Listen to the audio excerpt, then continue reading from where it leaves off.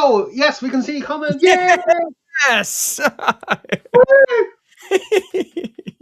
Fantastic. Well, we're you've worried just about joined nothing.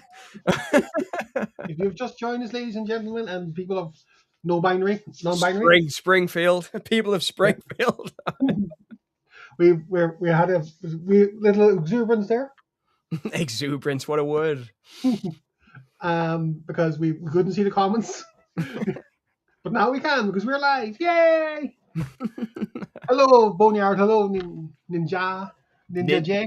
And Ninja GS Yeah. 001. Hey, Solitude. Hey, Solitude. This is Hope all you're doing because of well. you, Solitude, this evening. Yes, you're to blame. You're to blame for this evening. No, I'm joking. No, of course not. It's been great. I've been looking at loads of Uwe Boll films. That's good. All right. So we're talking about Uwe Boll tonight. As I said in the title of the description, genius filmmaker or mediocre auteur. Where do you lie, John?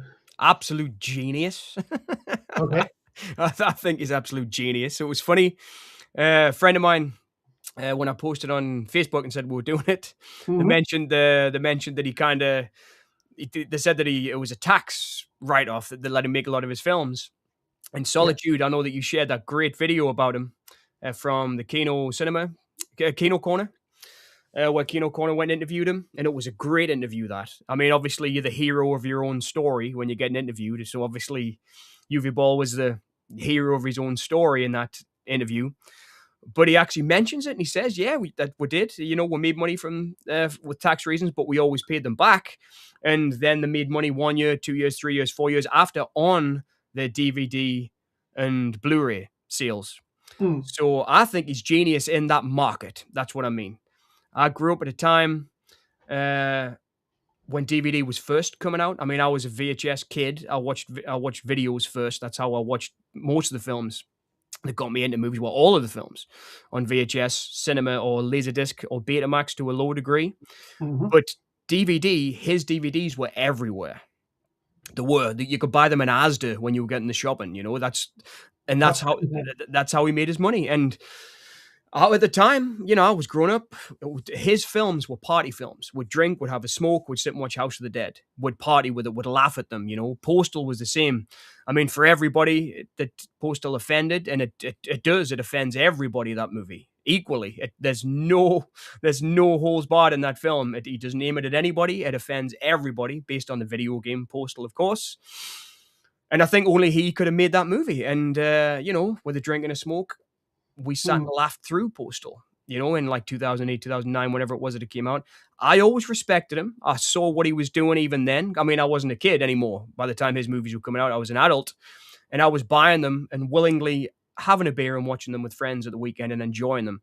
I grew up playing video games too, like Resident Evil, like Blood Rain, like Alone in the Dark. I knew that Alone in the Dark, the Christian Slater Tara Reid film that he did, wasn't an adaptation of Alone in the Dark.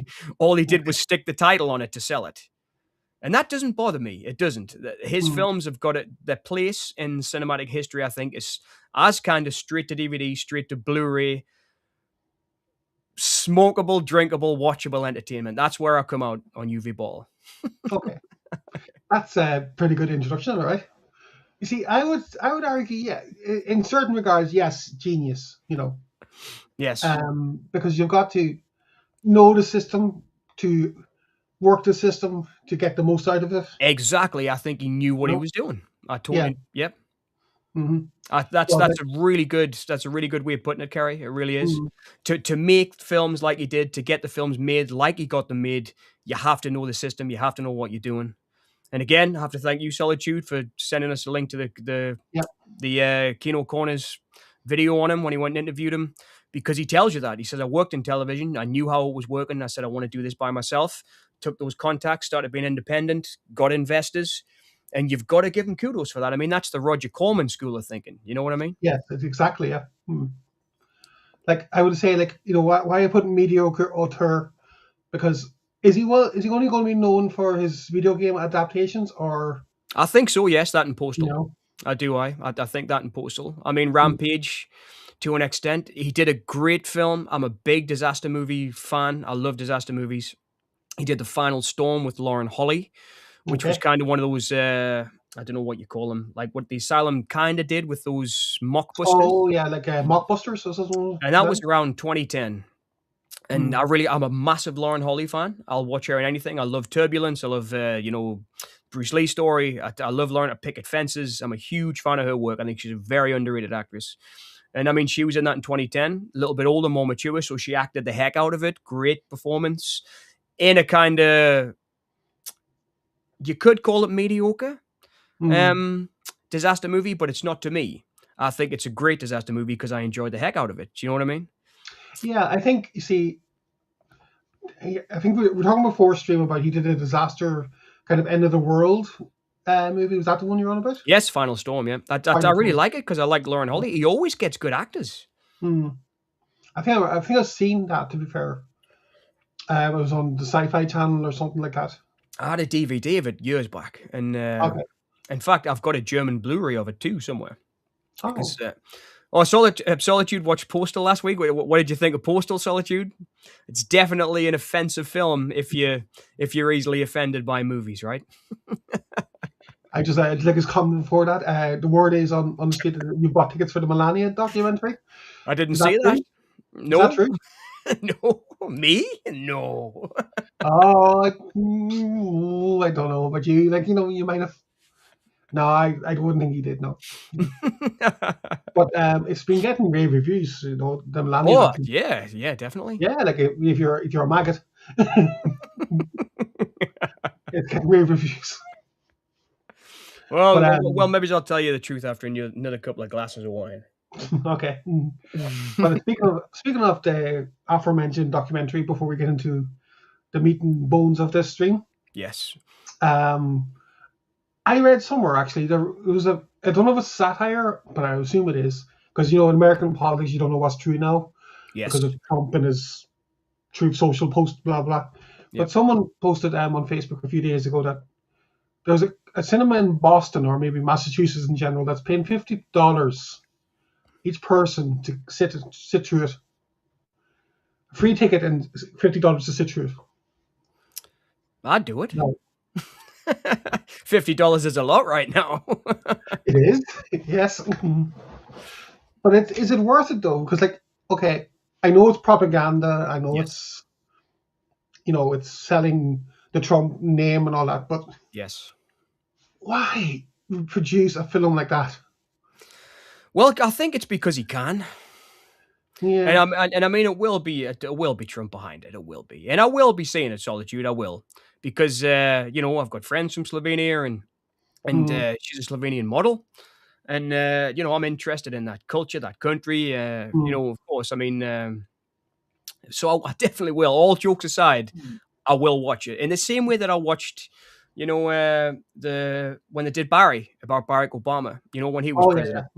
Or when Oliver Stone did W, or I mean, I always like movies about the moment. I do, Mm, I mean, it's going to be a film to immortalize his wife, right? I take it. yeah, yeah. I think that's the end goal of the Yeah, there will be. film. Yeah.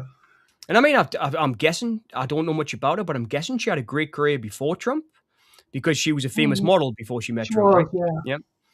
So I'm guessing she probably had her own thing going, similar to. Mm, I don't know, other relationships of that type, like, see, John and Yoko, where Yoko was already an artist in her own right when she met Lennon. I mean, mm, obviously, Milana's not like Yoko, but, I'm saying I think she was a successful model yes. Yeah. and, No, just in her own right before she met Trump. So it'll you be could say interesting. Billy Joel and what do you call her? Who he married. I've got to say, I'm not a Billy Joel fan. I'm sorry if I'm offended. Who's more? Cindy Crawford. Cindy Crawford. Billy Joel married Cindy Crawford. I think so. Yeah, I did not know that. I think so. Hang on. I'm glad you're not easily offended, Solitude. Well, I guess you've got to not be easily offended to listen to us prattle on. Well, that's true. Yeah. Christine Brinkley. Sorry. Christine Brinkley, right? Sorry. Well, I'm just as shocked at that. That little New York ruffian, Billy Joel. Well, he did write a song about her. Did he? Uptown Girl, so, Oh, that song was about her, right? yeah. I And she's know. in the I video. know the Boyzone cover better. Was it Did was he it do boy, that? was it Boyzone who covered Uptown Girl? Somebody did. Oh no, I that was know. no, that was Richard Gere. Married Cindy Crawford. Yes, he did. Mm, I should have known yeah. that, shouldn't I? I love Richard Gere. I should have known that. Solitude. I know that he also dated Carrie Lowell as well, who was in License to Kill, the actress in License Hmm. to Kill, and she's also in a great movie, Paris with Love, with Peter Weller. She was a good actress, Carrie Lowell. But yeah, it's Richard Gere. I mean, I guess Hmm. I can imagine him being the type of guy that would date supermodels. Oh, we've lost John briefly. I don't know why. Come back, John. All is forgiven. Oh, I don't know what happened there. But yeah, Carrie Lovell. Um, I don't know much about her, so I'm gonna have to. Why is this going off and on and off and on and off? Please come back, John. Please.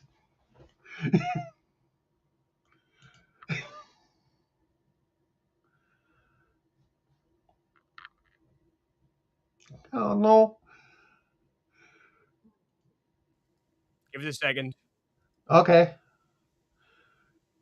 What happened? It's happened before streams as well. I'm not sure. It just keeps. It's something to do with a new setup, but I'm back. He's back.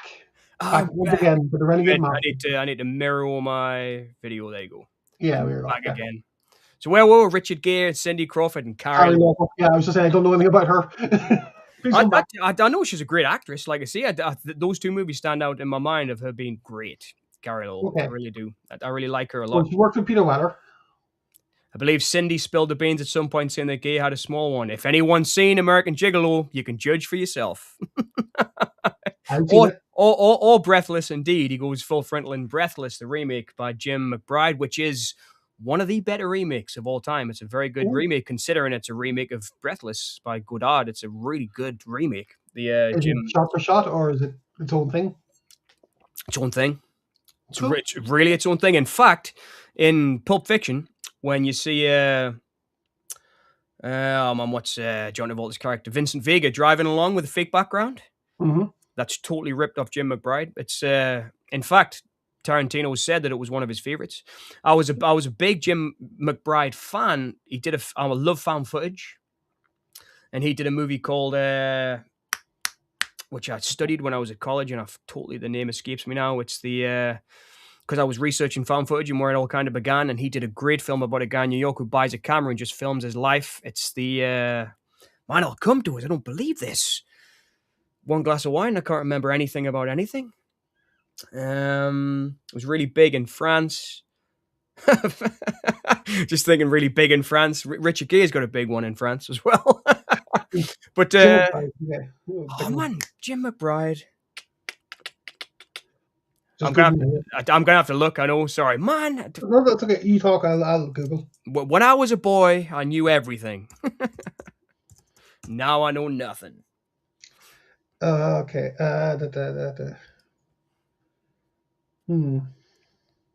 David Holzman's Diary. That's the one. Never heard. But yeah, Breathless, Solitude. If you want to judge for yourself on Richard Gere, that's the one to watch. But he's great. I mean, that made me fall in love with him. Those movies. I mean, he was so cool back in the day. I mean, he was in Looking for Mr. Goodbar, and then he was in, King David. He did Blood Brothers. He just had this whole run of not Blood Brothers, Far From Home. He just had this amazing run of great movies, and then kind of culminating with Gigolo, and then Breathless, then Gigolo. And man, he's just great.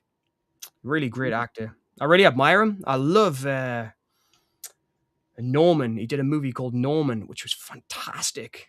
About like the last couple of days of this kind of socialite guy in New York, and it's a really great movie. It really is. He's done so. I love Red Corner. I just think Richard Gere is great. The Mothman Prophecy is one of the most underrated horror movies ever made. Yes, I agree. See, that's one that Uwe Boll couldn't have directed because it hasn't quite got the. I mean, his style is really run and gun, isn't it? I think so. It's like it's kind of guerrilla filmmaking, and it reminds me a wee bit of Ed Wood. Well, it's funny he said that in that again, Solitude. That's the third time I'll thank you for that great link you sent us to that. Yes, he was. He was in Rhapsody in August, Solitude. I really liked that. It was I think it was one of his last movies, wasn't it? Kurosawa's last movies. And I remember reading about that because by that time I was a huge Gear fan. And he obviously couldn't speak the language and he learned all the dialogue phonetically for the film. So which is, I mean, that's cool in itself. I mean, I remember when he was in The Simpsons and it was like the world's most famous Buddhist or something, wasn't it? They introduced him as. He was, yeah. And here's the world's most famous Buddhist, Richard Gere. Oh man, what a guy! What a guy! Yeah, I think Lisa has a crisis of conscience or something like that, and she seeks solace, and he's there and cutting a bonsai tree or something. I think. Well, he's always there when I seek solace. I can't count how many times I watched Gigolo when I was a student. It was, I mean, I was a Paul Schrader fanatic, so I watched Gigolo again. I wrote a thesis on Ferdinando Scarfiotti's production design on American Gigolo. It's a great film. It is a good show to be fair. And it wouldn't have been the same with John Travolta or somebody else in the late. Oh, God, no. Jesus. I don't think. Well, apparently he was up for it, but he had problems with the full frontal nudity. So I think that was why. Anyway, or he had problems with the nudity anyway, and that's why Gere did it instead, or why they offered it to Gere instead. Because from what I've read in Schrader's book, Schrader and Schrader, right down to the last week or so, it was John Travolta. And then they were about to go, and it was like, oh nope, we just want to do this, and they said, fine, we'll ask somebody else, and they got Gere. Was that his first movie or one of his first movies? No, he'd been in Looking for Mr. Goodbar and stuff before, and Breathless, I think. Breathless might have been the year after. It might have been 81 or something. But he definitely had been in movies before then, Gere. Yeah, I've seen him when he was younger. I mean, he was a really famous stage actor. He acted in New York with guys like the guy that wrote Slow West. Oh man, we lost him recently. The great poet. He did a great actor as well. You'll kick yourself when I say it. He was one of Patti Smith's best friends. The playwright. He did. Yes, I know who you mean. Yeah. Man. John McClane. No. But he's really famous. He's got like a proper Midwestern accent. Really cool. Always so cool. Oh Canada, yes. Oh Canada, Solitude. I'm really looking forward to seeing that Schrader's next film. It's based on a book by Russell Banks, which I've read, who also wrote the book Affliction, which is Schrader made the movie of too. So I think Russell Banks has passed away now, if I remember rightly. But the book of Affliction and Oh Canada are both fantastic books.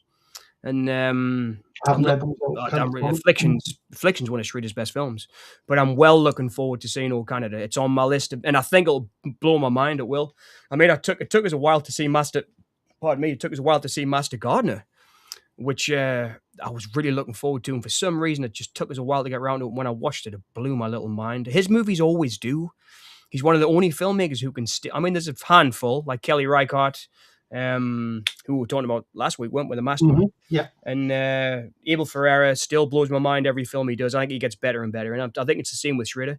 For all, Schrader's kind of lost his mind a little bit on social media, and he posts whatever he wants, whenever he wants.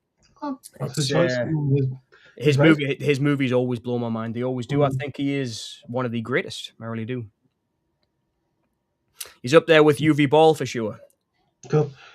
Getting back to Uwe, we're having a wee watch along with the House of the Dead. If you wanted, yes, I'm looking forward to it.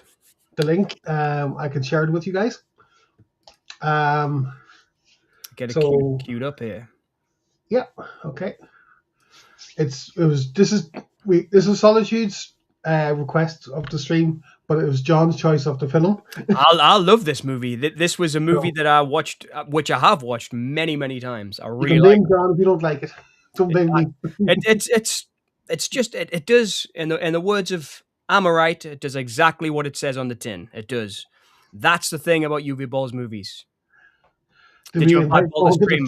I wish I could. That would be good. Watching the interview from Kino Corner, he just looked like a guy I'd love to have a glass of beer with. He really did. He looked and sounded like somebody who knows what he's doing. And I mean, for all his films are not, you're not going to call them Apocalypse Now. Like I say, they do what they do because that's what he set out to do. He wanted to make these movies, sell them, make the money back, but he wanted to entertain people, and I think they entertain people. Or at least they've entertained me. But that sets the bar pretty low because As we know. It was there. Now it's now it's there. Now it's there. By the end of the stream, it'll be down here.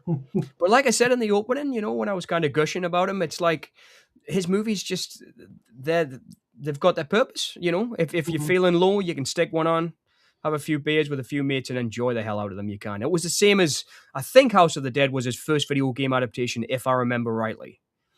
And it's not an adaptation of the game; it's more of a riff on the Resident Evil stuff, and that I think was out at the time, if I remember rightly.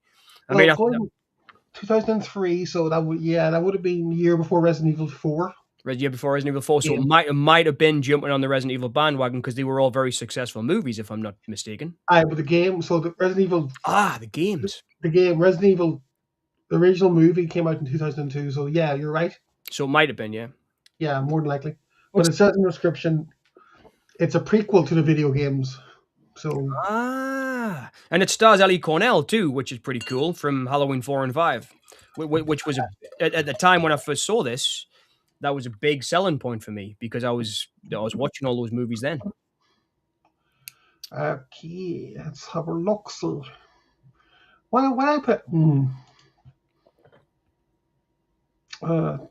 director.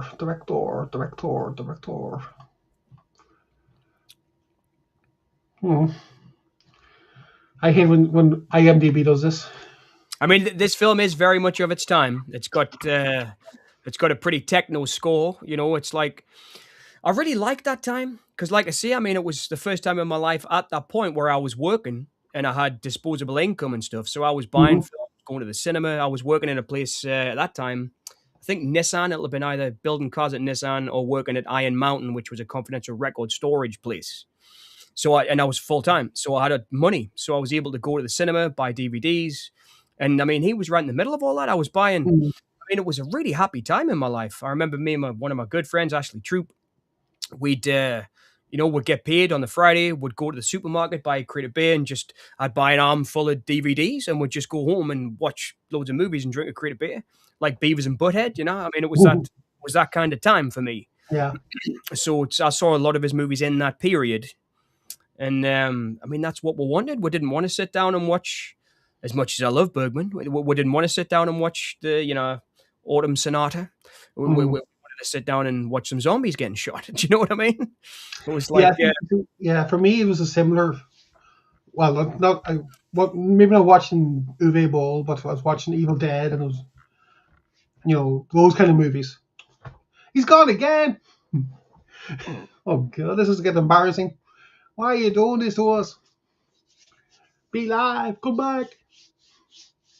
Yeah, so here we go. Little John comes back in.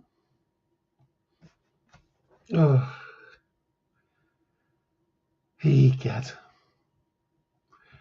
Sorry for the technical difficulties, ladies and gentlemen, and somehow we are having difficulties tonight. New software doesn't help, I suppose. Okay.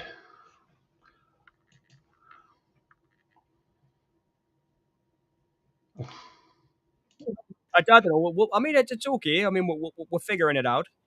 We are, yeah. It's okay. I mean, this is the first time we've used this software, so we apologize, folks. I mean, I'm the guest.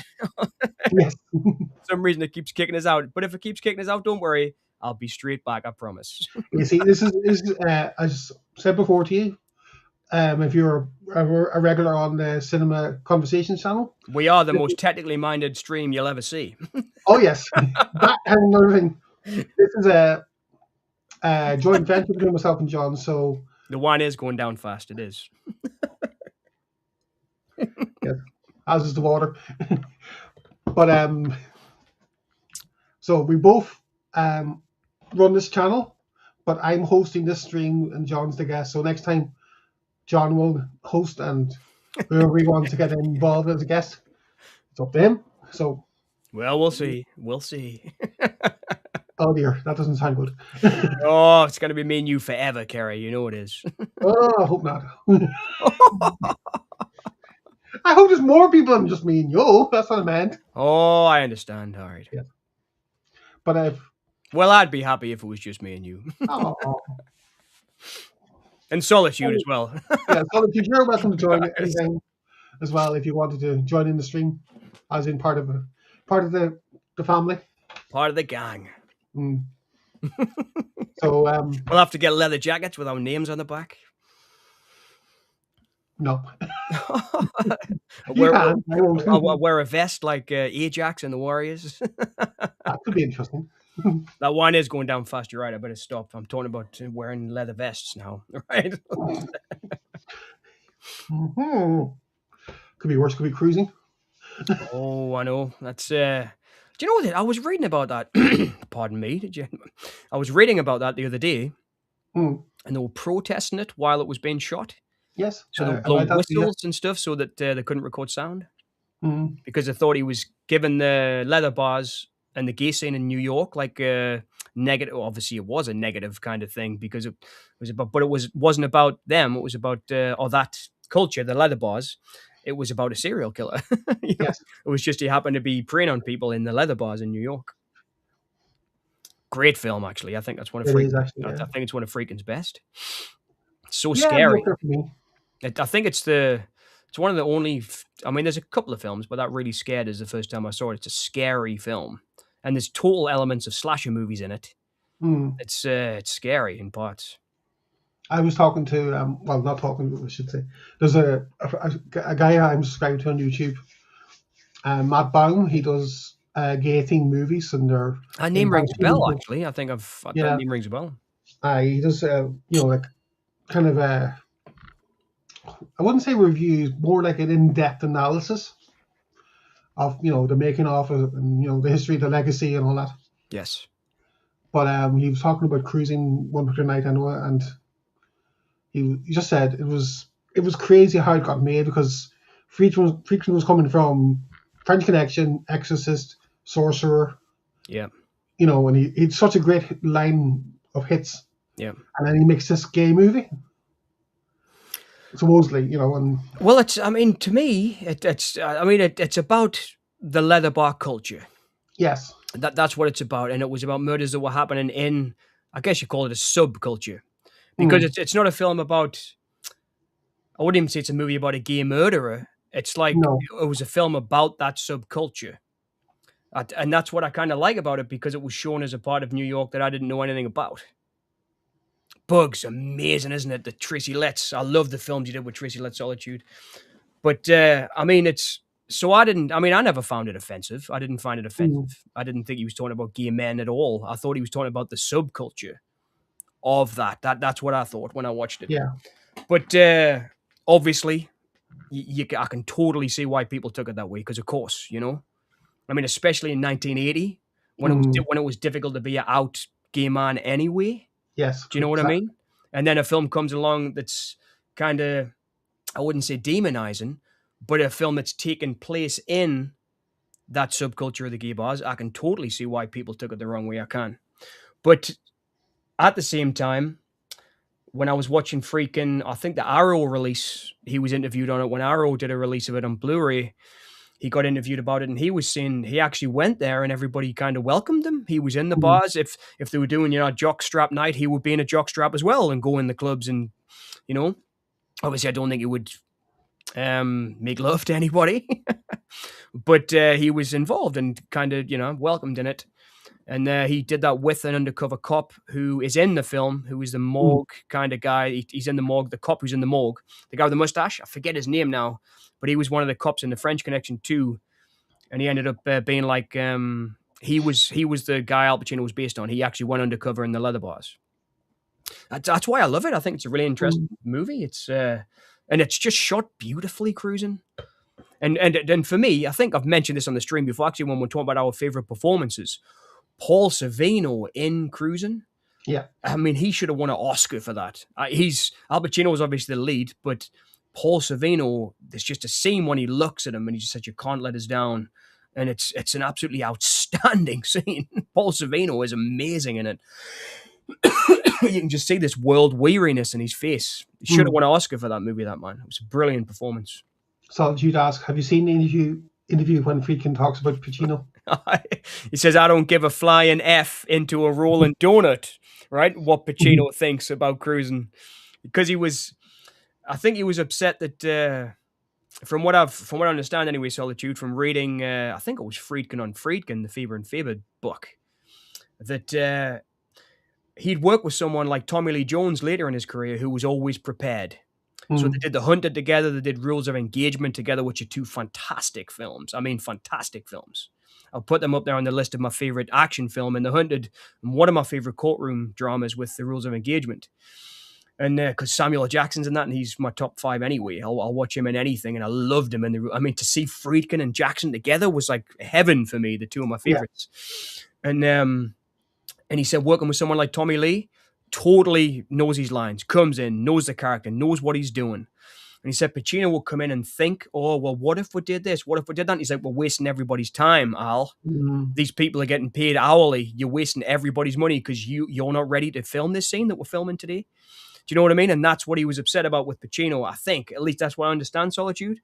It's from my reading of it, is that because Pacino is that kind of actor, he's spontaneous, which is why he's Pacino. Because he's got that power that only he has, and stuff like Needle Park and Godfather. You know, I mean, that's Al. Only he could do that. Nobody else could do that. But I think Friedkin was more like, dude, we're wasting people's time here Mm. because you want to be arty farty. Let's get this scene done. What you should have figured the character out by now. I think that was what the thing was. Whereas Pacino liked to do it spur of the moment, which I'm not saying is bad because that's what makes Pacino Pacino. Yeah. It I'm is. kind of like that when I perform myself. I'm like, I'd like to get to know the nitty grittiness of the character, their backstory, if there is any, or All right. I invite, no, not invite, invent a backstory. Yes. Oh man, it's. You know. I mean, I do too. I mean, just shooting. Obviously, I've only done independent shorts, music videos, and that documentary. I'm still working on it at the minute. They're doing the mural Mm. next week, which I'll be shooting next week on the bridge. So I've done all the exteriors and stuff. But I'm always prepared, even for a short film like that.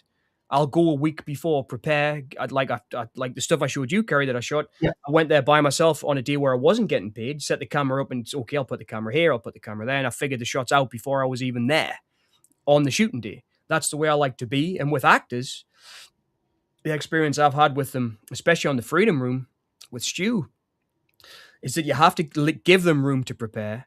Mm. And the best actors I've worked with have prepared. They haven't just rolled up and learnt the lines on the day, which sometimes doing low budget films, as you'll know, and no budget films as we do, Yeah. sometimes that's where you are. Somebody has to roll up and do it because you've just got them the night before you're shooting. Do you know what I mean?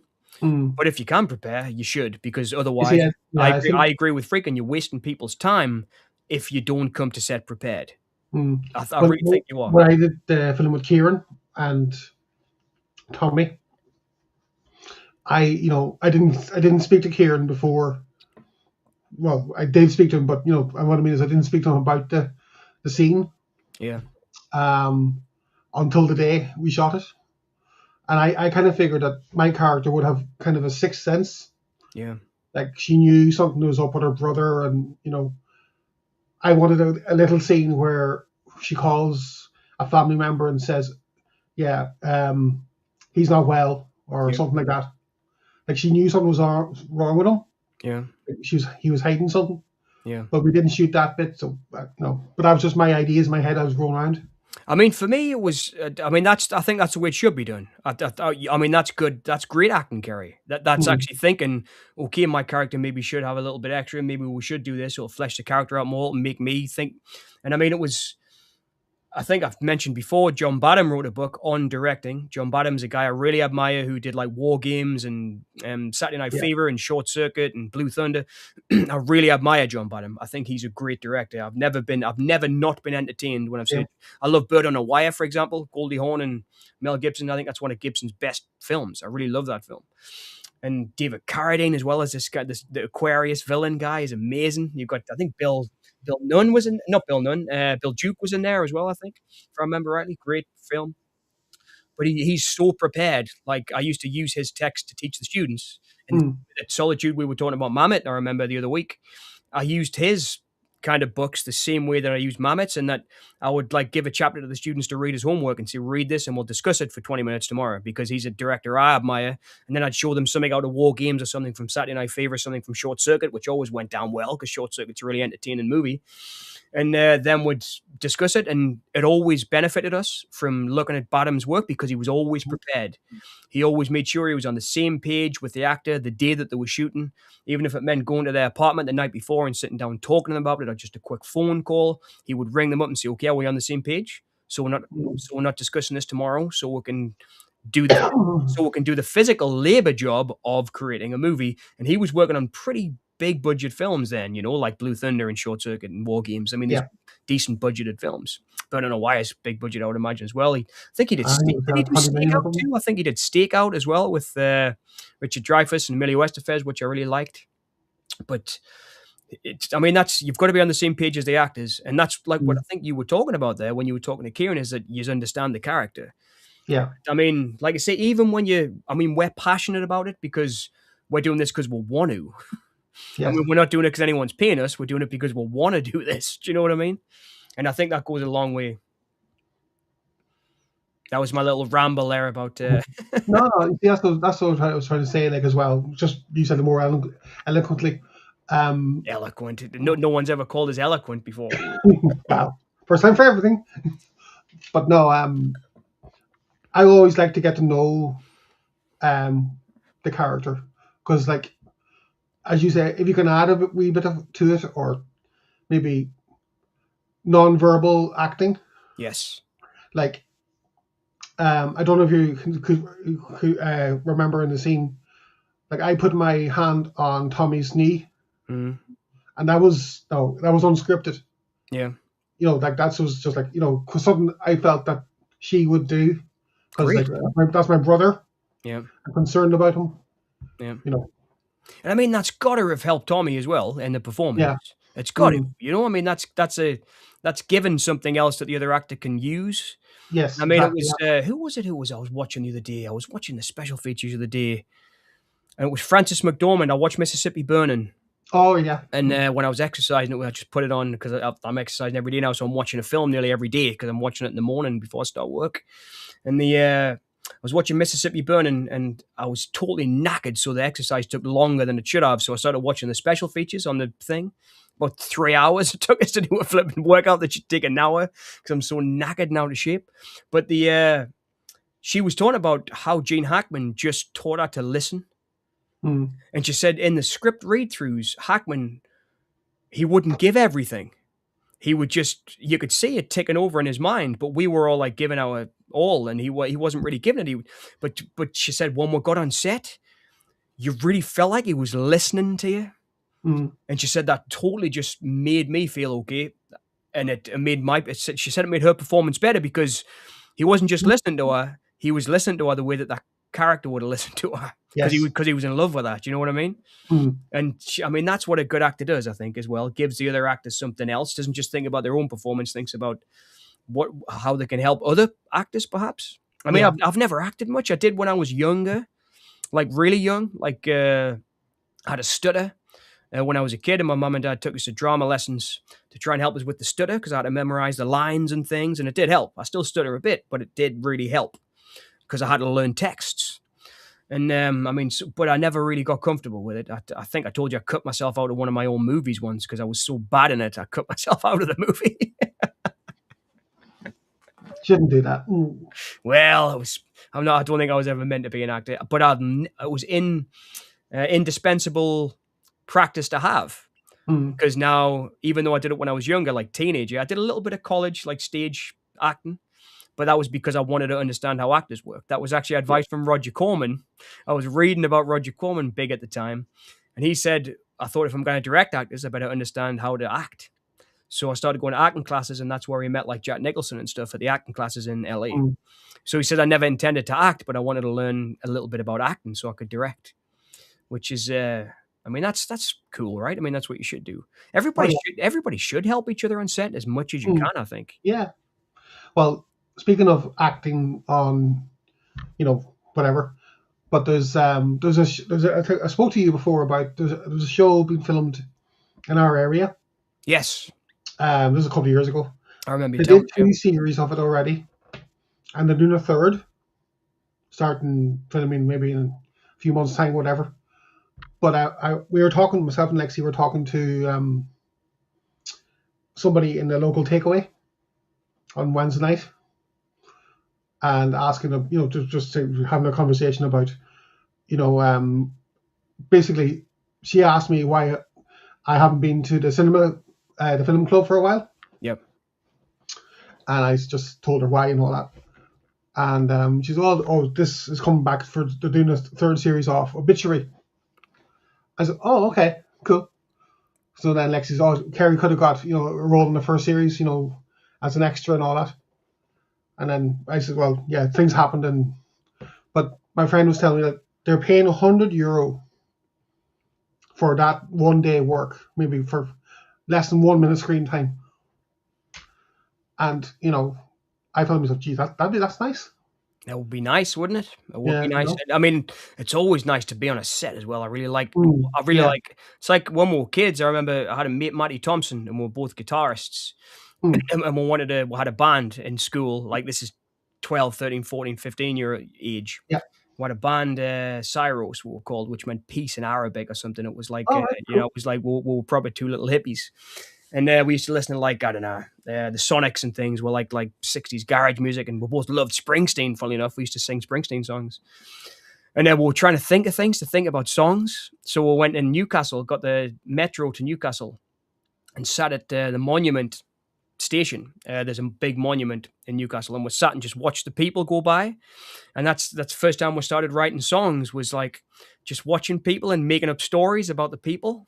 Mm, And I mean, that was cool. It's like that when I've worked as a runner or something, or a sound guy, or I did digital information transfer on big sets as well. gee, that's good. And Nice. it was, you get lost in just watching what's happening because there's so Mm, much going on, and it's a joy to watch. Like, it's a yeah. joy to watch things happening on film sets. I love seeing people do what they do on film sets because people forget that it's a physical act of labor. Yes. It really is. I mean, there's people carrying lights, there's people carrying kit, there's people building sets, there's people constructing tracks, there's people, I mean, all this stuff's going on around you, and it's building a world in front of the lens, Mm, but you're building the whole world just to see 16 by 9, yeah. which I always loved. I always loved that aspect of it because you see everything that goes into just getting one shot, but it is a physical act of labor to get that shot. Yeah. So many people working behind the scenes. You don't realize I until love it. I love to you watch see it, like you see the credits in a film or a TV show, and that's all the people who worked on the film. But you don't see, when you're working on the set, you don't see the people who are behind that. Like there's people, production, sourcing the locations. I always loved it. I really did. I You love know. it. I love to watch. I mean, it was that's why I liked it. I only did it for a while. I think it was 2 years. It's DIT. I'm not even sure it's a job anymore, but it used to be. It was when drives kind of first came in properly. Okay. You get somebody on set who would transfer the data, digital information technician or digital information transfer would, so they give me the SD cards, I'd log them, transfer the data off the SD cards onto hard drives, just using a Mac on set.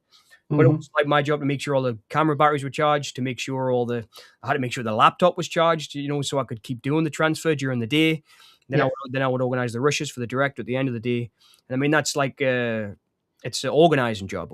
I wasn't physically involved in the shooting. I was just organizing the material after it was shot. But man, I loved doing that.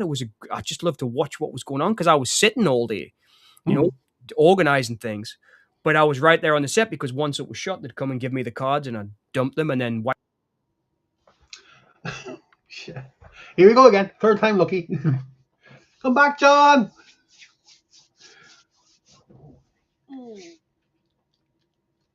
Oh. We're having fierce crack today. The blessing of new software.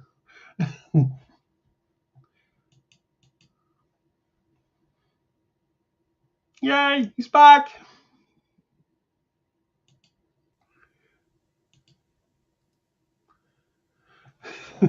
So, I don't know what's happening. maybe just because I'm a guest, there's a time limit on how long I can be a guest, I'm guessing.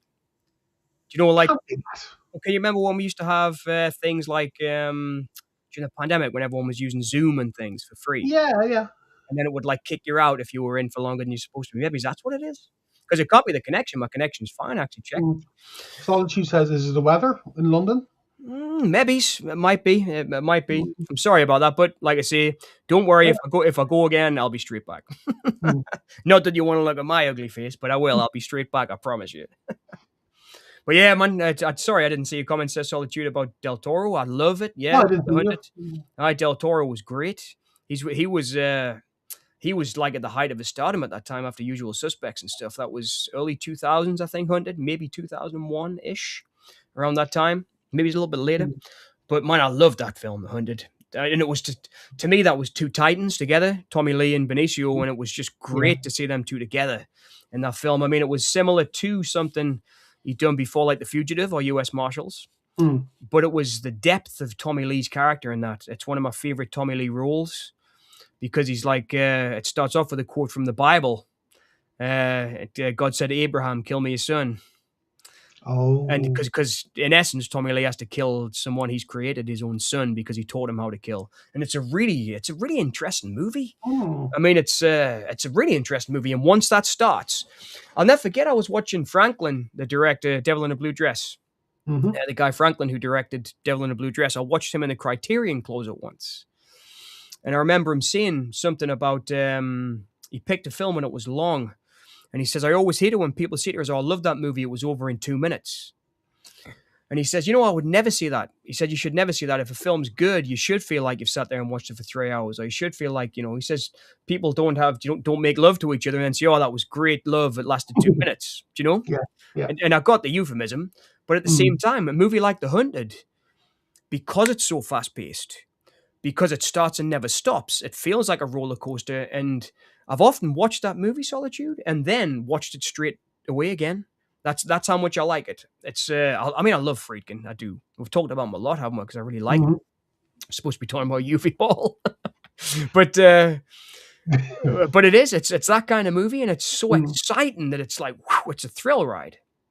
I think The 100's a thrill ride, and it's also got these beautiful characters in it.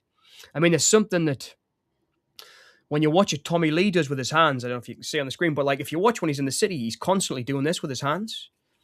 And it's because his character's on edge in the city all the time because he doesn't like being in the city.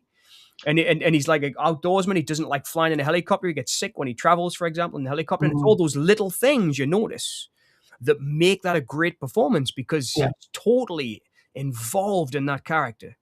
But it's just that thing with his hands. I remember noticing it and going, wow, man. I mean, you forget that that's Tommy Lee Jones and you think it's the guy. It's really good acting. It really is. And Connie... she's great as well as the cop. Connie Nielsen. Is it Connie Nielsen? I think it's Connie Nielsen. She was great in that film as well as the New York cop. Was it New York? I think it might have been New York. That rings a bell now when you mentioned about the... It might have been St. Louis or so. I can't remember where the city was. But it's funny because in the film he says that any city's like a city. He says it's just like a jungle. And he shows you how he can hide in the city just like he does in the jungle. It's such a great movie.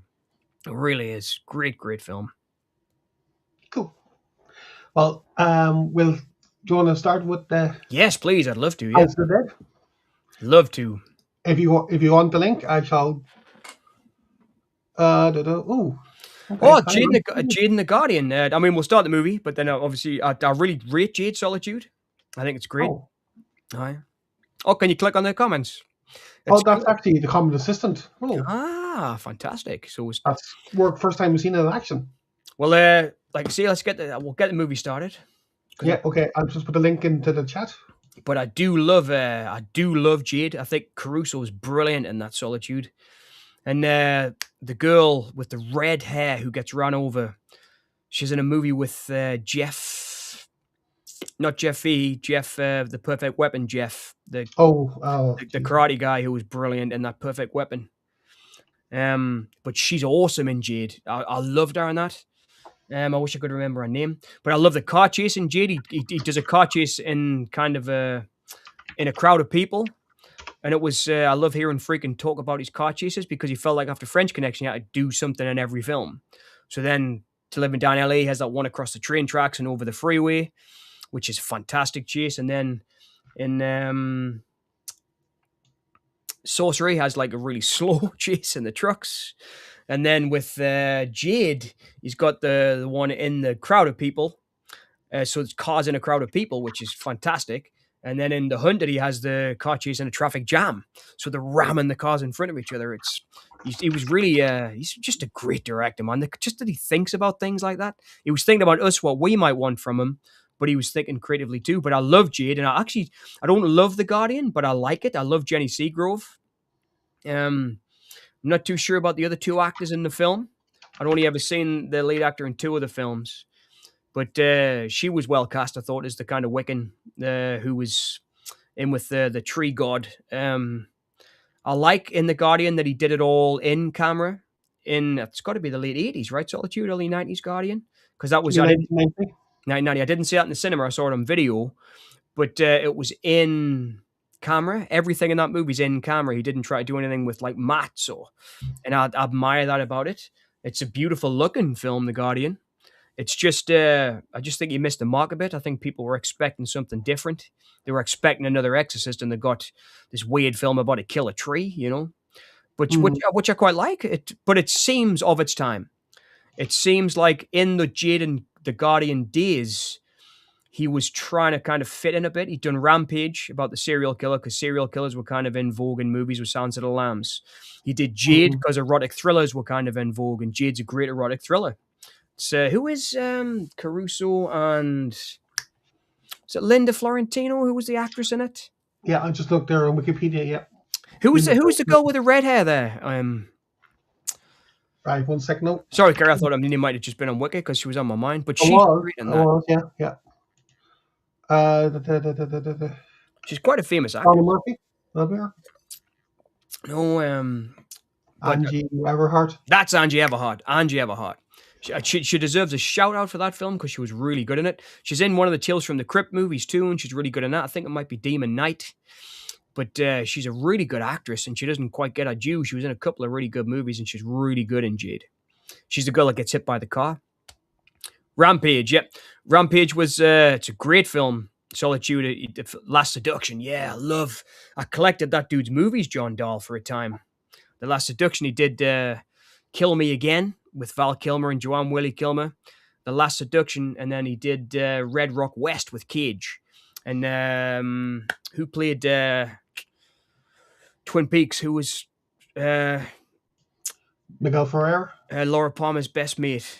Oh, Donna was played by... Yeah, the actress. Not in the movie, in the TV series. Oh, the TV series. Okay. But she was in Red Rock West. Boyle. Yes, Lara Flynn Boyle. She was awesome in Red Rock West. But yeah, Rampage is great. Solitude, if you can find it. I think it might just had a DVD or Blu-ray release. He's gone again. Solitude, I think you're William Friedkin's biggest fan, to be honest with you. You mentioned a lot of his films there. Fair play to you. I only know a few: Exorcist and Sorcerer and stuff like that. Cruising and stuff like that. So, he's back.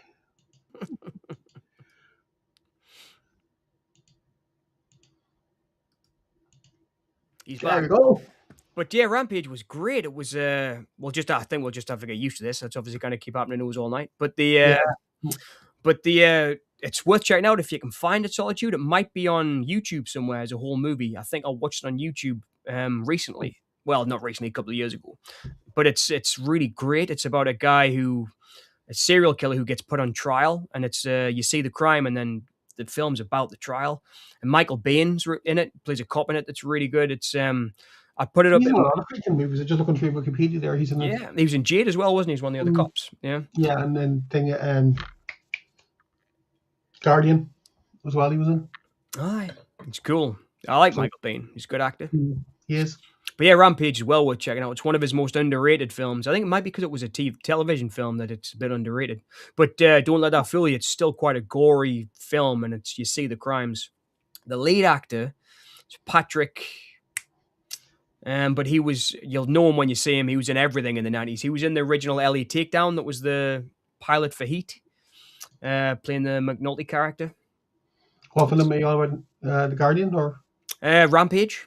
It's Patrick somebody or other. It's I wish I could remember all this. I used to have a head that There's retained. Alex MacArthur, Nicholas Campbell, I think it's Arthur. I think that's who I'm thinking about. MacArthur. Alex Alex. MacArthur, Yes, Alex MacArthur. That's the guy. Alex MacArthur. Patrick. Where did I get Patrick from?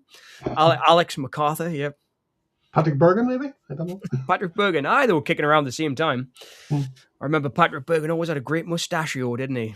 Yes. I like Speaking briefly about Patrick, there, he did a wonderful film there last year. We just watched it a couple of weeks ago. Sunflowers. Never seen it. I'll check it out. It's on Amazon Prime. Sunflowers. Yeah, SUNPHLOWRES.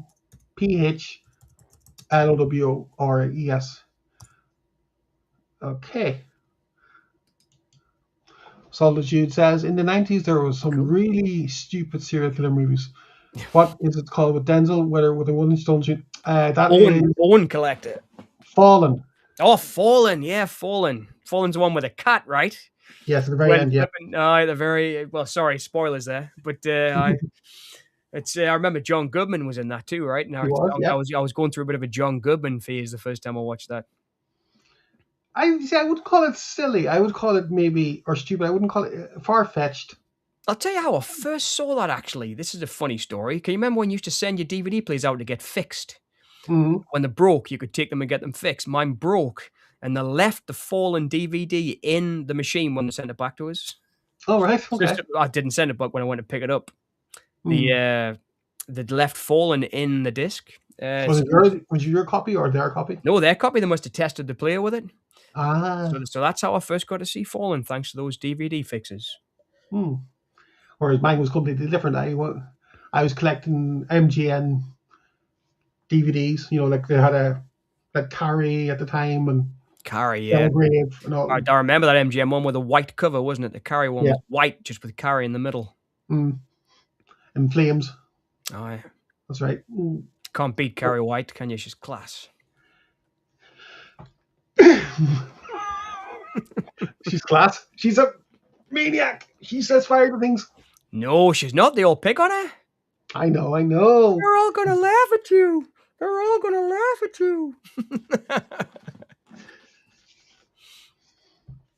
I love that. So, let's get this House of the Dead on the go. Yeah. Let's get on to it. Okay. In 5, 7, 13, 15, 1.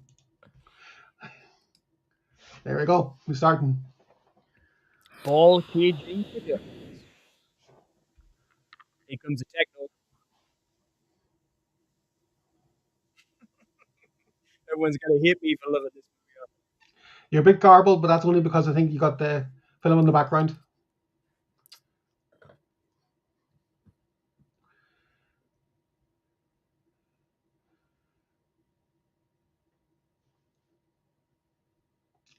It's a budget Nick Cave. Can you hear us now? Is it garbled? Nope, it's not now. It always does that when the film kicks in.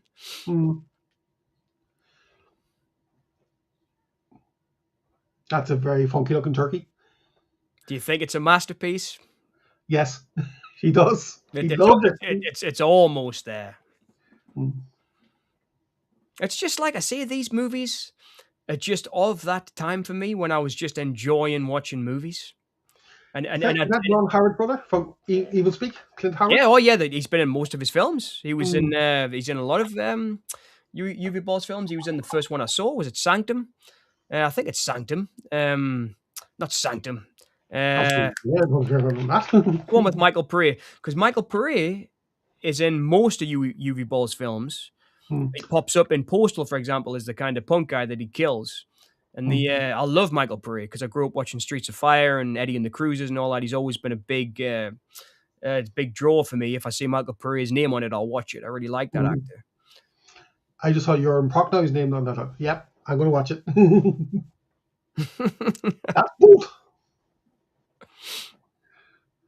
Or that's both. You can just tell it's of its time. He's thrown every computer effect at it already.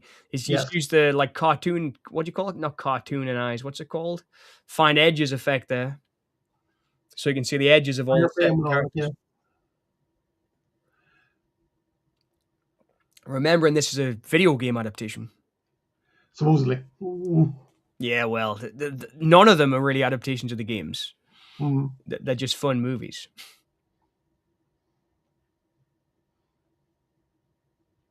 Back when I was young.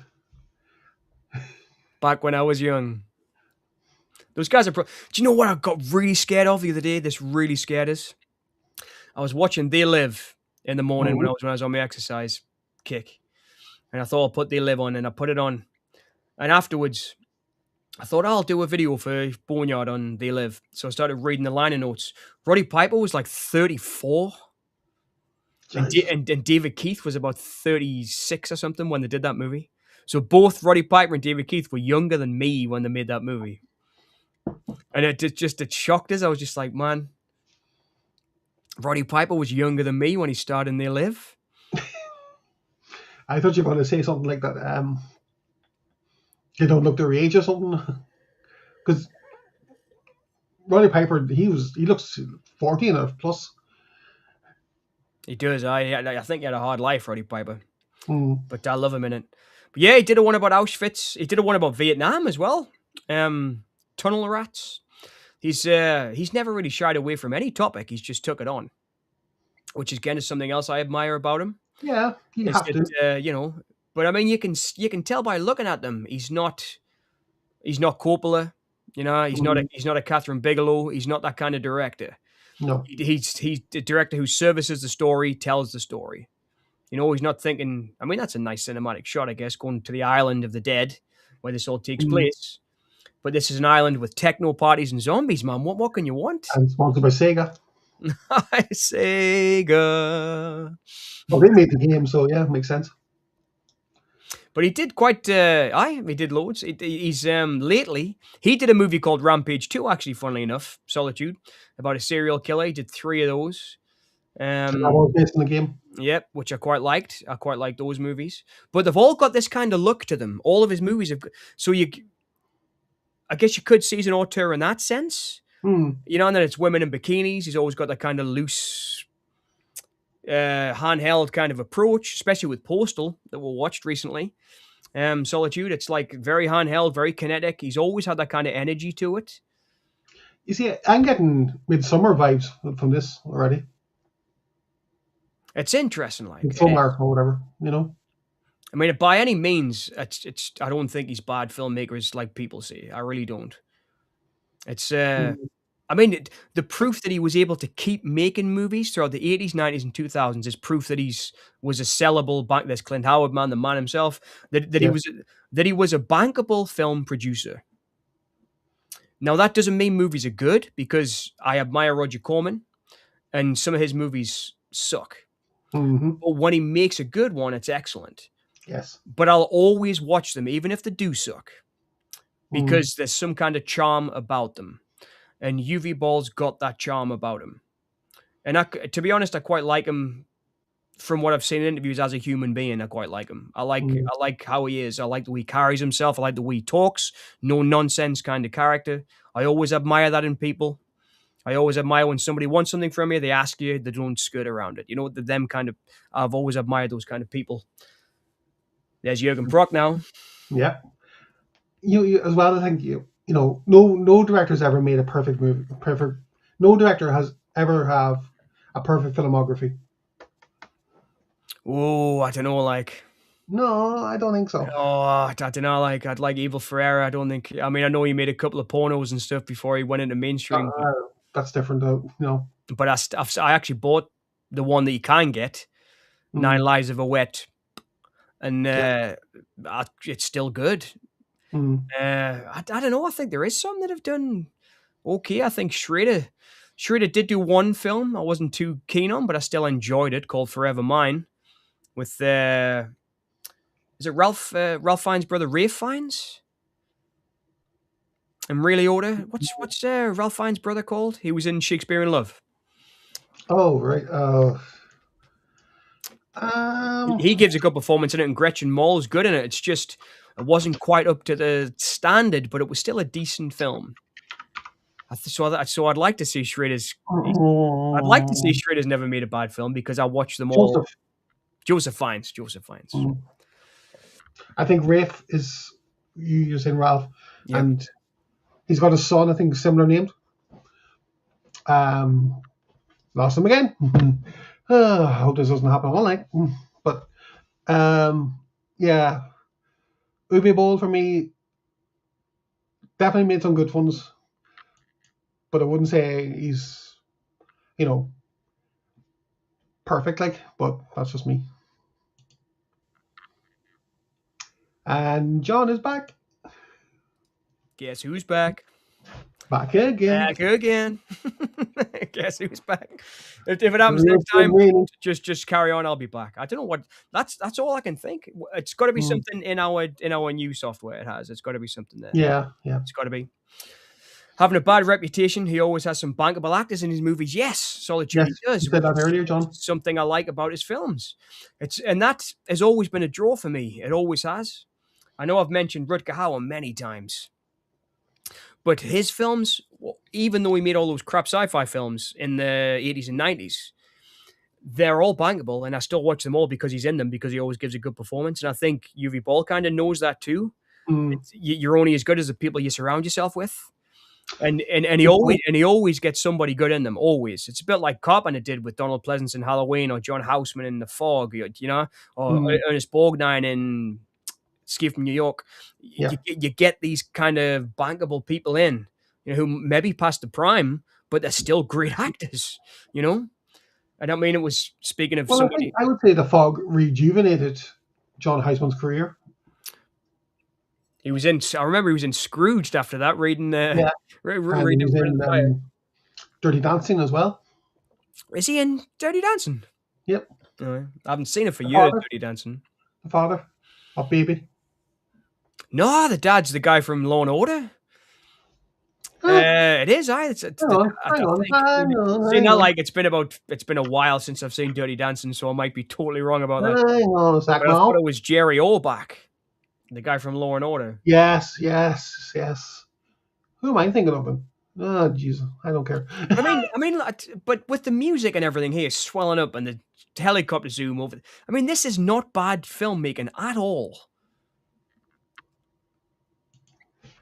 Ninjan's back. Ninja also lies about Schrader not making a bad movie. 2 words, forever mine. I did mention it, Ninjan.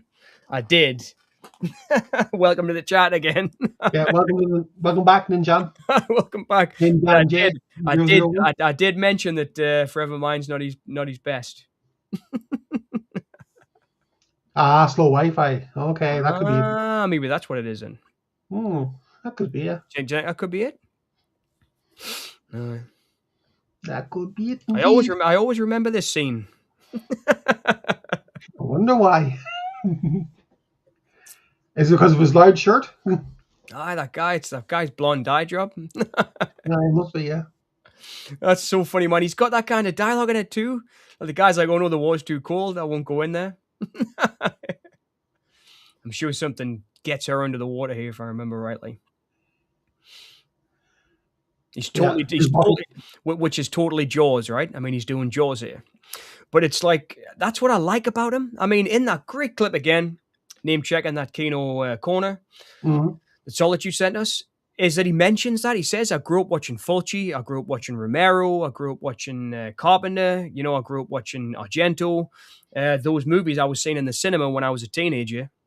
I think he said he was born 65, right? So 75, he was a teenager around that time. They were all kind of coming out, the original Halloween and all that. And he was saying they were the films that he liked and he wanted to make. So again, he's somebody that I admire, for that. I'm the same. I mean, I do obviously make dramas and stuff. I've made all kinds of films, but it was Night of the Living Dead that I first saw that made me want to make films. It really was. Well, not make films, but realize that, wow, that's great. You know what I mean? Films can make you feel something. I can do that too, I should say. Oh, yeah. She actually reminds you of somebody. And that's another thing. He's not a filmmaker I would recommend sitting eating popcorn or eating food while you watch his films. there's a lot of poo jokes, a lot of willies and boobs flying around. You see, I think a lot of continental European directors aren't afraid to show all that because of their culture.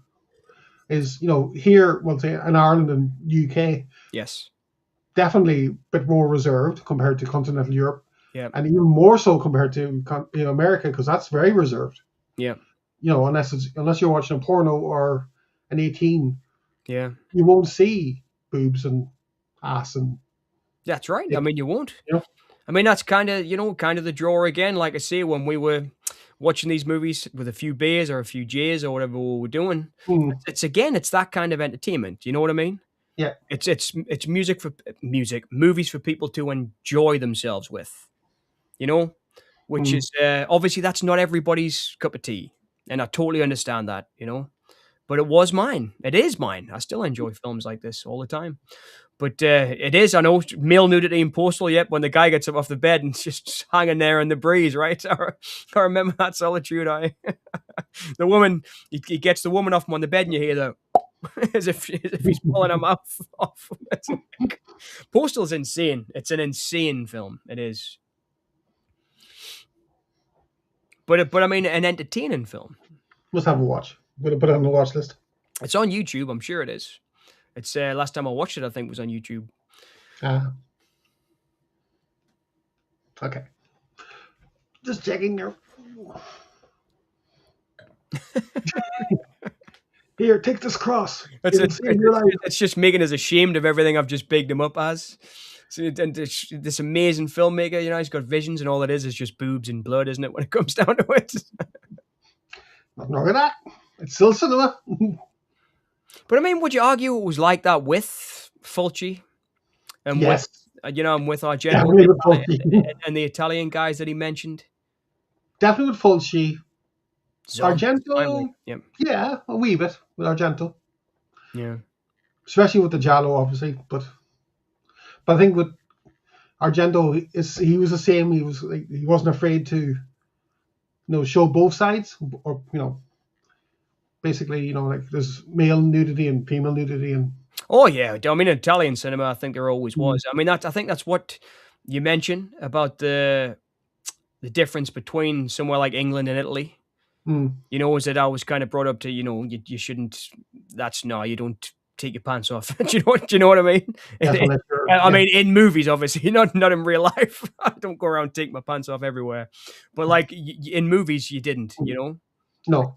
But in movies of the 60s and 70s, in other places, there was male and female nudity. Yes. Yeah. I mean, I would say more female than male for the part. Definitely, yes. But definitely there is male nudity in films. Definitely. But obviously a lot more female nudity. Yeah. Argento, he was seen as a misogynist, but because every woman he filmed was killed or whatever, but he wasn't afraid to show the other side, as I said. Well, that's like, you see, I mean, I've had conversations with people, Slovenian, who've talked about that when we've talked about movies, and they've said it's different. We're not ashamed of our bodies. Do you know what I mean? That's good. I mean, the lady on the bed in my film, Slovenian, and Things That Happen, one of my first films, wasn't afraid to take her top off or lie in the bed because it wasn't meant to be sexualizing the woman. It was a man's memory of being in love with the woman, and he was talking about making love to her. So I wanted the woman to be on the bed. I mean, I don't show anything; it's from behind, but I wanted it to be a romantic situation, not an over-sexualized situation. Yeah. And the actress had no problem with that, and I remember talking to her about it, and she was saying, "Well, I don't care." You know what I mean? This has never been a problem with us before. Yeah, I think and for me, that was being a young English guy. I was like, but it's, I think you're right about that. It's hard to put into words because I am English, but I know exactly what you mean because I am English and I was brought up that way, and the way that I saw films was that way. And it's taken me to get older and friends I've had to teach me that it's nothing to be ashamed of, nudity. It's nothing to be ashamed of the body. It should be something celebrated, especially when you're younger, because when you get older, you won't be able to enjoy I mean, obviously you can still do erotic things, but it's something to be enjoyed, your body, when you're younger. And being like a stiff upper lip British guy, I didn't have that until my late teens, early 20s, when I was meeting other people at uni and things. And do you know what I mean? Yeah, we have a word, a slang here in Ireland that was capitalized Catholic guilt. Yeah. Well, I went to Catholic school, so I. Yeah, so we would have been very reserved here, as well, and Yeah. but it's ironic because Italy being a predominantly Catholic country as well, they had no problems, Yeah. showing their bods and showing in their films and all that, and we were still so reserved and so I don't know, utterly conservative. Yeah. When it comes to things like that. I would say I mean, my parents were pretty. They weren't conservative. They're both Labour, but in terms of No, their but I mean, views. like conservative as in socially conservative. Oh yeah, yeah. I know. I was just. That's what I mean. But I mean, they were proper. Like they weren't too liberal, but pretty liberal. But in terms of the body, no. I mean, it was like if I had to go to the doctors or something for something down there, like private parts or whatever, there's no way I would go with my mother. Do you know what I mean? It would be my dad who took it. Do you know what I mean? It was like that kind of thing. Yeah. But I guess it is the difference. But I mean, that's the magic of movies. I mean, seeing stuff like Argento's work and Fulci's work at that time on video was quite freeing for me because I thought, okay, this isn't being this conservative. It isn't like this in other places, which is what I love about movies in the way that they can educate people because they did educate me in the ways of other countries' movies. I mean, I didn't see it. The first kind of foreign language films I saw were like Tarkovsky, the science fiction one. Solaris. Yes, Solaris, and Akira Kurosawa, Seven Samurai, and also the Bruce Lee movies. I mean, they were the first kind of foreign language films I saw. But then after that, it was the Italian cinema because I got into horror when I was a teenager. Never bothered me, also English. I was from the rough end. Me too. Oh, yeah. Good to see you, Lexi. Hey, Alexi. Hi. Talking about the male gaze, do you know the movies of Catherine? I don't think so. Solitude, no? I have no clue. Let me check it out. See if I've seen any.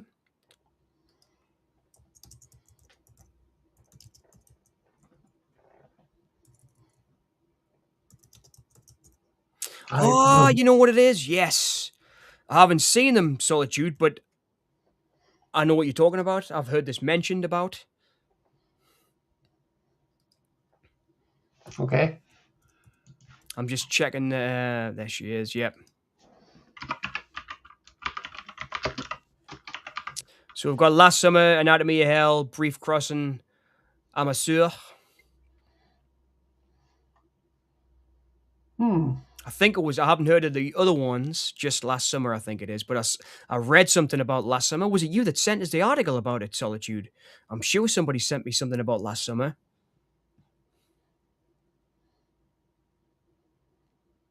But no, thanks for the heads up. I'll check more out. Interesting. Yeah, I'll check more out. I'll get back to you on that one next time.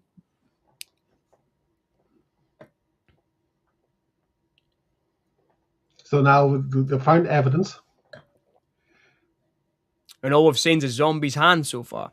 But you get what I mean about these being party films? I mean, this is in the middle of American Pie, of all that kind of stuff. Do you know what I mean? Yeah. Yeah. And it fits that time. It really does. I think that's partly why you said it as a prequel. Yeah.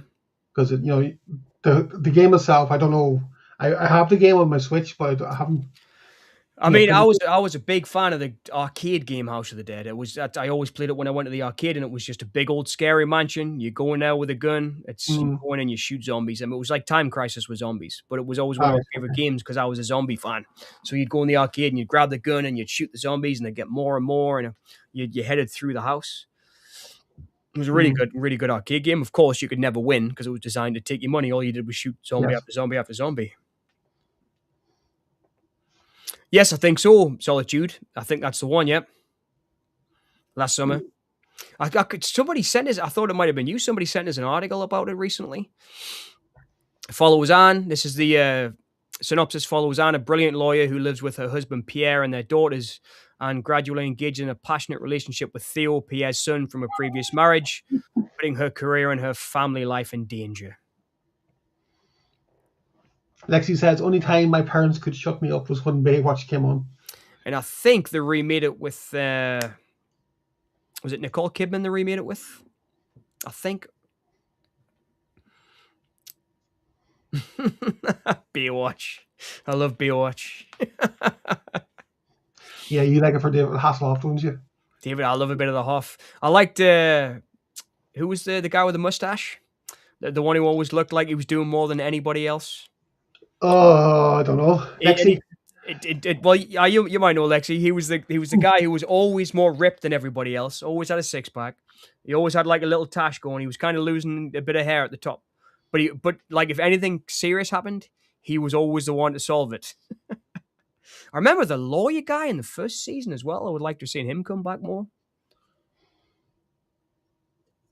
I haven't seen it in so long, so for me, it's over my head. I watched it recently. I watched 1, 2, I think season 1 to season 5. Well, recently, everything's recently to me, but it was a couple of years ago. I watched most of the series again. Yasmin Bleeth was yummy back in the day. Yes, Yasmin Bleeth, indeed. And the girl from Under Siege. Captain Heigl? No, man. There was loads of them. There was a girl out of she did a really good movie with Corey Haim. One of the girls. It was kind of a Fatal Attraction type deal. We lost you on again. While he's thinking about that, he's thinking about Baywatch. Naughty, John.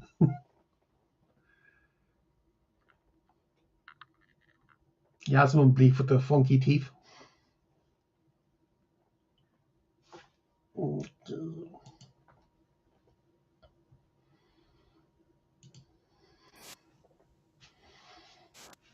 Yeah, he's back again.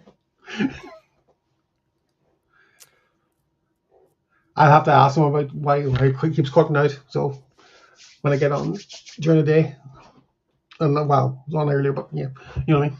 Well, it's just one of them things, man. It's new software. We'll figure it out. We'll just have to put up with it for the first one. Running through his paces. No, I was just saying Yasmin Bleeth with the funky teeth. Yasmin Bleeth with the funky teeth. I'm trying to remember who the one was. It was Elenia Falkenbach, I think her name might have been the other one. One of the other actresses I liked. She was in Under Siege, and then the other girl who played Rocky, that's the girl I'm thinking of. The other girl, she left, I think, in season 3 or 4, but she was in a really good film with Corey Haim. That I really enjoyed him in the old VHS days. But I mean, check out that film, man. Look how good he's lit those woods. There's nothing like, I mean, just because his style's a little bit kinetic doesn't mean they're bad movies. Not by a long shot. I mean, that looks great to me. I mean, the style, the smoke there with the blue light, he's really well backlit. It's like... That is us, yeah. I mean, what's not to like about that? It's a really good-looking film. I mean, it looks better now than it did when I was first watching them on DVD, because this is probably higher resolution than the DVD I used to watch. Yeah, well, actually, no, it's 480 here. Defaulted to 480, so... Interesting. But it is a beautiful shot, yeah, that's true. Was it sorry. I was going to say it kind of reminds you of Bloody Moon a wee bit. Yeah, totally. That's what I mean about his films. They've got that feel about them, you know. But I would say he's a better director than Franco, I think. I mean, obviously I love some of Franco's movies, but well, I mean, like I say, I love Nightmares Come at Night. I think that's a bit of a minor masterpiece, that by accident, and obviously I would rate that above that, because I think Nightmares Come at Night's really great. I really do. I think that's something special. But this is, like I say, I'll go back to it again. It's doing its job, you know? Yeah. It's been a little horror movie. It's not a little horror movie. It's been a big horror movie for teenagers who want to party and watch, you know, and that was the time. I feel the same about Alone in the Dark. I mean, Alone in the Dark's got Christian Slater and Tara Reid. And he kind of mixes Raiders of the Lost Ark with the game, and he makes a pretty exciting film. I mean, the opening's almost like James Bond, you know? You've got Christian Slater in this long flowing duster jacket jumping over cars with this big magnum and stuff. It was an exciting film. It was never boring. And I don't think you could call his work boring at all, especially later stuff like Postal or Yeah, Rampage. I think it might be a bit controversial saying this, but people who went to see this as casual cinema goers, Yes. as in not fans of the film or the game, Yes. were probably expecting something big, and that's why they got critically panned. Well, I mean, the You thing know? is, yeah, I understand. I do. I mean, you know, the famous thing, Uwe Boll actually fought five of his critics in boxing matches. So he was doing a film called Defer. Oh no, Defer was later with Billy Zane, which is another great film, actually, a really good one. He won a. There's a great video of him on YouTube. He won a Razzie Award for worst director, Okay.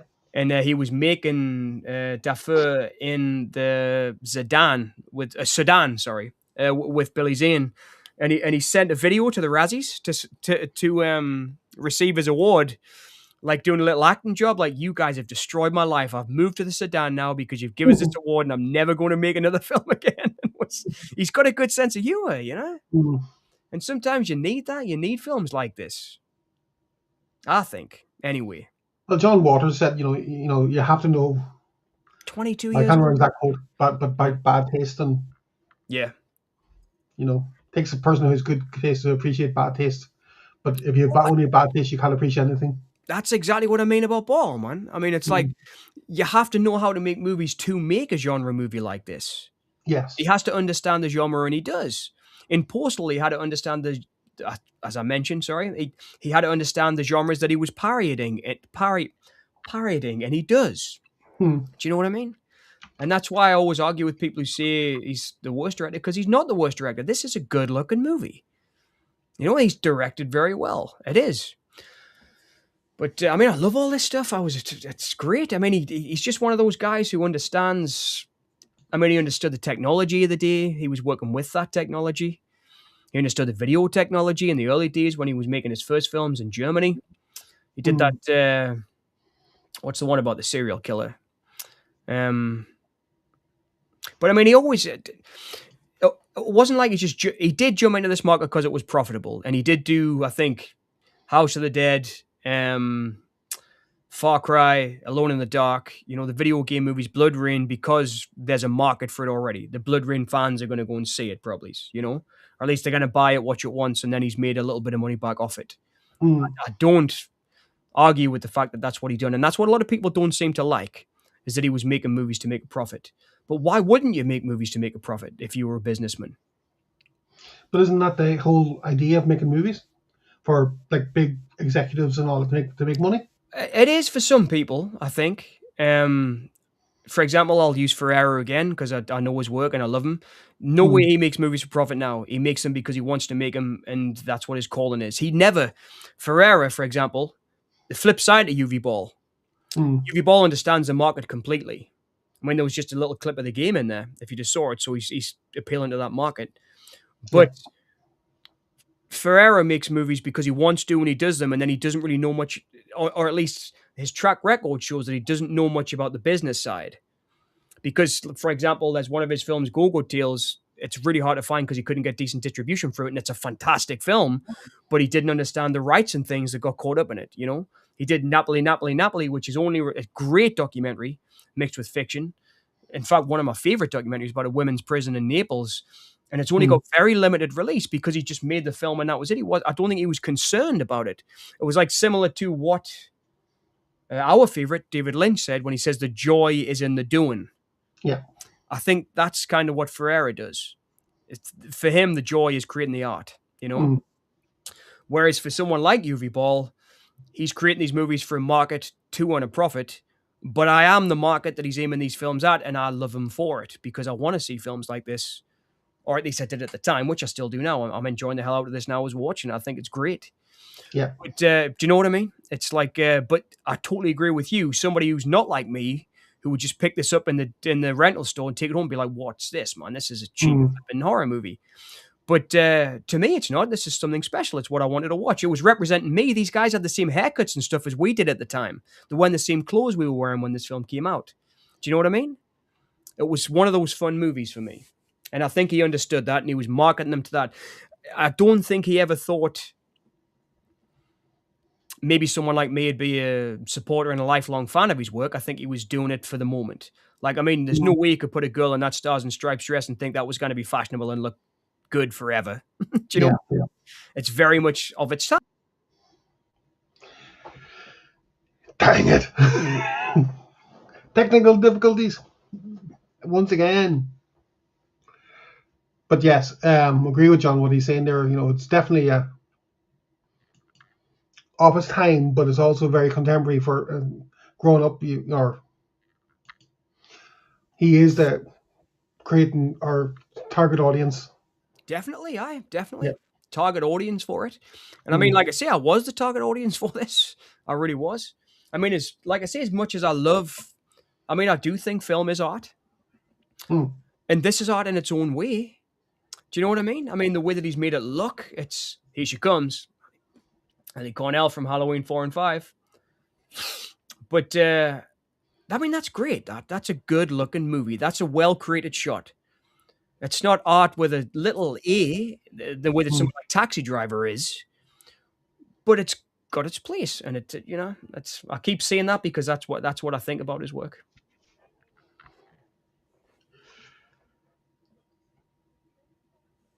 Excuse me. But I mean, I'm not. I mean, it's not like I'm making apologies for enjoying this stuff. I really do like. No, definitely not. Shouldn't. Right. And I think he is. I think he is a good filmmaker.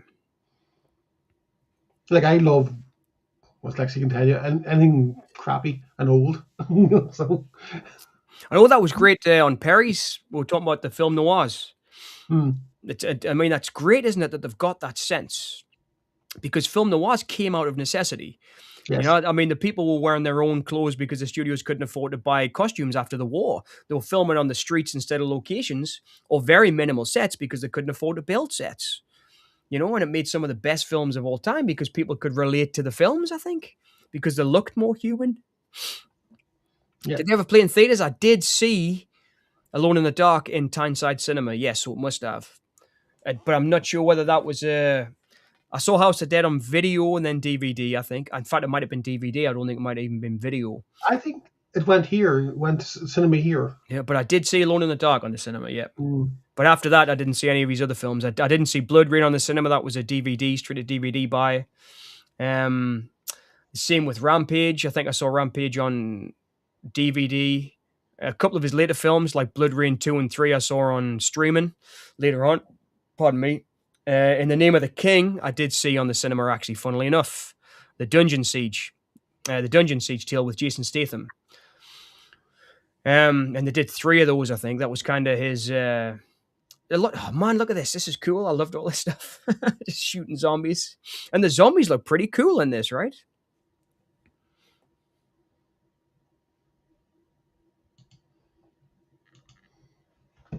That's where you want to see him on Jurgen Prochnow killing zombies. So, yes, a couple did.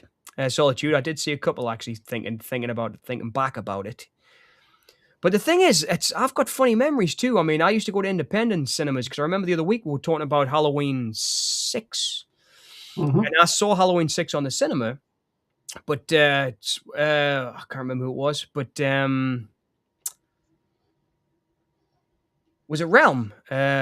Realm was saying that it didn't play in cinemas here. But I'd seen it on the cinema here because I think I used to go to like smaller cinemas that would just play the films that they wanted to play, and they get the films and play them if they wanted to.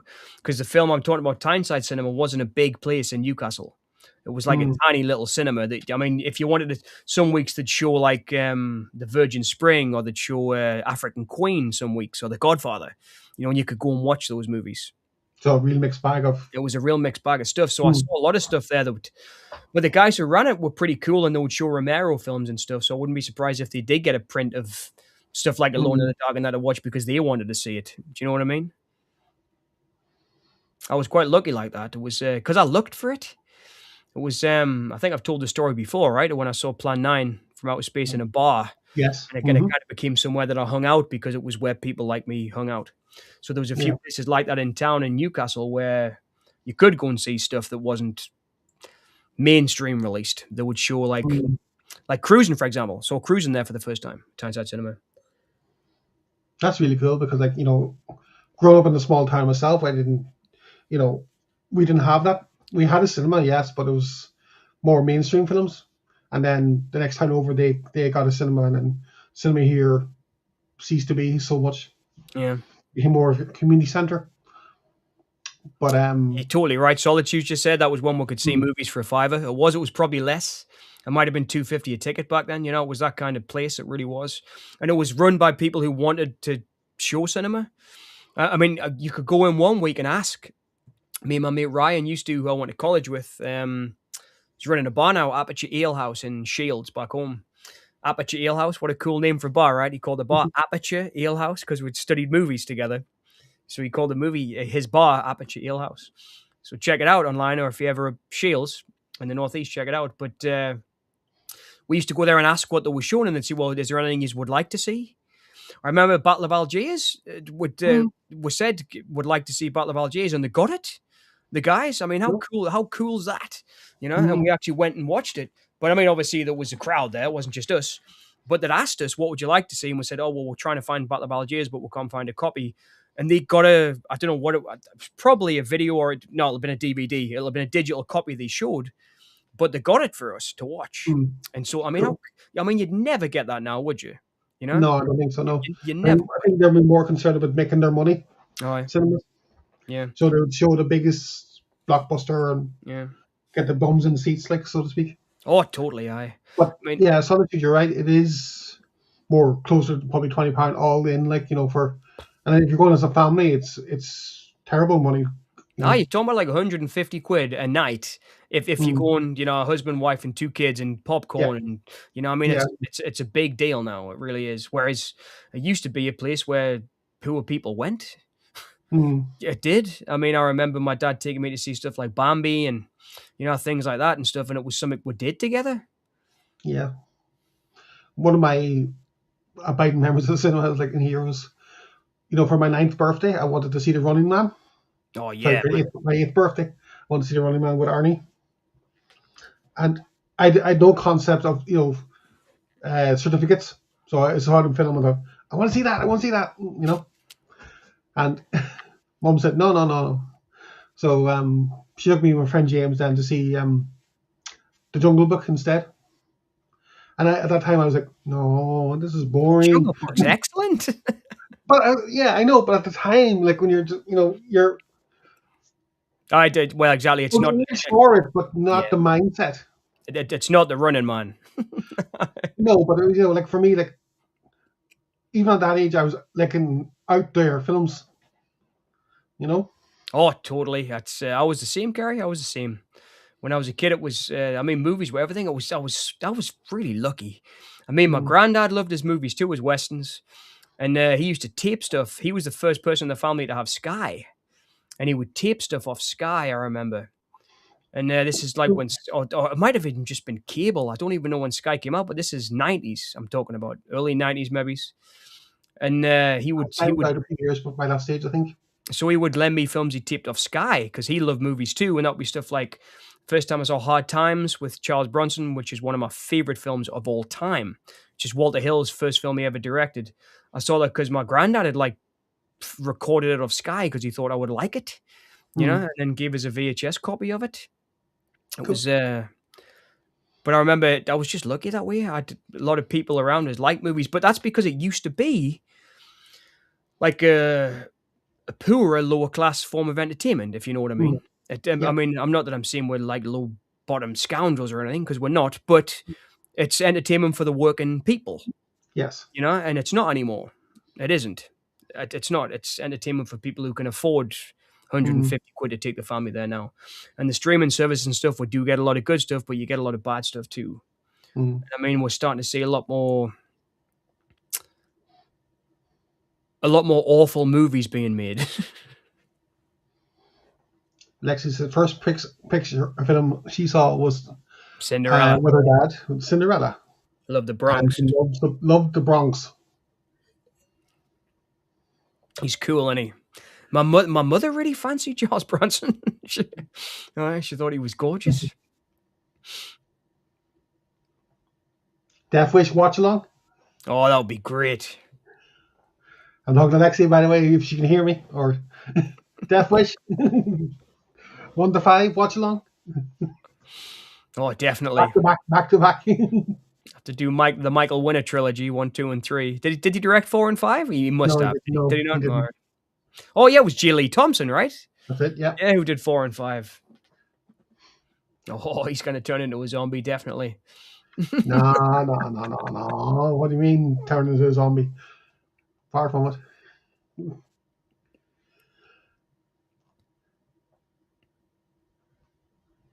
But no, this is, to be honest, this is really well shot, and It is. It really is. I never understood the people who said he couldn't make movies. He clearly can make good movies. mm, And he's clearly a good technician. He understands the market. He understands where he's going to make his money back. He understands the entertainment part of it. I always liked that about him. I mean, it's the craziness of this, just a flashback in the middle of it, like to a Spanish galleon. It's like, I'll never forget once we were listening to, I can't remember what it was. There's a Beatles song. We're in the middle of the Beatles song. It just goes into a bit of classical piano. I think it's, is it In My Life? I know I'll often stop and think about them. I think in the middle of it just goes into a bit of classical piano. One of the Beatles songs anyway. I think it might be In My Life. And I remember, I think it might be. I think In My Life. I think it's In My Life. In my life, I loved you more. Doom, doom, doo, doo, doo, doo. But anyway, it was one of the songs. And I remember listening to it with my dad in the car, going camping one year with my cousins and stuff. And my dad laughed. He kind of said, only the Beatles could get away with throwing a bit of classical piano in the middle of a pop song. It's like a bit of classical piano in the middle of a pop song. And it's like, only Uwe Boll could get away with throwing like a costume drama in the middle of a zombie movie based on a video game. Into my life. Got to get you into my life. In my life. Got to get you into my life, the one with the classical piano. Lexi says we're all looking forward to Scream 7. Aye, my mate Dave James is as well, from Squabblebox. He's check Squabblebox HQ out, by the way, if anyone hasn't. They released a great video on Get Shorty tonight. Really, okay. It was good, man. Elmore Leonard's movie came out earlier on. I think I've shared it on Facebook and I put it on Boneyard Cinema as well. But really good episode about Get Shorty, which is a film I love. Talking about John Travolta. But yeah, me and Dave was saying he's really looking forward to Scream 7. Me, not so much. I think once they killed David Arquette, that was it for me. He was the only reason I was sticking around. I never got into those movies, to be fair, but I love the first 5. Like I'm a Wes Craven dude, man. I really like Wes Craven. It's I love Wes Craven's films. And I'm not with the haters. I think 5's a really good one. I like all the first 5. But for me, once Wes departed, it was like I think they should have just left it. But I have watched them, Lexi. I have, and I will be watching it. I was probably a little bit too harsh on them there, but once Wes was gone. I do like Kevin Williamson, though. I know he wrote The Faculty as well at the time, which I really liked. And that was kind of because his Scream was like a riff on slasher movies. And then he did The Faculty, which was like a riff on Invasion of the Body Snatchers. And I remember, and then he did his riff on the werewolf movie with Cursed. And I was thinking, this guy's great. And then it's been a while since we were treated with a new vid. What's in the pipeline? I was working on The Fly, Solitude, but I just had to take a seat back for a bit. It was, I don't know if you noticed, but my videos started getting less and less and less views. So when I'm not getting any views, I just thought, well, I'll have to sit back and rethink it and try and, make a video that people really want to see. So I'm probably going to go back to my earlier style rather than the podcast format and start doing like more making ofs like I did with Christine back in the day, or Children of the Corn, or the Kubrick ones that got really good views, like The Shining or Full Metal Jacket. I'll probably go back to that style because I really like this live streaming style. And I thought it would work for videos, but I started getting less and less views. And plus, I got really busy with making the Bridge film this month. And I've been working 3 or 4 other jobs because I'm just trying to make ends meet at the minute. And Christmas really set us back because we had to buy a new TV. Our TV went Oh, to buy a new TV, and then I bought gifts for everybody at Christmas time, and so I was skint. So I've just been working. But they are coming, Solitude, I promise. There will be definitely one on the fly because I've been writing that, and it's not my favorite Cronenberg film, but I'm really coming. I know you love it, Kerry, don't you? It's one of your I do, favorites. yes. Yeah. Yeah. But to me, I'm really coming around to liking it a lot more than I used to. And I've been studying the making of it. I watched the 2.5 hour making of documentary the other morning with Gina Davis and Jeff Goldblum and Chuck Pogue, the writer and the That is a producer. long one. I watched it on Blu-ray as well. I watched it the other morning. It's great. It's a really good documentary. And just to see the amount of passion that was in it, Gina Davis and Jeff Goldblum were dating each other at the time they made it, and Hmm. he just said a great thing. It's Cronenberg said this is like Love Story with Ryan O'Neal and Ali McGraw.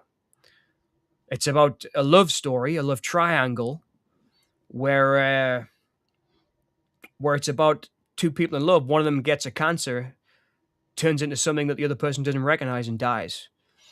And he said, if I'd never put the sci-fi element in there, nobody would have wanted to make that movie.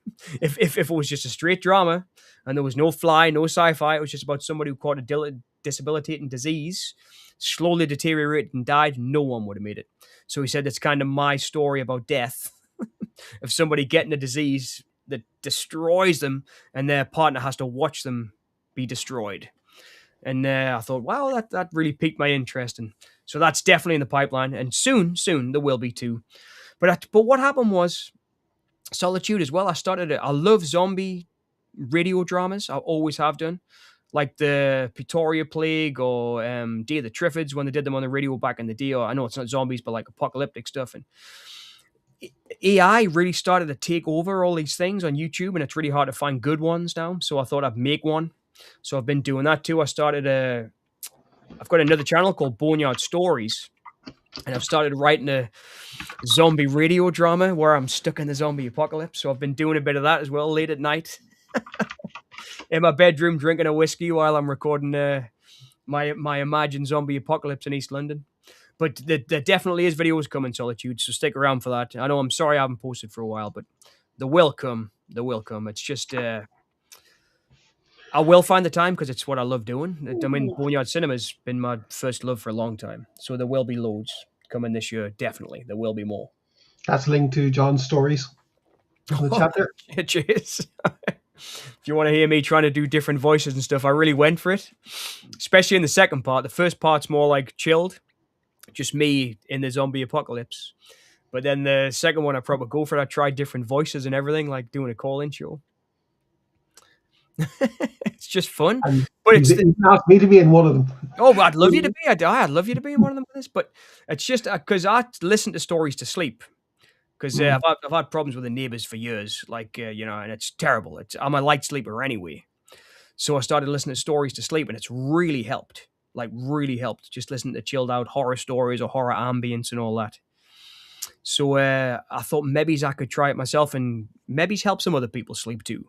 I know that's something daft to say, but I really mean it. I do. It's really helped us. Like these chilled out stories. I love Lazy Chill Zone, for example, who do true crime.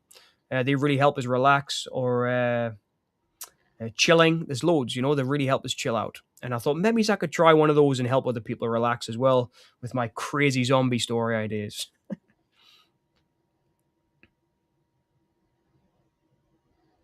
I will do Solitude. It's on my list, definitely. Just said, take your time, John. Make a video on the Bone Temple when it's streaming. I've watched it now 2 times. Oh, Chase Solitude. It might not be up your street, but I started it 2 years ago, believe it or not, because I started writing fiction stories. And I put a couple up there. I even put some poetry up there, but I took it down because people started giving us really awful comments on it. And I was like, obviously, I'm not a good poet. So I took it down. But I just thought maybe I could use it to try and do relaxing stories for people that chill out to. So I've done 2. There's the East London Apocalypse Part 1 and East London Apocalypse Part 2. Check out that shot. That was brilliant. Swinging around Jürgen Prochnow there. This is cool with the video game inserts, look. Yeah. It's cool, man. Look at that. That's excellent. I mean, that's really great direction, right? Mm-hmm. So to the naysayers, I say nay back to you. Uwe Boll's excellent. That's so cool. There's a cup of glory. Cheers. The cup of glory.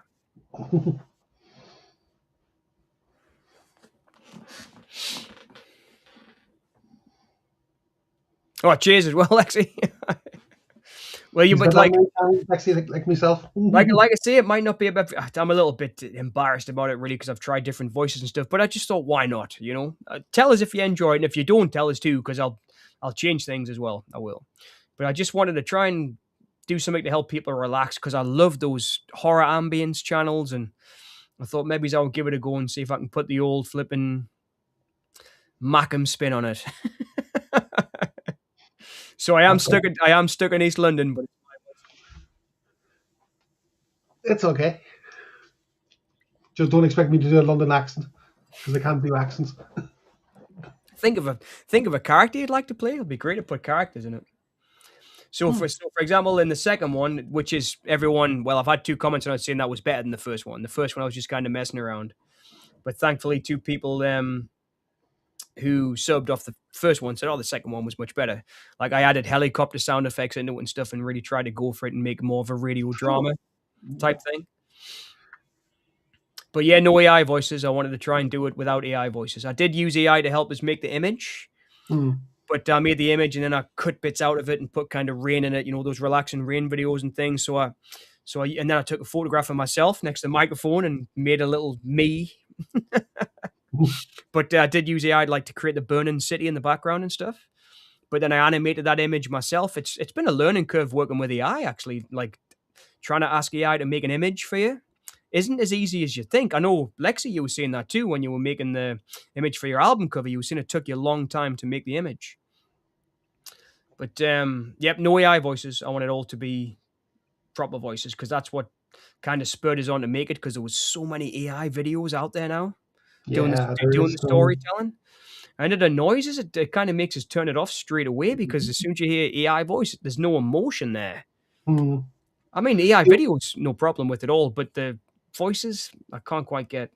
Yeah, what gets me sometimes, you watch a video and you know it's AI, but then when you for definite, when you hear like something like, if they say 2000 or a year like 2023 or 24 or whatever, Yeah, they say 2024. That's how you know it's AI for me. And the voice is like, it's forced. but it is great for making images, though. You're right, Lexi. It was. I mean, I kind of asked it. I said, "Okay, I want can you help us make a?" So I took a photograph of a couple of towers here where I live in East London. They've just been built. That are quite popular here in Walthamstow, because everyone's kind of divided about them, whether they're nice or not, you know.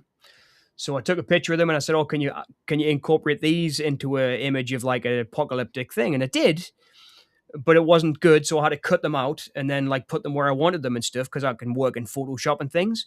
But it was I've been doing it for years. But it was quite interesting to work with AI in that way, because it was able to make them the same color as the apocalyptic background, for example. So it was easier for me to blend them in, like that kind of thing. Pretty cool. Saves me a fortune and lots of time over Photoshop. Yep, definitely. But I liked I did like the creation part of it, where I was able to say, no, that's not what I want. I want these buildings in there, here, next to these. Make some buildings next to that. Okay, that's not right. Let's try this again, and blah blah blah. And that I was like, for example, the canal plays a big part in the story, because the guy's radio tower is next to a canal, which I wanted to be like a fortress around him. So there's a reason why the dead can't get to him. And I was able to work that into the image with AI. I said, "Can you create a canal there next to this photograph that I've taken?" And it did. And then I cut the canal out and put that where it. So it was like almost like how I would imagine it worked in the olden days, doing they used to do print layouts for papers and they'd move them around before they did the print press. Yes, yeah. That's kind of how I worked with it. I moved images that I took photographs of, put them in and then move them around like you Mm. would in a print press before you got the final image. So it was quite fun doing that, and I had a lot of fun doing it. But the final image, I mean, the rain in the final image, I made all that. It took us about 6 hours to render it because Wow. I made all the rain. None of the video images, none of the video elements are AI. The smoke in the background, that's not AI. The rain on the windows isn't AI. The smoke on a cigarette, that's not AI. I put all that in myself, and made that. But I used the AI as a base to jump off from, which was great. Which is what I used to tell the students. There's no reason why you can't write an essay and use the structure that you get from AI. Mm. And that's kind of what I did with the image. I used the structure and then I edited the image, so to speak. But I used the Adobe Fire something. That was the AI I used. Is it Firefly? I used that No idea. To be because honest you're with you. because you're able to give it the AI your images and see, can you incorporate this in there like this, Okay. which was pretty cool. It's been my first real go at making a video with AI. But I made the video out of stills and then animated the stills. Yeah, it So, is Firefly. Yeah, right. Yeah. so yeah, it was good. I'd recommend it. I would recommend Mm. Firefly. Cool. Yes, I do that. I use my own images. Just use it to make different album art from the images. Yep, taken. It is. I agree. The videos are not very good, are they, Lexi? They're not. I was quite shocked because everyone's talking about how good they are, and I asked it to generate as rain. Mm. It just couldn't. It couldn't get the rain the right size. It was. So, I mean, everything that it made was huge. So what I did was I was bucketing down here. I put my green screen outside of the window and shot the rain far back from the glass. I mean, the green screen got soaked, but that's no problem. And then that's how I made it. So I used the rain that I shot, took the green screen out, then rendered the video of the green screen. So because I couldn't get it to make as good rain, Lexi, I couldn't. So I think it's still a long way to go before you can say give us 3 window panes worth of rain, because mm. everything it gave us was huge, and I wanted it in the background. So it's not that good at that yet, but it was a big learning curve. I mean, I edited a film not long ago called A Little of the Heart, and the director was trying to embrace AI to write the screenplay with her, Sarah Gibson Yates, the director. I think it's on Vimeo if you want to check it out. A Little of the Heart. And she couldn't. She said she couldn't do it. She had to put much more of it into it. But it was an experiment. The film was an experiment. But it's a great film. I really enjoyed. I did the soundtrack too for it. I really enjoyed working on it. If you want to see it, I'll be able to grab the link, Carrie. I think if I can I find have it. it here. Oh, you got it. So Yeah. A Little of the Heart, directed by Sarah Gibson Yates. Yeah, it's a really good movie.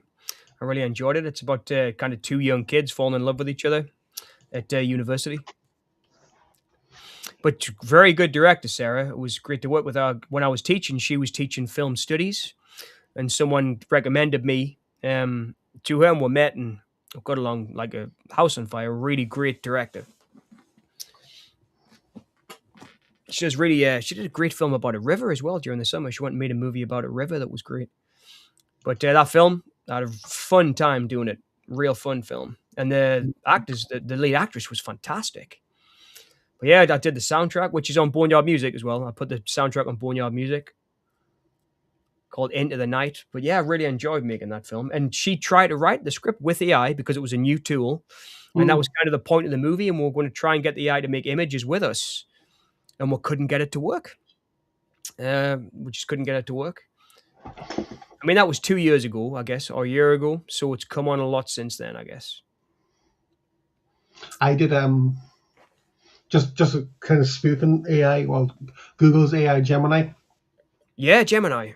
I said, do me a outline for a script for a sci-fi movie about somebody going back in time to the 18th century to kill somebody with a bazooka, but the bazooka is a robot owned by somebody in the past. Skynet. So something like that, yeah. And so it said, it was like, oh, that sounds like a great idea for a film. Tell me more about the characters. No. So I said, the characters, da, da, da, da. And then I said at the very end, I said, this has been done before. I was like, really? 18th century? Somebody goes back to the 18th century to kill somebody with a bazooka and all. But It's, like, I you mean, can fuck with it, pardon the language, but it is good for other things, you know. oh, Because like you said, definitely. images. I'm looking forward to what it can do. I am. Mm, But at the moment, as a creator, or as I like to call myself a creator anyway, but it's there's stuff you can do with it, and there's stuff that it's got a long way to go. I mean, for mm, example, you can hear. I tried writing scripts with it. In fact, I did a couple with Boneyard Cinema because everyone was doing these AI videos where they were doing like the top 10 movies or whatever, and you can tell they're AI. And I was dumb at first, and I didn't realize they were AI. So I started doing my own, and then I started to realize they were AI because they kept talking about the same movies. But they also AI's got a very certain way of doing description. mm, It'll tell you the same thing 3 times. So when I wanted to write a zombie script, for example, for the Boneyard Stories, I thought I'll give ChatGPT a shout and I'll say, okay, I'm thinking about writing a zombie radio play. Could you give me any scenarios? And it gave us scenarios that were in every zombie radio play I'd heard. mm. Do you know what I mean? So it was drawn on them, and it wasn't giving us anything original. It was giving us stuff that I'd heard before, definitely. And I mean, literally word for word in some cases. Jeez. So I thought, okay, I won't do that, and I just kind of wrote my own. Mm, Um, so if you listen to the second one, for example, which I'm proudest of most, which is probably the way I'm going to take it more, like more produced, more characters and things. I you'd like to say because I'm a radio presenter, a lot of the stuff I'm working with has been rotten down here since the Second World War. I started to put like quotes in from Romero's films and things. And like, there's a radio report where the guy says, "Yeah, they're dead. They're all messed up," which is my favorite line from Night of the Living Dead. And I started to put things in like that for fans. I think that's something that AI can't do. you're gargling a wee bit, John. Sorry. It's okay. Just because it just came through a wee bit bubbly there. Yes, one of those. Did you get that? Yes, we got that loud and clear. I just swallowed far too much wine there when I gargled with it. But sorry, I'm just being daft. But it can't do things like that, and that's what I said. Like someone Mm, commented on the second one and said, "I'm so glad that there's so much AI slop out there now. It's nice to hear a genuine," and that's what I wanted. yeah. I just wanted to make it for people like us. I mean, I know that I'm much more of a Romero fan, but for people like us who love that genre, Mm, because there's something special about the zombie genre, you know, there is. And I mean, there'll always be zombie fans who'll watch House of the Dead. There'll always be zombie fans who'll watch Night of the Living Dead. There's always zombie fans who'll watch Zombie Flesh Eaters, or Resident Evil. exactly. I love Resident Evil. I'm in the minority of people who actually love the Paul Anderson series. Rock. I love the Paul Anderson series. I think the third one by Russell Mulcahy as well is great. Yeah. Extinction. It's so good when they release them all and they're all running through the desert like the crazy zombies. She kind of locks like the blocker system and everything. I love all that. I used to get really excited by the Resident Evil movies. They're similar to what Uwe Boll did with the games. They're not the Mm, games. I mean, the first one takes place in the Spencer Mansion, yes. but the rest of them don't. I mean, they're not like the other games. They take on their own universe. The second one is a wee bit. In Um, Apocalypse, yeah, because it's set in the city, Raccoon City itself. I love that. I love the They second go one. back to them. They go back to Spencer Mansion. Yeah, Um, but what got me really annoyed me because Alice was the main character, Mila Jovovich, yeah, I love Alice. and she's not in the games. Yeah, I thought they were going to do a faithful adaptation of the games. I was like, oh, okay, but like at the same time, over time, it's an alternative universe Resident it Evil. is That's what- exactly. It became its own thing, which I love about it. Yeah. I love it. I mean, it was. I remember going to see the first one at the cinema, and everyone was gutted. Mm. And I was like in the back of the car with a few of my mates, and I was going, "That was brilliant, man! I really enjoyed that. I love that bit when she jumped on the wall and spun around and kicked the dog, and all that. That was cool, man. It was." Mm. But everyone was like, man, it wasn't a game. And I was like, so what? I've played the game. I want something different. They paid that back in Resident Evil 4 in the game, Yeah. where Leon he does that. Aye. Jumps off the wall and kicks the dog. Not the dog, but he jumps over the lasers and. Oh, the laser with splits. So that was Yeah. different. It cuts, in the game, it cuts the girl's head, doesn't it, in half. No, in the film it cuts her off. Cuts. But then No. in the movie, it spreads into the little squares and cuts the guy totally like to Yeah, pieces. Yep. I love that. I thought that was great in the movie. that's Sylvester Stallone there with the gun. It's Jurgen. Oh no, it's Jurgen Prochnow again. Jurgen Prochnow. But I loved them. I did. I used to get stick for that a lot. I really liked the Resident Evil franchise right from the first movie. I was a fan. I was a real fan. Oh no, he's gone again. Actually says I put lyrics to a song I'd written into ChatGPT and asked it for ideas for arrangement. Then 2 weeks later, when I put my track through copyright test, it came up was copyrighted. It had to be ChatGPT. That's annoying. Your own stuff, like. Hey, he's back. You see, even the computer didn't like it, seeing I like the Resident Evil franchise. Oh, Kicked us out. But I'm so glad you like them as well. I got stick for a long time for liking the Resident Evil films. But I was just always a zombie fanatic. I always have been. I mean, when I was a kid, I had the poster of Night and Dawn on the wall. It's like I've always been a fan. And for me, Full Cheese Zombie Flesh Eaters was always one of my favorites. I love that movie. I really do. Outside of Romero's Zombies, that was my favorite Italian one.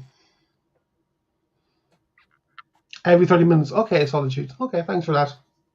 So I guess I think that might be happening, man. I think it might be kicking us out something on the sentence. I think so. And like I was saying, I think it might be something like Zoom where it used to kick you out when you were halfway through a meeting or whatever. Or... I'll have a chat with them, their customer support team, in the next week or two. Oh, next couple of days, because it'll be something simple, like something we need to click, like a guest can stay for longer than they're a lot longer than they should. Yeah.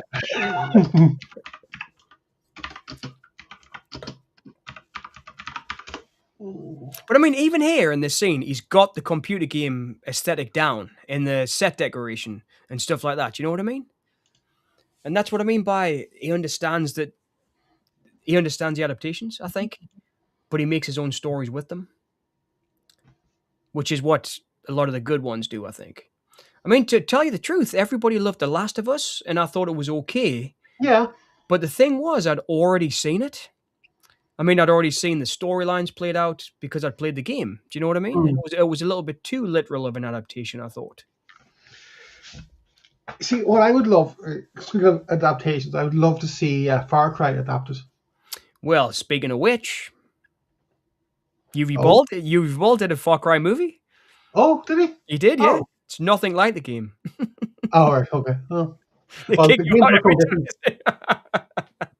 say it again, and I'll kick you myself. It's a master work. There you go. Click.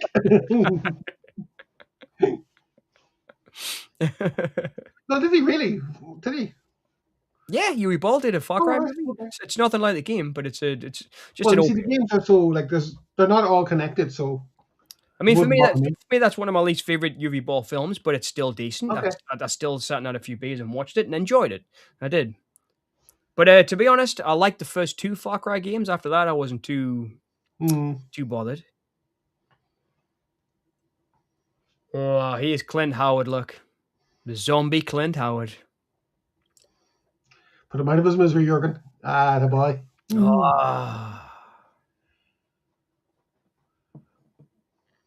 That's what you get for starting Evil Speak. Evil Speak. That's the one when he gets the big sword at the end, isn't it? And starts slicing everybody up. Where he's the army cadet, right? Yep. Oh, yeah. Clint Howard, what's the one I really remember Clint Howard for?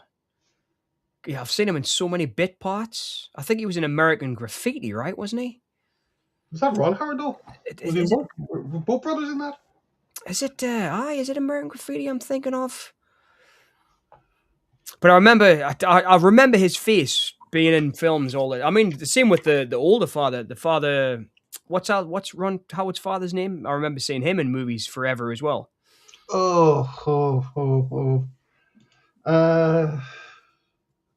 Rance Howard? He's a Western actor. Yeah, that's the guy. Yes, Rance Howard. Yeah, that's the guy. Yeah, he was in films. He was always kind of a second lead or something. He was never the lead, but he was always there. He was always knocking around. Great family. I mean, his daughter too's done some great roles. She was in a great yeah, she was in a great episode of Black Mirror that I really enjoyed.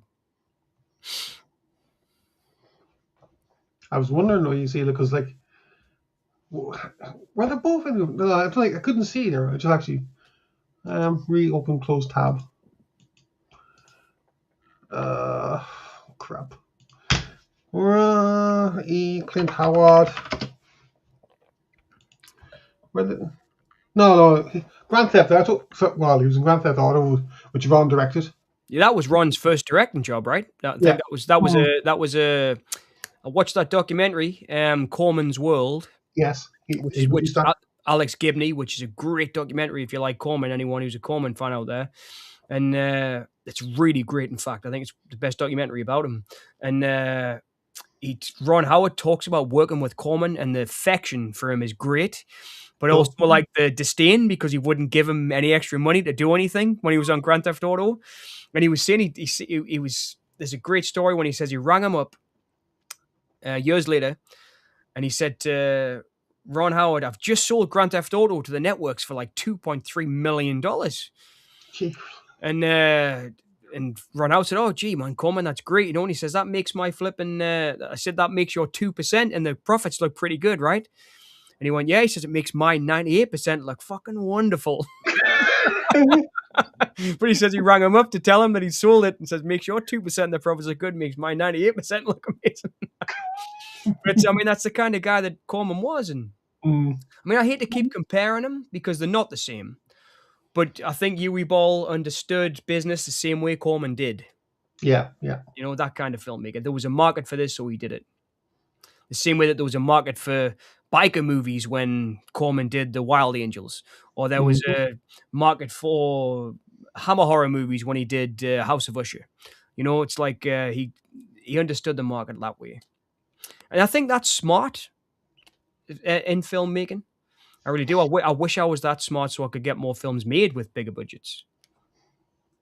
I mean, I've worked on bigger budget films, but it's always been as a digital information technician or something like, you know, or a set builder or a sound recordist or something. I've never been a writer or a director or on a big budget film, and I'd love to be one day.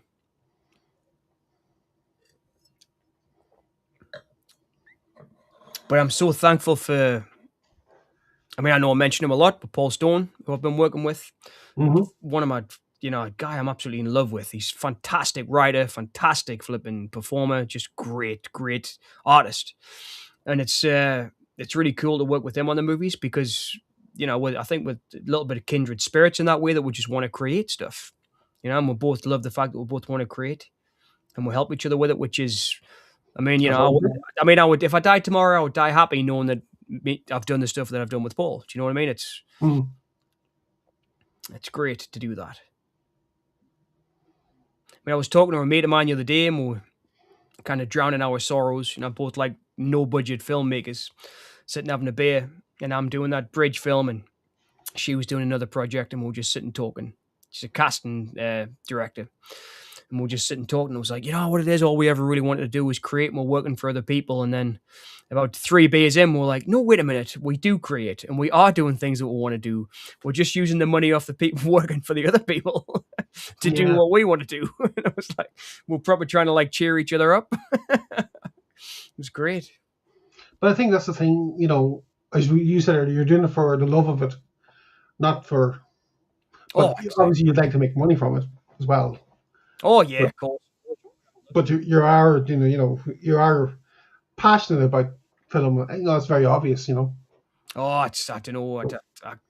Like I say, I can't think of anything else I'd rather think about.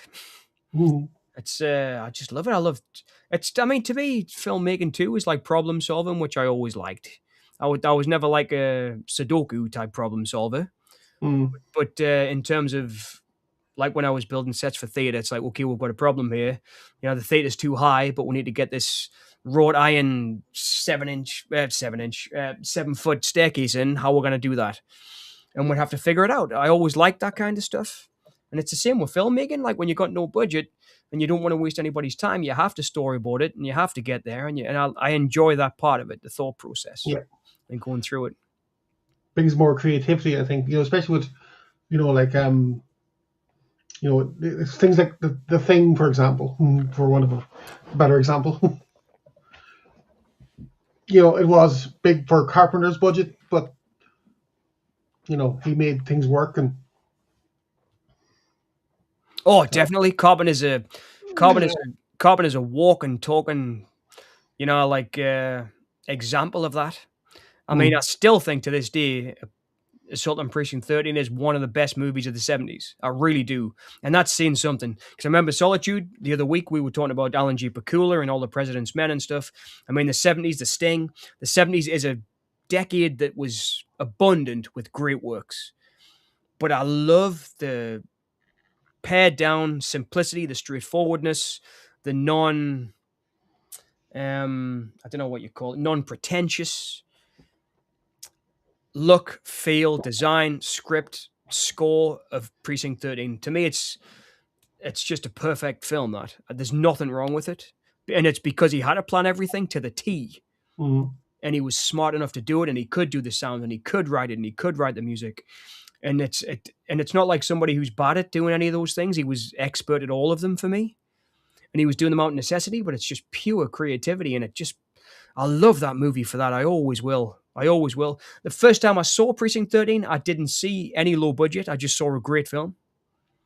And that's the key to it. And it's the same. I know I keep coming back to, the things we're watching, kind of comparing to other directors that we're talking about. But it was the same for these movies with Blood Rain, with Alone in the Dark, with House of the Dead.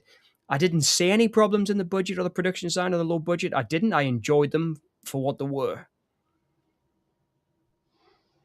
Lexi says there's good money in making training documentaries for the police. Cool. I've done training videos for Nissan. When I first started making films out of college, I'd worked at Nissan, and I'd spoken to a few of my old mates I worked with, and they said, "Well, do you want us to tell Nissan you've been doing stuff like that?" And I was like, "Yep." And I ended up going back and doing a film with them with my mate Ryan Simpson about the speedway track to train people how they should treat the speed track where they test the cars. So like there's bumps here, you've got to go 30 mile an hour. And it was like corporate stuff. I did corporate stuff for a few years. I worked with Min Chin back from China. I did all their seminars and things. It was a big learning curve. It was because, I mean, the first job I ever had out of college, I might have spoke about it before, was just a baptism of fire. The guy literally walked us in and said, "These are the interpreters. These are Min Chin back from China. No one speaks English. Ask the interpreters anything you want. They're also running the sound booth where so there's someone speaking English. They're getting the English. Then they're transferring it out to these headsets on the tables where all the people are sitting. Just a conference, See you later." And then left. And I was like, what do I do? So I was like crawling around on the floor. And that was my first gig out of college, trying to sort out this event, film it, record the sound, speak to luckily the interpreters were absolutely beautiful human beings and they helped us through the whole thing. But it was crazy. The first gig I ever had film in a seminar was with people who didn't speak English. So it was proper baptism of fire, but I enjoyed every second of it. That night, I slept the best I'd ever slept, and I slept fulfilled because I thought, right, I've done my first job, Proper baptism. But I worked in corporate for a while. And it's always interesting. I mean, well, sometimes it isn't. Sometimes you're just recording motivational speeches and stuff that you don't really care about. But other times, I remember I did a stint recording TEDx talks. You know TEDx? Mm-hmm. They do it's like business talks. Yeah. And I did a stint for a firm called Brand Anonymous, who I met when I was at university. Leo and her, I can't remember her husband's name now. He used to work with MTV. He was a great guy. We played guitar, so we used to speak to each other about guitar all the time. And he was a sound guy. But they got us working for those. And at the time, an uncle of mine, Tom, died and left us some money, and I bought my first camera. But he'd said, this is a great story, sorry to go off on one. But it was a cool story. My uncle Tom died and left us some money. But he said, told my parents only to give us the money if I graduated university. So I wouldn't have got it if I didn't graduate. And when I graduated, my mom said, your Uncle Tom left you this money, but only if you graduate at university. So, and it was in his will. So I ended up getting he'd left us a couple of £1,000 because he had a pit pension from working in the pit. And I bought my first camera with it. And they used to rent the camera off us as well, Brand Anonymous. So it was like a really good deal for us because I was getting experience filming work, but they were also paying to rent the camera off us as well, which was fantastic. Sorry if that was a boring story, but it was. No, it wasn't. That was a story of how I got my first camera, but also how I got experience filming TEDx talks, which was really good experience. I really enjoyed it because sometimes I remember someone giving a talk once how to film John Gurdon. I might have told you the story before. Actually, I must have because I've done a few streams. Because one of the most interesting corporate jobs I did, John Gurdon was the first guy to ever clone anything, and he cloned a frog, and he'd figured out how to clone frog DNA. Oh, the main last just got killed. And he was a really interesting dude, and I was Leo admitted as the assistant director for that, but I was also doing sound and shooting as well. But I had to go up and as the assistant director to get John Gurdon to put a microphone on because he was lecturing in front of a hall and we were filming the lecture for the conference thing. And he was like this old English professor, you know, like proper, like, oh, how you'd imagine an old English professor to be, like really, like in a cool way. But and he just didn't want to put a microphone on. And it was like having to work with it. Was like, dude, you've got to put a microphone on. We've got to record you. It's like, oh no, I don't want to do that. And I was like, you know, we'll have to mic you up. He's like, no.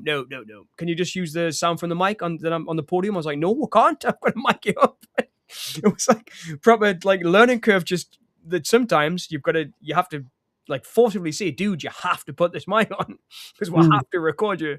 But he didn't want anything to do with us. But man, what a conference. I learned so much. I did get him to put the mic on in the end. And I did the set as well for that, but it was a cool time. But I mean, just stressing us out like a young John, trying to get this old English professor to put a mic on in front of like 300 people that were in the audience. And he's like, no, I don't want to do that. It's like, please, Mr. Gurdon, we've got to record you. It was like, oh, it's fun times, man. It was fun doing all that stuff. That does sound fun, right, to be fair. Like, it was fun. It was like stressful at the time because like, of course, yeah, Jesus. But it was fun. He wasn't being cooperative and all that stuff. Aye. But I remember something similar. Like, I was at a conference in Belfast, and I was speaking at it. Yeah. Well, actually, sorry, I was doing a breakout room, and there was a woman there, and she didn't want to be mic'd at all because, you know, of her voice being very timid. But there was only about maybe 60 people. It was very small, so she felt her voice would still carry through the microphone. Yeah, but not in a, you know, I know that kind of microphone. Yeah, I don't know what they're called. Can't sorry, but she eventually relented, and you could hear her fucking in the next street over. You know, it came across too loud. No, man, that's. I mean, I love all that stuff. I do love live stuff. I do. You learn the most when you're on your back foot, so to speak, and you've got to. That's always when you learn the most, or at least that's when I've always learned the most. But no solitude. I don't have a PhD, which is something I really want, but I can't afford to do it, and it's something that's really hindering me at the moment getting teaching jobs because I've got a master's, but which is what would allow me to teach bachelor's degree students and master's degree students. Gargling again, John. Oh, sorry. Give it a sec. Okay. Can you hear us now? Yep. Cool. So, yep, it is something I want the PhD, and I really want to do it. I just can't afford it at the minute because I'm not full-time employment, so I'm jumping job to job to job to job, doing freelance editing, filming, whatever I'm doing. But something I really want. But it's a hindrance. The last 2 jobs I've applied for, teaching solitude, they've said I must have a PhD to be a teacher because the one is to teach PhD level, and I can't. So I need to get a PhD. It's something I'd really want to do. But you can teach for anyone out there who's listening. You can teach with a master's, bachelor's degree, and master's degree. You can, but you can't teach PhD without a PhD, unless you've got the relevant amount of experience, which is something I've argued constantly. For the last couple of jobs I've applied where they've said, no, would prefer you to have a PhD. I've said, but I have the experience. So a lot of PhD guys would get a PhD and then go straight into teaching, whereas I've got a bachelor's and a master's, but I've also worked in the industry for over 15 years. I mean, over 20 years, actually, when you look at what I did as a student. I mean, I've worked for Sky Sports, film and live sports. I worked for Channel 5 doing production assistant work. I've done films with the Ministry of Defence. I've done films with the BBC. I've edited films with BAFTA, well, films that have won BAFTAs. I've got a lot of experience. I really have. I was actually nominated for a BAFTA for my editing for a film. Cool. But Fair play. but for some reason, well, no, it's not for some reason. I know the reason. And it's fair enough. This isn't me getting down on academics. I love academia. It's where I'd love to be all the time if I could, because I just love the fact that there's an area where people can teach in creativity, which is to me beautiful. Because film studies, when I was teaching film studies and film production, it was about helping people become better people in the workplace as well. You can teach people how to deal with people. You can teach people how to deal with people in their personal life. It's a beautiful thing, education. So I understand why they want me to have a PhD to teach, but I don't understand why they need me to have a PhD to teach master's degree students. Yeah. The thing is I've got stuff published. I've got the dissertations written. You know, it's like, it's difficult. It's a difficult game. Academia, it really is. But it's something I really want, solitude. It is, but it's just guys like me who are working class. It's like finding the time and finding the money. It's going to cost us a few £1,000 at least to get a PhD if I can't get a funded one. I did look at getting a funded PhD, but what was a turn off for that is that you have to, if you get a funded PhD, you have to do your PhD and write your dissertation and your final paper, which will be your book, so to speak, which is what you end up with at the end of a PhD, on what they fund you to do. So it might be digital filmmaking, for example, or it might be the representation of gay society, talking about cruising in, they would be paying you to do something so that they could possibly publish your book at the end of it or publish your research. But I have looked into it, and it's something I really want to do. Solitude, it is. It's a dream to do that. But unfortunately, I'm just not in a position to do it. But I really wish I could, man. I really do. It's something I'd love to do. It really is. Because I love being in education. I mean, I did my master's degree as a mature student. And I enjoyed every minute of it. I really did. It was, I was working full time while I was doing a master's degree too. But I enjoyed every minute of it. I really did. So I'd love to do a PhD. And I'd recommend anyone to go for it, especially if you're younger now. For anyone who's listening, if you're younger who's thinking about doing a PhD, do it when you're younger, because it'll definitely pay off in later life. It will. And I wish I could have done one. But I went back to college later. I mean, I didn't go back to college till I studied music when I was a teenager at college. But I went back to college later on to do film, and then university film studies in my late 20s. So I was a very later university graduate. Well, I would say masters. society's later, but you did it when you at your own time and your own pace. Well, I did it when I could, Gary. I mean, it was just when I could. I had I had things, family to think about and stuff, and I was paying things for family, and I needed money, so I had to do a lot. But man, it's something I'd love to do. It really is. I love reading PhD books. I love reading different dissertations. It's so interesting. But like I say, what I love about teaching is, it's like, I'm sure I've had this discussion before, and I've probably said it before, but when people like Tarantino says you don't need to go to film school, you just go to films. Film school and university does a lot more than just teach you how to work a camera. It teaches you how to be a human being. Okay. There we go. Another half hour. I think you're right there, Solitude.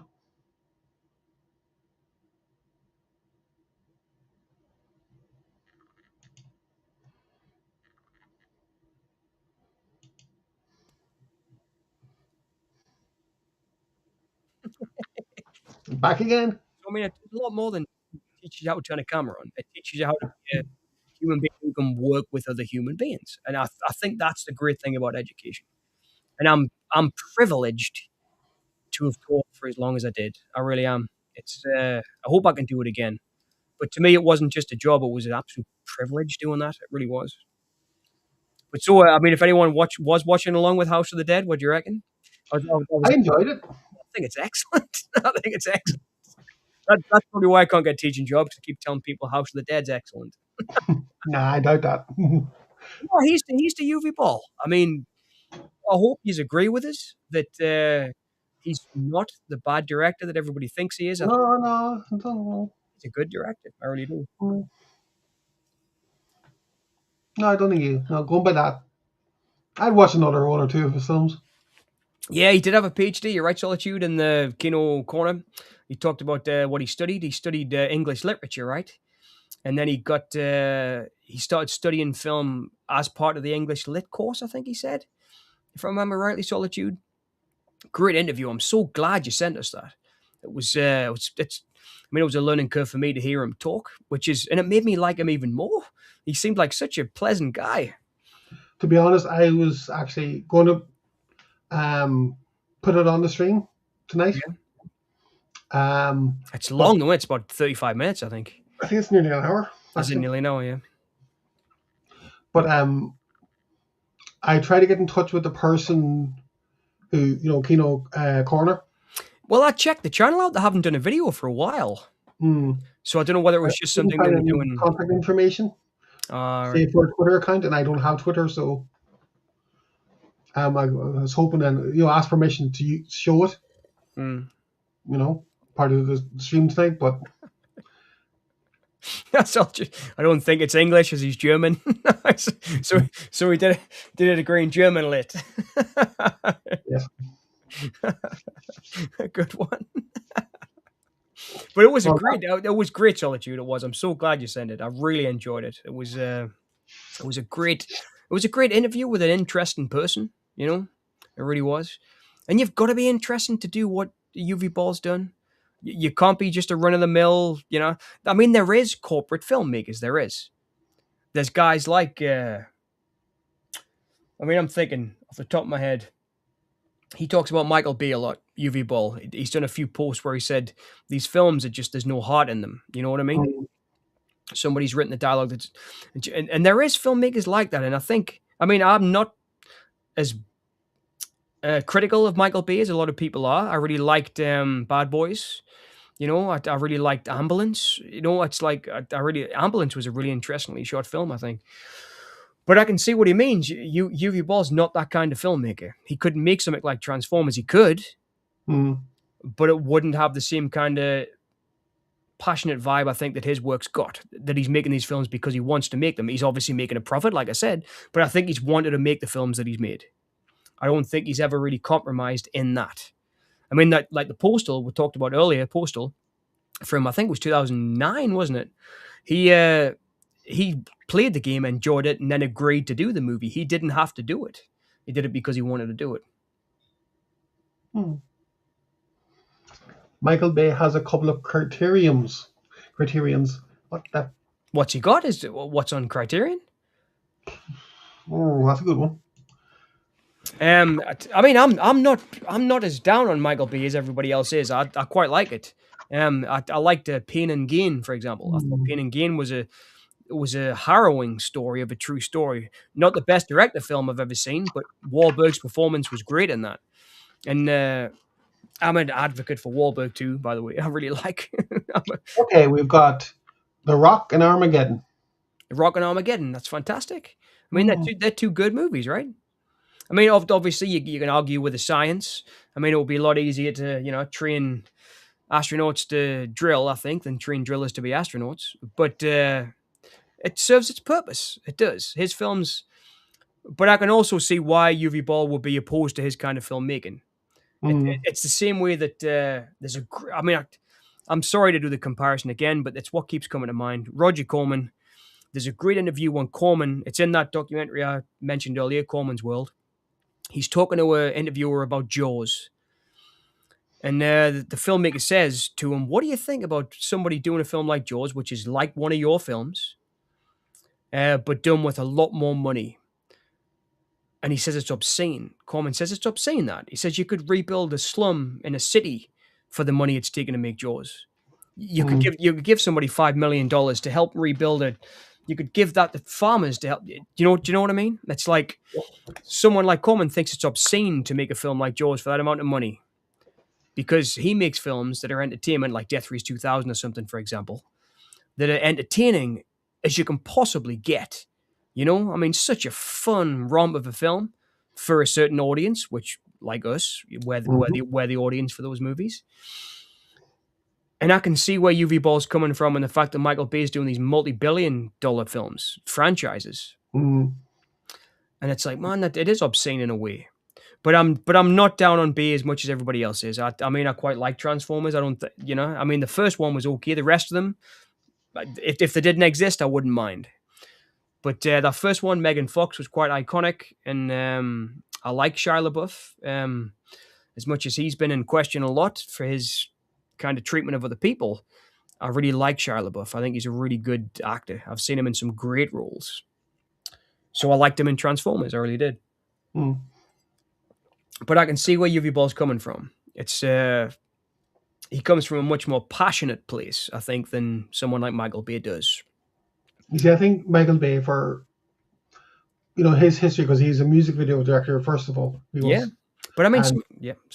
It hits home, hits this, like the big scenes has to be, explosions and. Oh, totally. I mean, they've got grab your attention, and I mean, for anyone who doesn't like Michael Bay, you can say just watch something else. But for people who do like, I loved Bad Boys. It was a big movie. Bad Boys, it was a big hit. I remember seeing and thinking, wow, this is cool. I mean, I'd known Will Smith from The Fresh Prince, and that was, for me, Independence Day and kind of Bad Boys with him kind of becoming a movie star, after I'd seen him in stuff like Coming to America and that with Ted Danson and Whoopi Goldberg, and Fred Schwepsky's 6 Degrees of Separation. But he wasn't quite the star that Bay made him in Bad Boys, or that Roland Emmerich made him in Independence Day. Yeah. But them type of movies, I mean, I can't count how many times I've watched Independence Day. I really can't. And those type of movies, or Stargate. I mean, to me, Emmerich's a little bit different than Bay, because I'm a big Roland Emmerich fan. I mean, even the later films like 2012 and Day After Tomorrow and all that, I can't count how many times I've watched those movies. I love them. I love the spectacle of them. I love the fact you've got a good actor like Dennis Quaid in the middle of all this, or Jake Gyllenhaal, or James Spader and Kurt Russell in Stargate. I mean, they're really great films in the tradition that something like Lost Horizon was in the 40s. I'll look at those as those kind of movies. But Michael Bay's films, they haven't got quite the staying power that those films have. But Armageddon, for example, is a very much like a music video directed film. It's really dated now, I think. Whereas stuff like Independence Day hasn't really dated. You can watch it now and enjoy it just as much. Yeah, I would agree to a point, but I think Emmerich's he's more focused. Oh, I love Emmerich. I really like him a lot. Apart from the film Stonewall he did a couple of years ago. Yeah, that was a bit of a left field when it came out. Left field, that film. Yeah, did I remember seeing that and thinking, whoa, this isn't like an Emmerich film. But I mean, that's cool. He's earned, for me, he's earned the street cred to be able to do that, Stonewall, if he wanted to. He has. Because, I mean, he made, for years, I mean, I remember Michael Pare, again, coming back to him, who's a constant collaborator of Uwe Boll. He was in 15 of Uwe Boll's films. Pare was in Moon 44 with Malcolm McDowell, which was the first Emmerich film I saw because I didn't know his German films. Moon 44 was the first film I saw of his, and I loved it. I mean, that was why I saw Independence Day and stuff, because I thought Moon 44 was great. But even when he had no money, Emmerich made really interesting films. And it's the same with Uwe Boll. Even when he's got no money, he makes interesting films. Whether it's the way they look, the way they sound, I mean, for that film, for example, the matching the video game bits in with it. I mean, that's pretty cool. That was innovative. Yeah, just cutting bits into the middle of. I mean, that's cool. That's an interesting way of doing things. Really interesting way of doing things, and that to me makes him an interesting filmmaker. And then, then he slapped the presenter during the Oscars. I know he slapped Chris Rock. He slapped Chris Rock, didn't he? It was from a fan's point of view. I've had many conversations about this, Solitude. I've been a fan of him Will Smith forever, and as a fan, that disappointed me. It really did. I thought it really disappointed us. I mean, you can have a fight with somebody in the back room, in the green room after if you want, but don't do that to the millions of kids who watch you. Do you know what I Mm. mean? And I was one of the millions of kids who watched Will Smith. I was in Fresh Prince, in Coming to America, in 6 Degrees of Separation, in the films Bad Boys when he got bigger. I followed his career because I looked up to him as a movie star, and it broke the myth of movie stardom. That for me, I mean, that's a bit deep after I've almost had a whole bottle of wine now. but that minute when he slapped Chris Rock, I thought, you son of a gun, you shouldn't have done that to your fans. Mm. But who knows? I mean, mental health now is, it's more studied and looked at now more than any other time in history, I think. I mean, it's not just Freud or Jung now anymore. It's everybody. Yeah. Everybody's an armchair psychiatrist these days, aren't they? And that was pulled to bits. I mean, his wife told him that she cheated on him like live on air, right, or something. And he was I going don't to know. I heard that. No. he was going through a really tough time in his life, but it's no reason to slap somebody on national television, especially not when you've got young fans out there who love your movies like Gemini Man or whatever. Mm. I loved that Gemini Man. I was still a fan. I was watching his films right up to Gemini Man, proper watching them, and I loved the what was the one he did before Gemini Man? It was great. But anyway, Will Smith, it disappointed us, that Solitude. I was disappointed in him. Not that it matters, because I'm just one middle-aged guy drinking wine on a live stream, but it was just like, man, flipping horrible. I respected that dude. I looked up to him from being a young guy, and I felt like he betrayed my trust. Not that I've never even met him, but I felt Yeah, like I know he what did. you mean. All right. Well, on that note, we shall end the stream. Oh, well, don't finish it now. Yeah. Oh, do you don't want to keep going for a bit? No. Not Oh, like. iRobot was great, Solitude. I loved iRobot. Yes, Such it a was great, great movie. It really was. Sony. He is. Roland Emmerich's got a bad. We should do a Roland Emmerich watch along. That would be cool. Yeah, I wonder if there's anything. I bet Moon 44 is available somewhere because that was one of his lower budget ones. Well, let's have a look. Let's have a look. See. It is. Yeah, it is. That would be good to do. That's a really good. Michael Pare is great. He's a really underrated actor, and I'm glad Uwe Boll obviously recognized that too because he put him in over 15 of his films. But that, we talked about the Auschwitz film before. If you get a chance to check it out, the Vietnam film he did, Tunnel Rats, is really good with Michael Pare. Michael Pare kind of plays a Tom Berenger-ish type character, like from Platoon. That kind of sergeant character. It's great. Michael Pare is great. He did a TV show called Star Hunter when I was a kid, and I loved it on the TV. But I guess if we've got to end, we've got to end then, Curry. We'll end on a good note. But the whole thing's been a good note, right? Yeah, but I mean... Well, that's... Right. I mean, Solitude, after that, what do you think about Uwe Boll? Are you converted or are you... We'll have to ask you in the chat. And Ninjan, if you're still there, and Lexi. Yeah, if you're still there. Did you enjoy that Uwe Boll conversation? Because I did. I've never seen a full stream talking about Uwe Boll films before, and I think he deserves it. I really do. I'm going to give a second watch of maybe Alone in the Dark or something like that, Rampage, and then... He's lazy. I am lazy, yes, I am. I am lazy. How did you guess? No, I just to be honest with you, I just want to, I don't want to, because this is the first video. I want to, put it on to a respectable length. Okay. Well, I mean, since the first one, you can always edit the bits out where I disappear, maybe, if we have to. We could, yeah. Yeah. Thank you, Lexi. Cheers, Lexi. I'm glad you enjoyed it, Solitude. It was he's a filmmaker I really think gets a bad rep, and he shouldn't. I really do, because I've always admired his work. I always have. But I've admired his work as a guy that was, at a time, disposable income, let's have a good time and party with these movies. And I always loved his movies because of that. And I mean, I know Postal is offensive to some people, and I can see why. I totally can. Not defending it in any way, but in a crazy way, it's quite awesome as well that he had the audacity to do that, and it made me laugh. And I laughed all the way through it.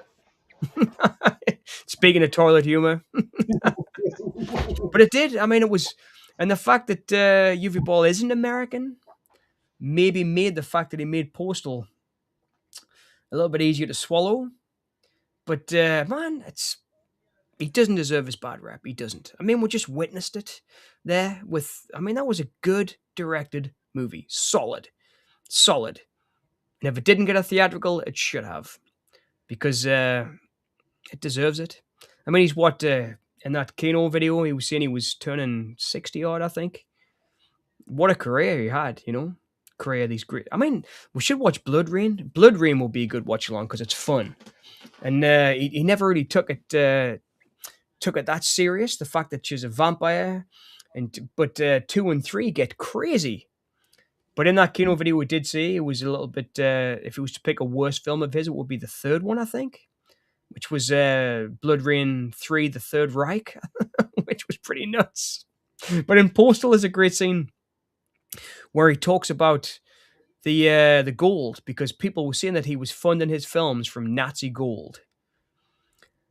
And in Postal, he actually says he's in Postal as a character, and he says, "Yeah, I fund my films from Nazi gold. It's true." Just audacity, man. He seems like a nice guy. He really does. Someone who just doesn't take it too seriously, has a good time. That's what we all should do more often. Verhoeven did, yes. Verhoeven made some great films too. And for as serious, I think, as Verhoeven takes himself, he enjoys it, doesn't he? He does. I think he enjoys making those movies. Me and Kerry have spoke about Spetters before, the film he did with Rutger Hauer about the motorbikers, the kind of love story. The Soldier of Orange, and I mean Total Recall, it did in the States, and RoboCop and Starship Troopers. Pardon me. I mean, they're really good movies. And funnily enough, Casper Van Dien, who worked with Verhoeven, also worked with Uwe Boll as well. They did a few films together. So he must have been kind of hanging around in that kind of budget film at the time. Great. But yeah, Verhoeven will be great. We should do a Verhoeven watch along. I remember that Black Book he did. I saw that one at Tyneside when it came out, Tyneside Cinema. Really awesome movie about spies during World War II. But German directors, I mean, there's so many great German directors. I mean, you've got, who we got German? I mean, you've got the old guys like Fritz Lang. Then you've got the 70s guys like Herzog. You've got the 80s guys like Wim Wenders. 90s guys like Verhoeven. Even though Verhoeven was directing, obviously. Actually, no. Verhoeven's not German, is he? He's Dutch. But, yeah, he's Dutch. But yeah, there's some great German filmmakers, isn't there? Especially from back in the day. I mean, the Germans pretty much invented set design with Caligari and stuff. I was speaking to the goddess just before I went to the toilet there. And if you want, we'll do a second movie. I don't know if we'll do a second movie because I'm pretty drunk. Well, what would be the second movie? You mentioned it, Spetters. That's an interesting one, but I think I'm a little bit too drunk to do Spetters. Okay, well, maybe next time then. We'll do a continental double building next time. He did, didn't he? In that interview, Boll said he admired Herzog's Fitzcarraldo. I think it was. Fitzcarraldo. Is Spetters available, like? It is, yes, with subtitles. It's 2 hours, but 2 hours is too long. I'll be asleep by then. Oh, okay. I'll tell you what, then we'll do something short. All right, let's do something short. Okay, let's see. What could be a good short movie? I know. What's the movie you mentioned earlier? In the Heart, or They Live? No. Actually, hang on. Let's see. I do like some of Fassbender's films, like a Fassbender. There was a one he did there, The Moon. Let me get it on. I'll get it on IMDb because I really liked it. I'd like to get the name right.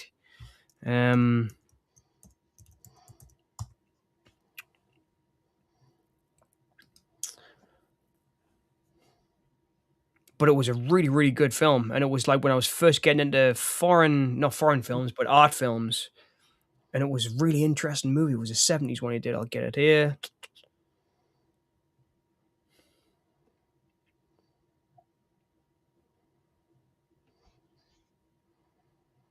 Hmm. What are you thinking? I was looking here. There's a few. The Year of the 13 Moons. In a Year of 13 Moons. It's made in 70. I saw that when I was just starting to get into like proper art house stuff. And it proper blew my mind. It really did. It was a great, great film. That was my favorite Fassbinder film. Because it was one of those films that was just, it was like nothing else I'd ever seen. And that made me want to watch his other films. I'd seen the one he did about the child murderer before that. And I was like, it's okay. But then I saw that in a Year of 30 Moons and it blew my mind. I really liked that Fassbinder film. That was if I was to pick a favorite, I think that would be my favorite. I know, it's amazing solitude, isn't it? How fast he made films. It's like, he died young too, didn't he? But it's like proper fast creativity, and like he must have had a proper drive in him to just do it. I've really admired filmmakers who do that. I mean, it was, I remember watching, to talk about more Hollywood dudes, I remember Kubrick talking about Woody Allen and saying how much he admired Woody Allen because Allen could make a film a year. And he liked Woody Allen's films. And he was saying, I don't know how that guy does it. He makes these good films every year, whereas it takes me 3 years just to make a flipping, to make a treatment. In fact, between Barry Lyndon, it took him, was it 8 years between Barry Lyndon and Full Metal Jacket? It took him a while, right? 11 years. Was it 11 years? Well, Barry Lyndon was 74. Oh, sorry, he did The Shining right in between. So he did Barry Lyndon, 74, The Shining 1980, then Full Metal Jacket 1987. So it was like 7 years between each movie. Whereas Woody Allen pretty much did a movie every year of his career, which is incredible when you think about it.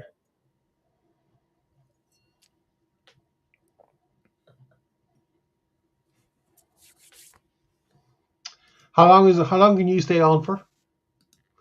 Oh, as long as you want. It was just I didn't want to watch something that was 2 hours long. I'd probably start falling asleep. Well, do you want to go for a classic if we can find it? Yeah, of course. Let's go for a classic. If you're up for Solitude, are you up for it? Alexa, are you up for watching another one? It might not be for everybody's taste, but I'll see if it's available first. Sallow, 120 Days of Sodom. Oh yeah, that'll work. No, it's not on. Okay.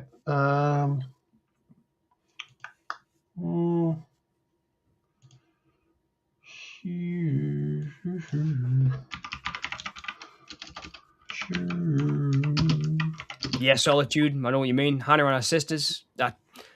There's a Michael. I think Michael Caine won the Oscar for it, didn't he? But there's one great scene. Yes, Lexi's up for it. But there's one great scene where the phone rings and he's in bed with Mia Farrow and he goes, I'll get it. And man, it made us laugh. Every time I watch it, it makes us laugh out loud. It's such a good scene. And that bit when he runs down the street to try and meet her, he's like, oh, and he's out of breath when he meets her. He's like, fancy meeting you here. It's so good. He deserved an Oscar for that. Barbara Hershey did too, by the way. Barbara Hershey's great in Hannah and Her Sisters. But I do like some of his later ones. I really like Whatever Works with Larry David and Rachel from... Oh, man, what's her name? Rachel from The Wrestler with Mickey Rourke. Oh, Bilson? Is it Beltram? Bilson, is it? I can't remember her name, but she's great in it though. I really like Whatever Works. I really liked what was he did a one with cool. Anything else? Anything else I liked as well. Anything else? I thought anything else was good. But in fact, Tarantino really likes Anything Else with Jason. Oh man, I can't remember anybody's names. Jason from the American Pie films. He plays the kind of Woody Allen surrogate in it. Oh, Siegel. Is it? No, it's the other guy, Jason. Is it Jason? Oh, God. We should stop doing these streams. I feel like an old flipping Jason Biggs. Jason Biggs. I feel like a senile old man doing these. Right. Okay. Love I and have a Death film is here. great. Yeah, Love and It's Death. not well, I had never heard of it, but it's called Shark Fury. Shark Fury. Yeah. I'll read the blurb out to you. After falling overboard during a cruise, a young woman washes ashore, injured, stranded, and stalked by sharks, as her desperate mother races to find her. I don't know. It sounds like a whatever movie, that doesn't it? Okay. Let's see. Let's see if there's any more Uwe Boll films. Oh, there's loads of Uwe Boll. Have they got The Final Storm? That would be awesome to watch. Right, let's have a look then. The Final Storm. Nope. Surprisingly. Oh, hang on. No, that's a trailer. Okay. Nope, they don't. But let's go for another Uwe Boll then.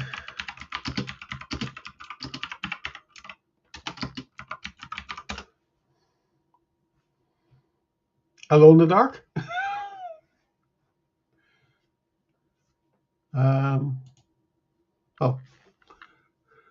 Another zombie movie. Okay. Right. Well, I'll have a look then. Once I get John back on again.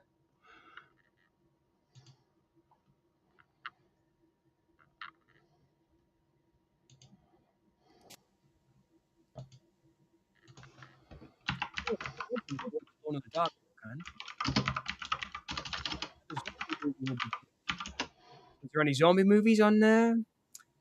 Yeah, I'm gonna have a look. Zombie Flesh Eaters. That would be great. It would. Yeah, I'd love to watch Zombie Flesh Eaters. Okay. Yeah, we're so picky, aren't we? Like, we are. Oh no, we can't do that. No, can't do that. Zombie Flesh Eaters. Yes, Zombie Flesh Eaters. Well, okay. Hang on. What were you thinking? I could see your brain taking over. Okay. It is, yeah. Oh,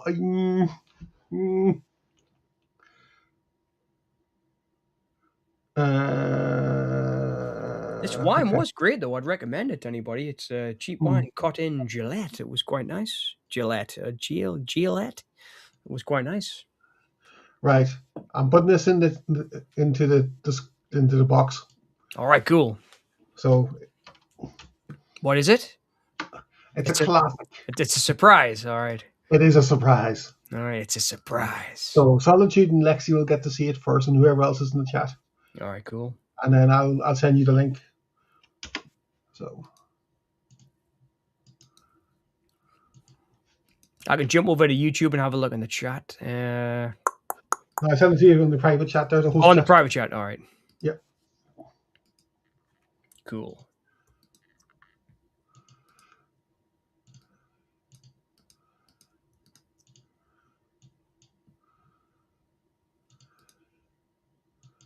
I'm looking forward to seeing what it is.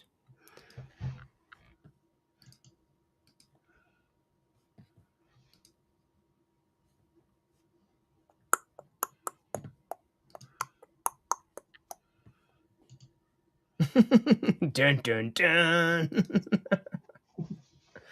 Open link in new tab. Oh, Brain Dead.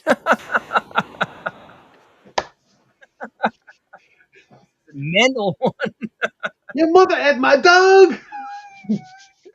Oh man, this is a good. All of it. That's a good choice. You up for it? Yeah, I'm up for Brain Dead any time of the day. I love Brain Dead. I remember the first time I saw this, I passed out at a party when I was a teenager, and my mate, because I was terribly underage drunk, and a mate of mine said, "Okay, just go and lie down in my bedroom," and I was like, "Oh, you got a film for us to watch?" And he was like, "Yep," and he flipping gave us Bad Taste to watch. Oh, sorry, Brain Dead to watch, and it was like. A young man's mother is bitten by it. How do you say it?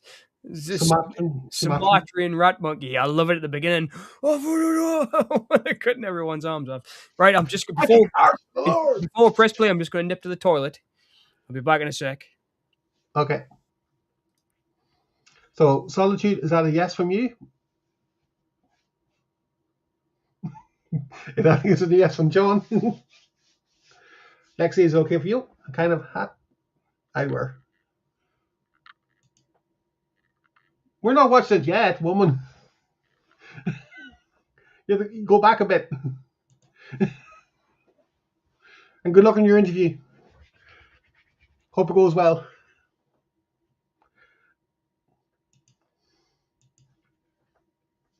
Great that you're getting exposure. So, Solitude's on. I'm on. Lexi, she'll be in and out, so that's all good.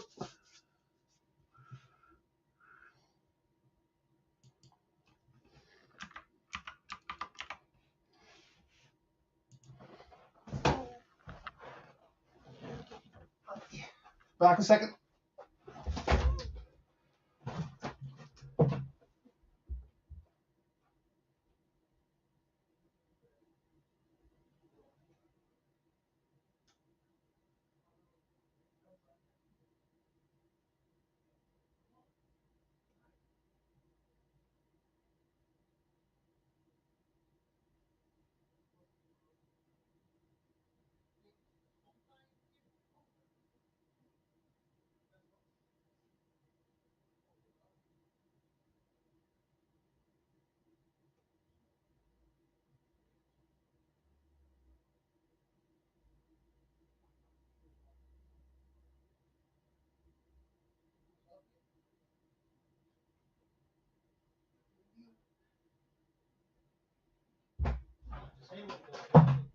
Huh? Yeah, I will. I'll put it in the. Yeah.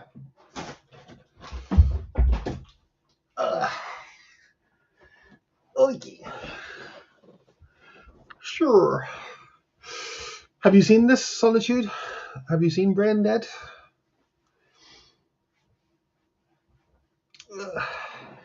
If not, it's very early Peter Jackson before he did Lord of the Rings and The Hobbit and stuff like that. So it's proper cheese, but proper funny.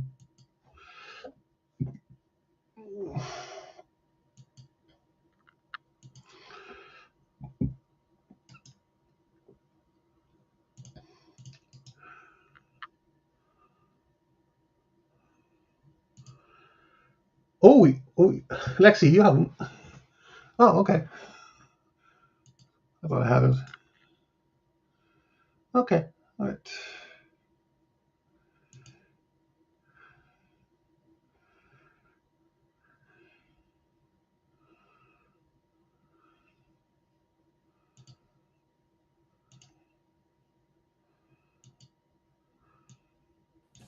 That was a very concentrating face that you had on. You're like,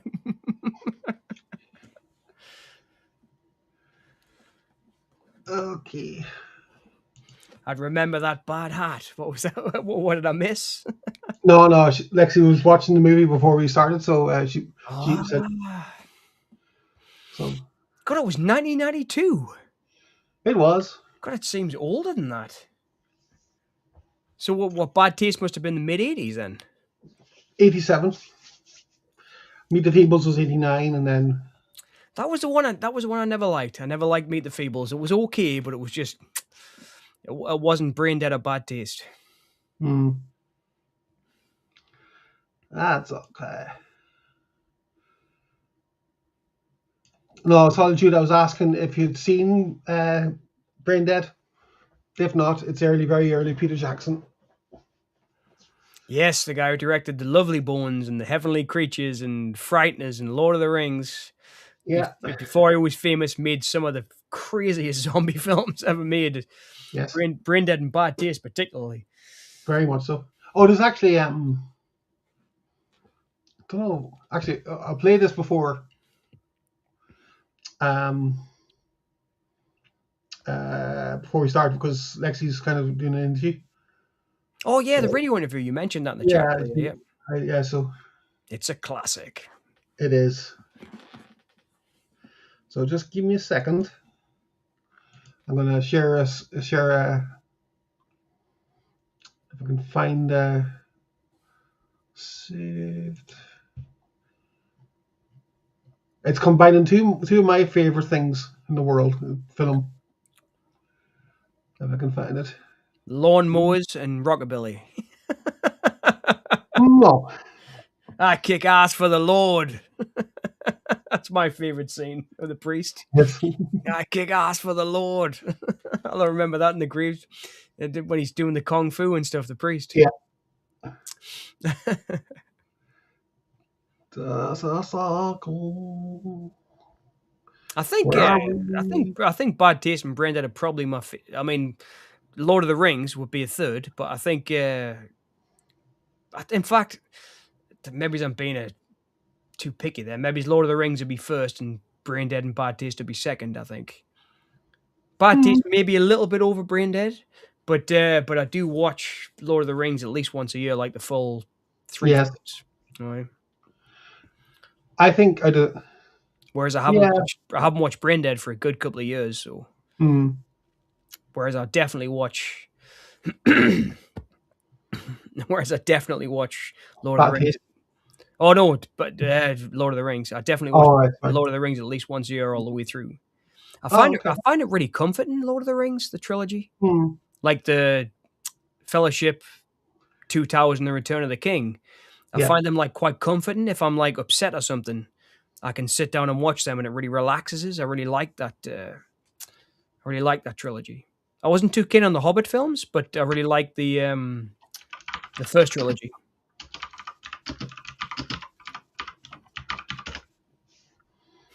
Yes, Hmm. I have. Have you cracked a new ball, John? Yes, I have. Okay. I'll have to take it easy on this one, though, Solitude. Otherwise, I'll be rolling around on the stream. I can already hear my voice starting to get higher, so that means I'm getting drunker. Right. I'm going to share this. This is a precursor. Yes, yes, some of the CGI is a little bit outdated, it is, but I really Uh, like the practicals in it. Look great, I think, still. Cancel first of all. So, is it a different way to share screen? Carry on this. No, no, it's the same. All right. But I'm just trying to find the because I can't share because I got two browsers open. So Yeah. ah, hang on. YouTube. Uh, Actually, I'd say Bad Taste. I'm gonna take that back. Bad Taste is my favorite because of how much it affected us when I first saw it. Then Lord of the Rings. Then Brain Dead. And I like it. I really like Heavenly Creatures, man. I thought that was a really cool film. I like the actress who was in. I was a big fan. Can you remember Two and a Half Men? yep. The Hmm. girl for Charlie Sheen and John Cryer. Yep. The girl who lives next door, the crazy girl, was in Heavenly Creatures. Rose, no, she's called Rose in the show, but she was a great actress, and because I was really surprised because I loved Heavenly Creatures so much. Watching Two and a Half Men, how great she is in Two and a Half Men. She's really good and really funny. Great actress. Okay. This is a precursor. So when you're ready.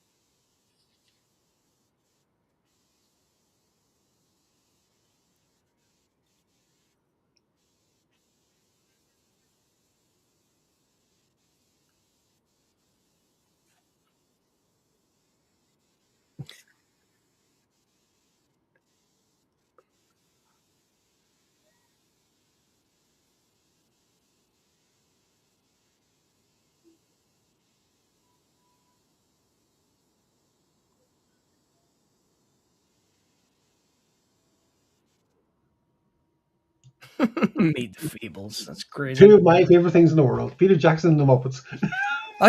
You know what it is? It was just one of them films I couldn't get away with. Meet the Feebles. Maybe I'll give it a watch again. I will. But it was just Mm, one of them films because I think it's because I love the zombie stuff so much.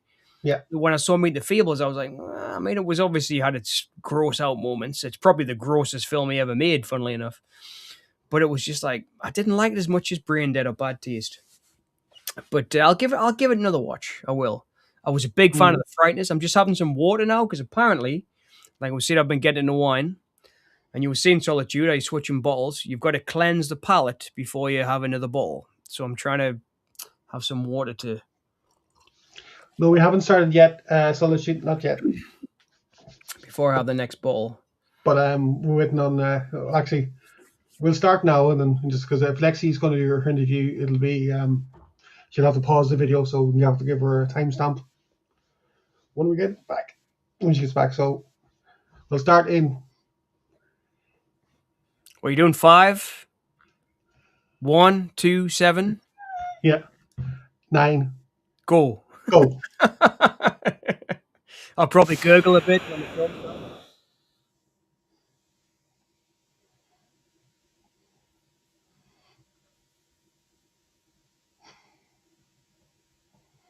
Whatever. It's crazy. Uh, you're gargling. 2 minutes. There, you're back. You're back now. It's okay. I'm back now. All right. What a wingnut. It's crazy to see that on Lord of the Rings and Brain Dead. Lord of the Wings. I Lord of the Rings. But do you ever see Human Traffic, the film about Yes. taking ecstasy? Mm-hmm. Obviously, I was part of that generation, so I did that a lot. And there's a great national anthem where they sing, "We're trying to be ourselves, understand everyone. It's hard being cool." And they do this whole thing. Whenever I hear the national anthem, I think of human traffic. I never is that treasonous? Should I be hung in the flipping? I don't know. Should I be hung in the gates of the Tower of London? Thinking that.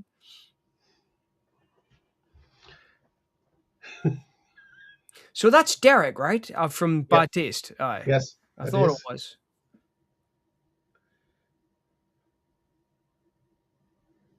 God, Mm-hmm. this is great quality. I HD. know. This is the best I haven't got this on DVD or even Blu-ray. I think last time I watched this was the video days.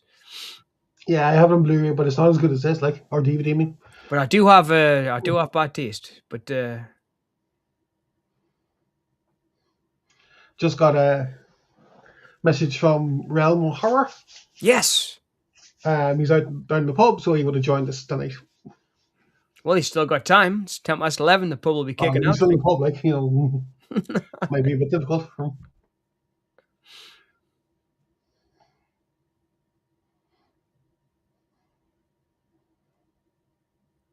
He's got some serious tan.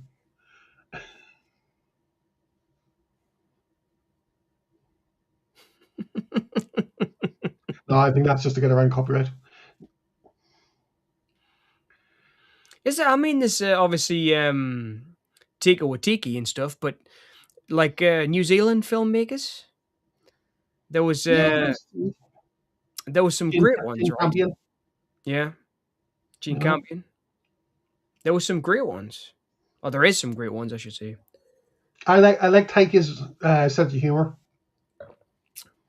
I know that's probably a bit controversial, especially considering it's Marvel movies. I mean, I was coming up with it, especially being a James Bond fan.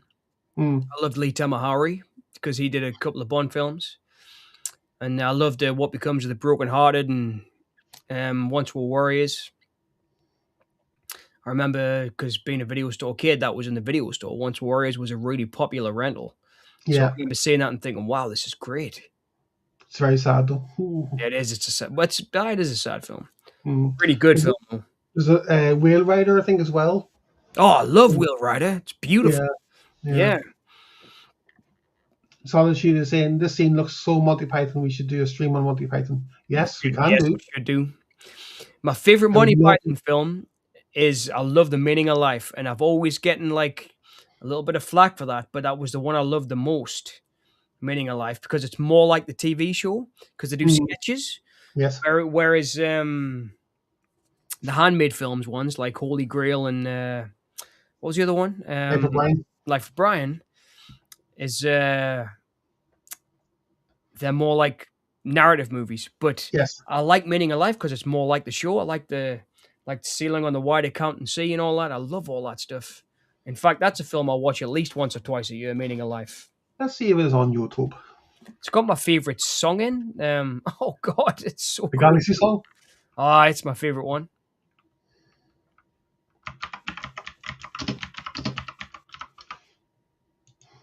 Oh shit. Okay. That's weird. No, it's not on YouTube, but What a way to start a movie. So why are we here? Are we just self-replicating DNA?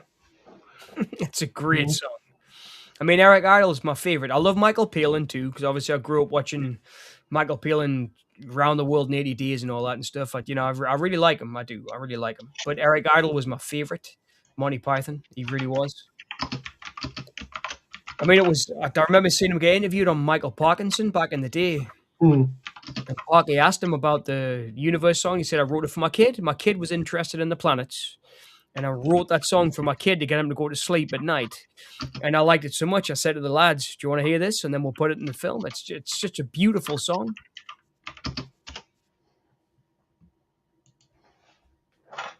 Just send you a private message here. Private message. No, yeah, on post chat. All right.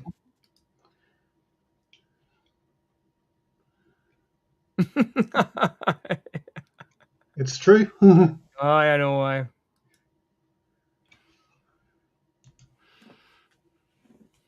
The airplane looked so great there, the model he did.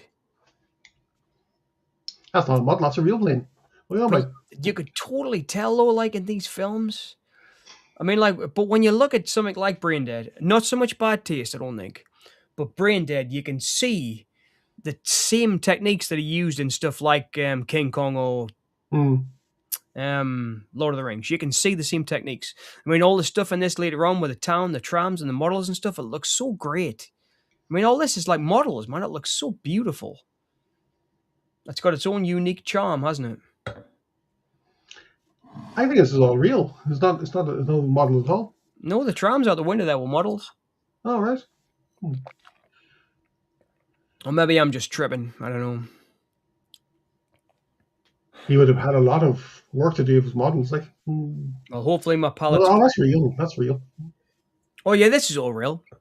But like the view out, I just love it. He's one of those guys similar to Carpenter that we were talking about before, who understands cinema completely. So because he loved the older cinema and the history of cinema, he could create something like this, and that's beautiful. Yeah. I always come back to Coppola's Dracula because it's great. The way that he redid the old style effects. Did you ever see Forgotten Silver?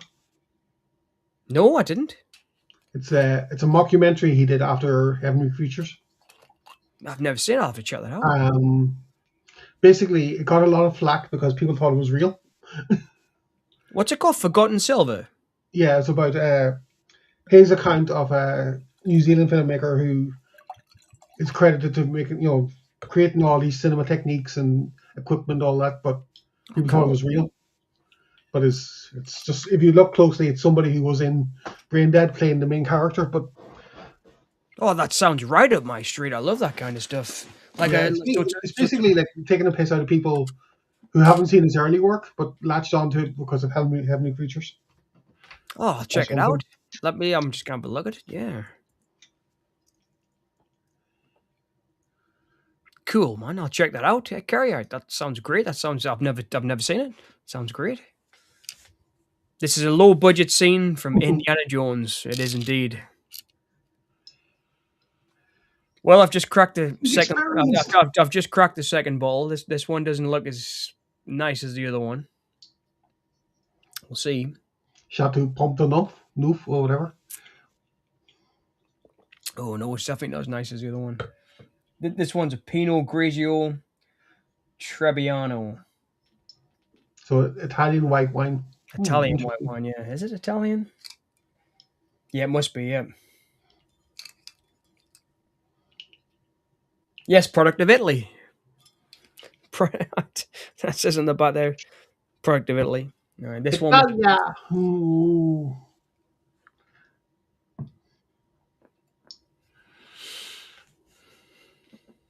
oppression. I love this movie just because it's so out there. It is. It's so great. But I mean, I'm guessing because I've got a lot of respect for Robert Shea from New Line Cinema, who Hmm. was a guy who produced Lord of the Rings. He must have watched these films before he worked with Jackson, because Oh I know yeah, of I know course. Jackson from there's a documentary about Nightmare on Elm Street called Mhm. Never Sleep Again. I think it's called. Yeah, I know the one you mean. Yeah. And Peter Jackson wrote a screenplay for I think it was Nightmare 4 that never got made. But obviously, she saw something in him that he liked and kept in touch Mm. with him. And then they ended up doing Lord of the Rings together. But she must have watched these films and thought, this guy's nuts. It's, I mean, great. So great. Drinking wine too. It's from a box, so it's difficult to see how much I had already. Fair enough. Mhm. Well, that's it. It's like I say, solitude. I'm trying to. Well, I have switched to wine, but I don't know. It's maybe I'm having a midlife crisis. I don't know. I just got to switch to wine or something. But I think it's more sophisticated. One.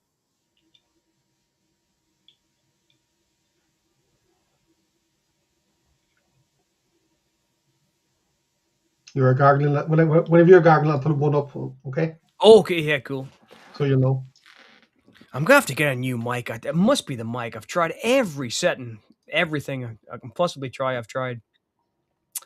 I was looking at those. I mean, this is the mics that everybody uses, like Joe Rogan and stuff on the podcast. They use a Mhm. Shure. It's a Shure mic called the SM7B. So I was looking at what other like podcasters used, and apparently they're the best mics. But I mean, this is a vocal mic I've been using, so it should be all right. But maybe it's the compression. That's the thing. That's one of the. And Glenn said that months ago when we first did Yeah. this stream. He said, "I think it's a compression on your mic." I think that might be what it is because I'm using a vocal mic to live stream with. I might be compressing it. So Mm. uh, when I Well, do, am I coming okay yeah, clearly? always. I've never had any problems hearing you at all. Because I'm using the webcams inbuilt mic, so Aye. I have this as well. So Maybe I should switch then to the computer. mm. But I will see. I mean, I'll do that for the next one, maybe, and see if that's what's happening. Okay. Aye. His mother's great, isn't she? She always reminds me of my mother, I think that's and what. that's I, not a compliment, by the way. I think she's a total like metaphor for everybody's mother. Yeah. See, I won't go into great detail, but because I love my mom, I love my mom so much. Oh, me too. I But not your mum, my mum. yeah, I know, I know, pretty weird. But no, she was very like trying to keep up with the Joneses and all that, and that's no pun intended because her sister married a Finton Jones, so. But you know what I mean? Like she was always trying to, same with neighbors and bit snobby sometimes. And I also said she was like Hyacinth Bouquet or Bucket, you know, Oh, Mrs. Bucket. that kind of woman. And my dad was definitely Richard. But he also was Rob C. Ness because he's Scottish and Oh, Ramsey Nesbitt, man. That was. Speaking of families, that's something me and my dad would watch together. We loved Ramsey Nesbitt. mm, you see, my dad wouldn't have watched it because he felt it was too lowbrow for him. Well, But Dad. I loved it because I Oh, saw me my too. dad in him. Oh, But my dad, he loved Sean Connery and westerns and all that. But anything like lowbrow humor, he would not have liked. So he wouldn't have liked this. my dad loved Bruce Lee, Enter the Dragon, because Mm, he was born in the 50s, so he grew up and loved Bruce Lee and stuff in the 70s. My dad was like a disco guy, mm. Slade and stuff, and all that kind of stuff in the 70s and all that. And it's The good glam rock. taste. Hi, the glam rock. He loved Badlands, Terrence Malick. He got us into that. which was a really important film for me, really Yeah. important. And my dad loved movies, like, well, he still does, but we're always talking about movies. I It's think it's Bad Love is on YouTube, funny enough. that's it's one of the best, in my opinion. It's one of the best films ever made. Like, it really is. Mm. It's so. I mean, Badlands is about about one murderer, but you relate to the murderer. And Yeah. I'd never seen a film like that. I wanted the murderer to win. It's like I'd never seen a film like that before. But it's that Terrence Malick, man. He's got a magical way of shooting things. He He really does. has. Beautiful films he makes. Mm. Magical. It's a fairy tale. Badlands. He makes a murder into a fairy tale, Mm. and I'd never seen anything like that before. And then again, there's another film which is in the background there, The Hit You, where he kind of Robert Harmon did the same thing again. Mark Harmon, sorry, did the same thing. Robert Harmon. No, I always get them confused. He made the film into a fairy tale, and Yeah. it's a horrible film. It's got violence and all this in it, but it's a fairy tale because the way the filmmaker chooses to tell it. Beautiful. But I think you see, with people like Malik, okay, you could argue niche audiences only. Well, that's the thing, man. I mean, my dad loved it. Mm. And my dad's a normal cinema going guy. He loves British kitchen sink dramas like most British guys do. He loves all that Mm. stuff. But it was, I don't think when Badlands came out, it was considered niche. No, no. I think people just accepted that as a great movie. It came out in Mm. 72, right? Or 73? 73, yeah. 73. Days of Heaven, 78, I think. Because, it is just an incredible piece of cinema. I think back then, everybody saw that as an incredible piece of cinema. I do. Because it was a popular film too, Oh, Badlands. yeah, yeah. Oh, yeah. I mean, his later work wasn't. I don't think Days of Heaven was with Richard Gere or who were mentioned earlier. Thin Or Red Line. The Thin Red Line. That got critical, great reviews, but not so much from Mm. audiences, right? See, I love The Tree of Life myself. But that's, I like Tree of Life. I like Song to Song too. I'm a big Val Kilmer fan, and Val Kilmer's in Song to Song.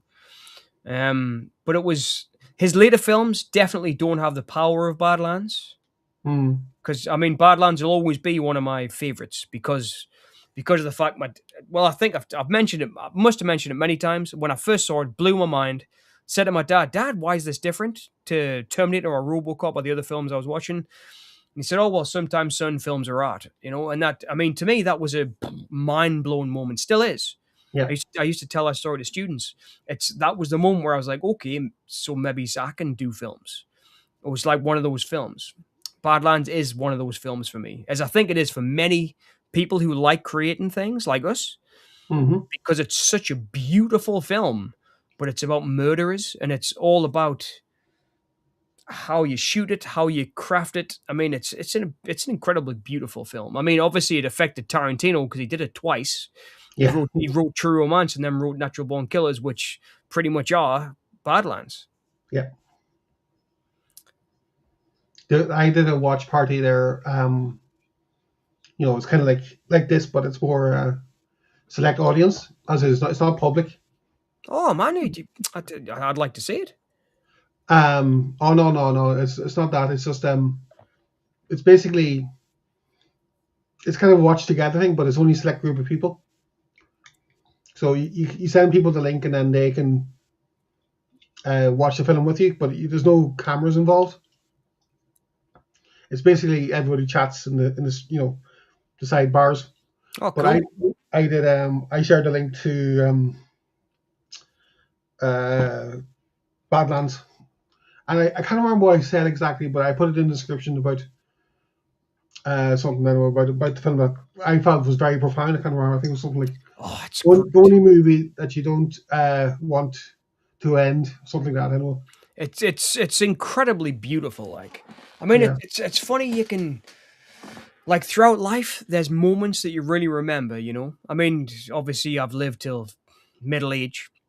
In fact, I'm not middle aged. I'm older than middle age now. But there's moments you remember. And I remember Badlands, and I remember learning things from it, and I remember seeing incredible beauty in it, like hearing "Call Off." The song playing while Kit's walking down the first shot, man. Yeah, When that's not either. Yeah. when he's walking down the alleyway and he's kicking the can.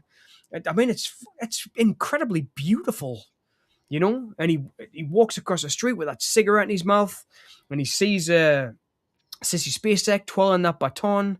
It's Mm-hmm. just, I mean, obviously, Springsteen saw the same thing because he wrote that Badlands song about it.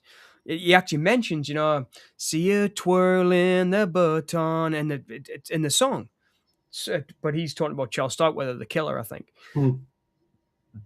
But he's mixing it up with the fiction of it. To me, it's a piece of art. Yeah.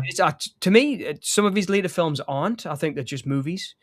But Mm. Badlands, because of the time I saw it, was just one of those films that's just like, Yeah, for me, I think the Tree of Life is a story, fairy tale, yeah, totally, aye.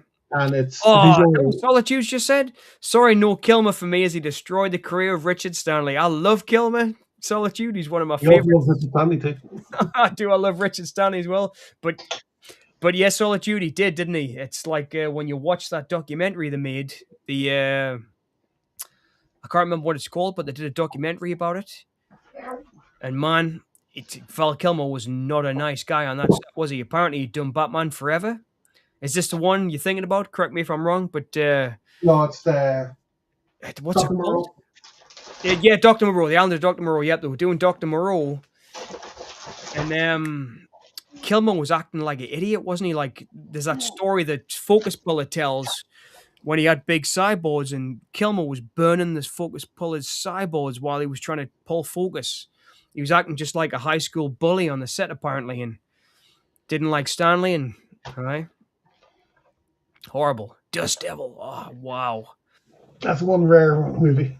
I really want that. I do. I really want it. I've got a DVD of it, but not that. That's a good release. It's cheap on Amazon. Yeah. I mean, we spoke about that before. Solitude, in fact, you mentioned Solitude, that it would be great. I'd love to speak to Richard Stanley. I would, if I could speak to Oh him. yeah, Jesus. I mean, there's 2 or 3 directors. If I could speak to them, I'd love to speak to them. Mm. And Richard Stanley would be one. Mick Garris would be another. I love Mick Garris. I'd love to speak and just talk about his techniques, because they've got such unique techniques, those guys. I'd love to speak to Kelly Reichardt, obviously, but I think she would totally out. Can You know, I mean, she's would be a million chance we times smarter could than I am. actually? Could we message him? Oh, Mick you Garris, could, you could, but I'd be too nervous, I think. email me. No, I know what you mean, but there's only one director I ever tried to speak to, which was Michael Apted, believe it or not. When I was a student, I was not reviewing, analyzing and writing a paper about one of his movies. It is the Christian Harry's. I know, I've got the ponytail. I know what you mean. But it is. He's got that like quiff hanging in front of his face, hasn't he? Props. Don't you just love them? To do a close up on the wig. Yeah. Hang on. There it is. You can see it, the wig, But to me, I wasn't scripted, by the way, ladies and gentlemen. What was that, Gary? Sorry. I said I wasn't scripted. No, it wasn't scripted. I just happened to pick up the Blu-ray on Thursday. It was to me. I mean, Solitude. When Kilmer died, I was gutted. Like I was same as like Bill Paxton. The same kind of thing. You know, actors I grew up idolizing. You know, and it was like the way in everything I watched. And Kilmer was the same. To me, he was cool. I thought Kilmer was cool. I did.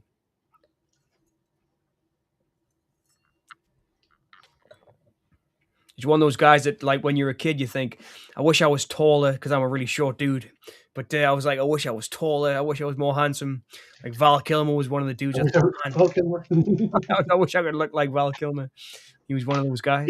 To be honest with you, like, I wouldn't be a big fan as you are of him, but I love them in Top Gun, The Doors, and The Doors is great.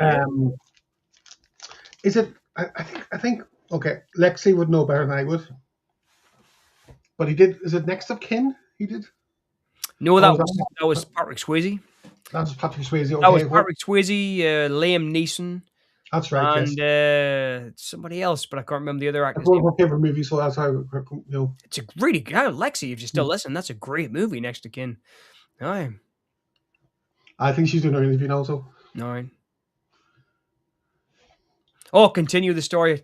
Michael Apted. For anyone who doesn't know, Michael Apted is an amazing, amazing director. He directed a James Bond film, but he also directed Seven Up for British television as a documentarian. He did what, in my opinion, is one of the greatest documentaries of all time, Incident at Oglala. But he also fictionalized the events of Incident at Oglala with Thunderheart, and he cast Val Kilmer in the lead role with Sam Shepard. And it's a fantastic movie. Thunderheart's. I have the theatrical poster for Thunderheart that I got from the cinema when I was a kid. I loved it that much. Still, I've got it framed. But I got in touch with him, and when I was a student, I interviewed him because I was in love with Incident at Oglala, and we were doing a module that was about documentary. And even at this point in his career, he was a big director. You know, the James Bond films, he took the time to speak to us and all that. And then about 2 weeks later, he died.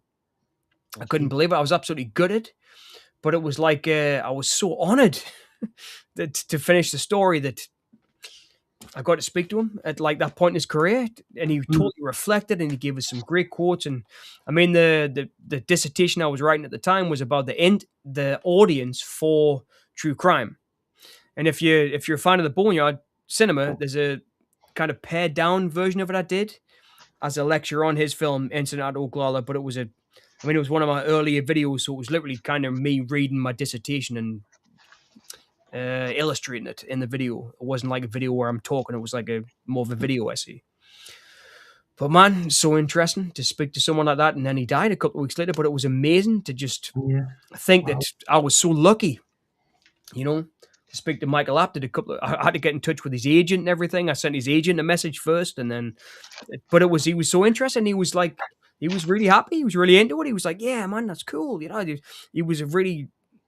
was really happy to speak to us, which was fantastic. And I was just this young film student who loved his documentaries. And it was like, I mean, we didn't even talk about James Bond. We talked about Incident at Oglala, and we talked about Seven Up, and we talked about Thunderheart. That's what we talked about when I spoke to him. But one of the pleasures of my life really was. So nice. And then he died. 2 weeks later. But at least you got to do it, and you got to meet him. Oh, I hear all your. But yeah, Michael Apted at those two films, Incident at Oglala and Thunderheart. I mean, they're two of my favorites. They really are. I watched them countless times. I mean, I watch Lord of the Rings maybe once a year. I watch Oglala maybe 5, 6, 7 times a year. I watch Thunderheart 5, 6, 7 times a year. They're great, great films. And I know that you don't like him, Solitude, Val Kilmer, as much as I do, but if you get the chance, watch Thunderheart. His performance in it is breathtakingly good. It really is. He's in it with Graham Greene as well, and Sam Shepard. The cast is outstanding, and it's a fictionalized version of the events that happened on the Oglala reservations in the 70s, where Native Americans were being killed, literally killed, and no one was investigating the cases because there were just apparently these guys on reservations, and it was it all kind of accumulated in the murder of 2 federal agents on the Oglala reservation in the 70s. And then they started to investigate it more, the Aboriginal rights movement and stuff. It was it had the Wounded Knee. So it's kind of a standoff between federal agents and Native Americans at Wounded Knee in the 70s. And it was just a beautiful. Michael Apted kind of took all the information and put it together in this beautifully succinct and well-told documentary where he doesn't pick a side. He literally just shows you the information. He interviews the FBI. He interviews the Native Americans on the reservations.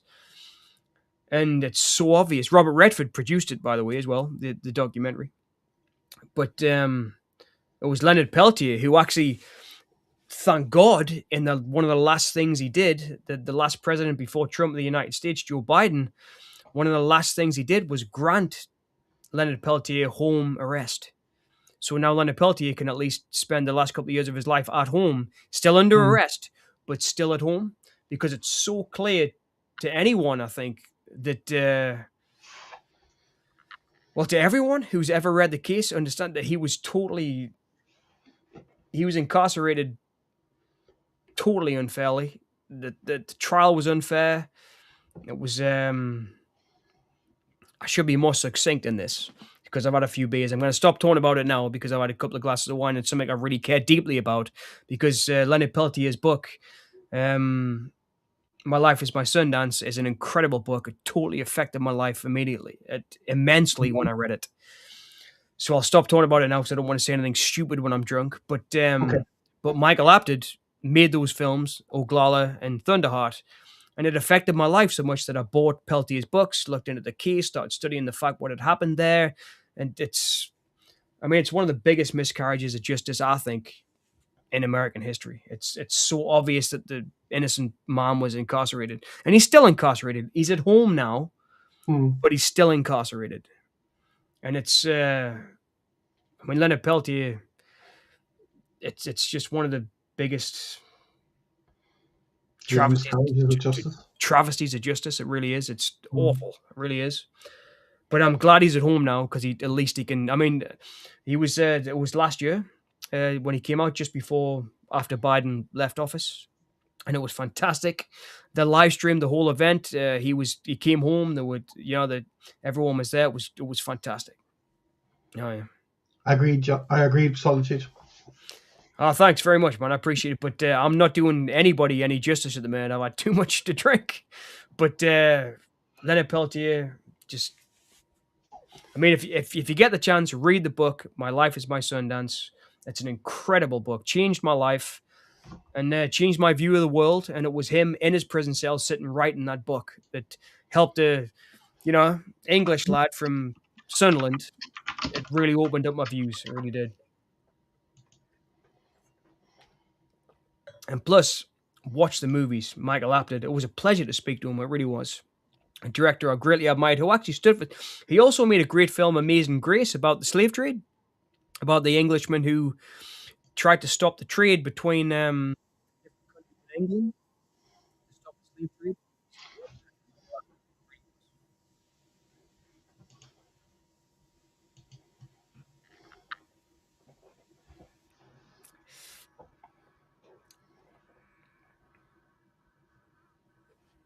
Am I still goggled?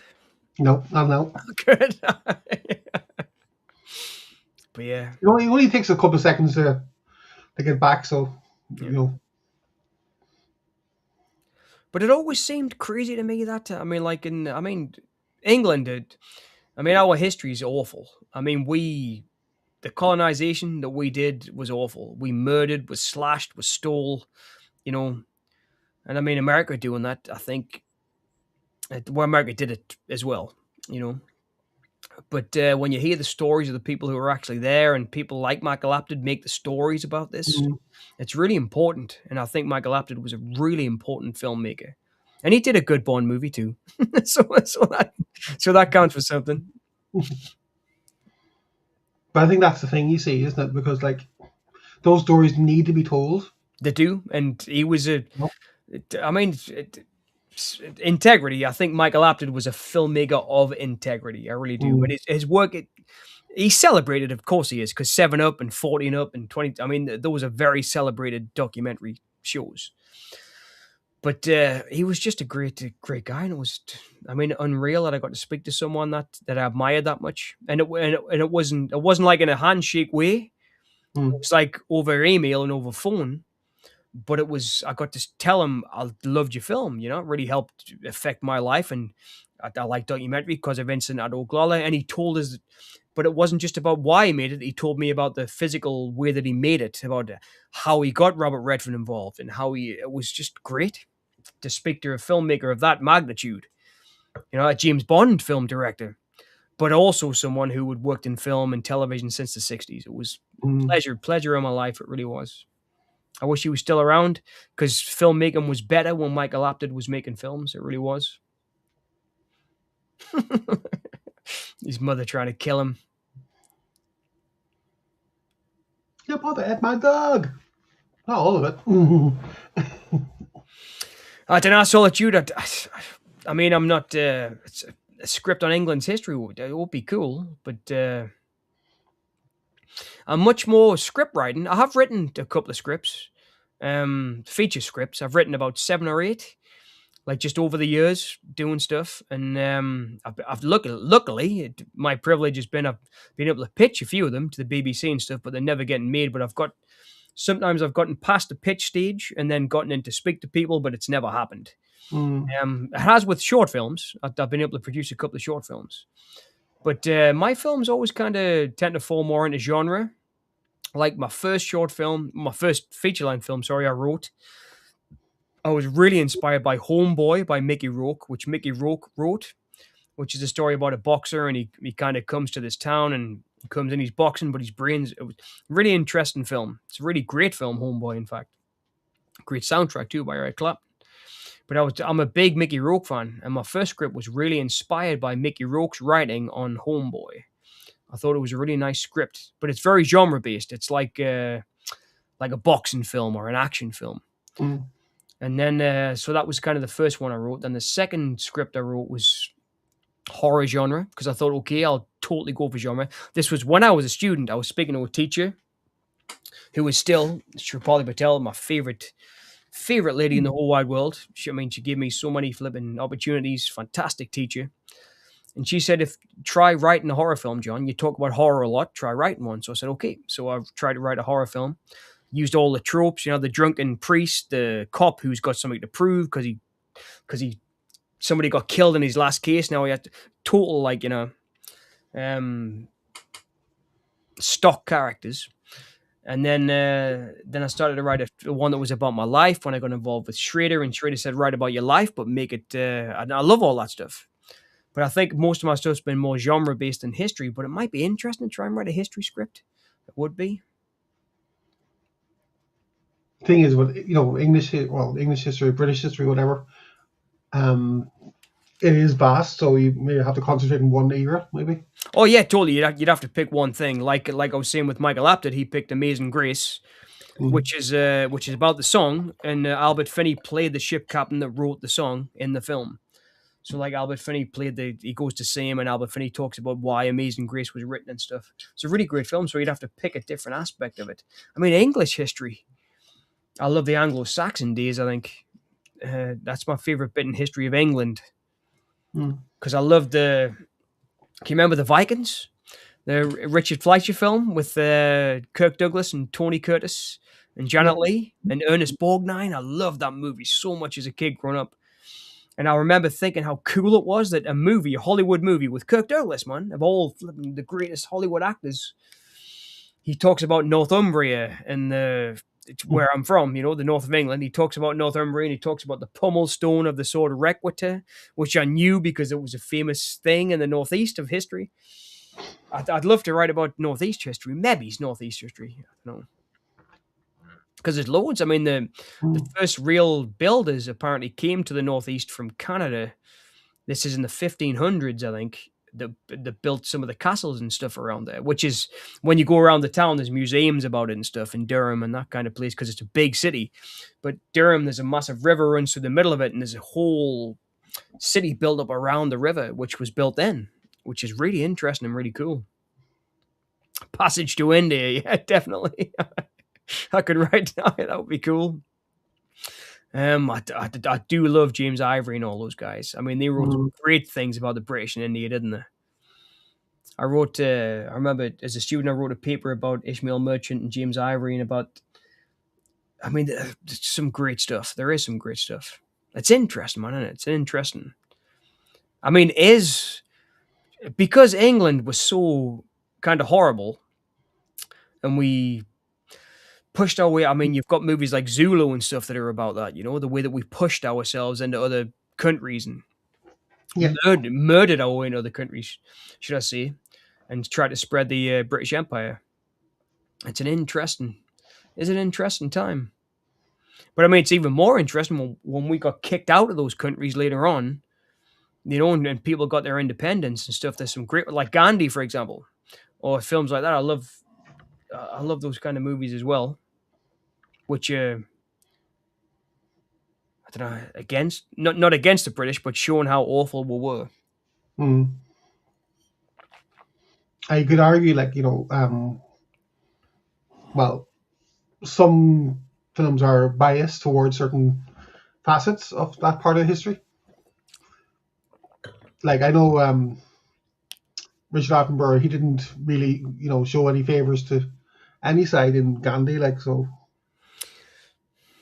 it was it was like okay at the very, the very not the very start, but near the start.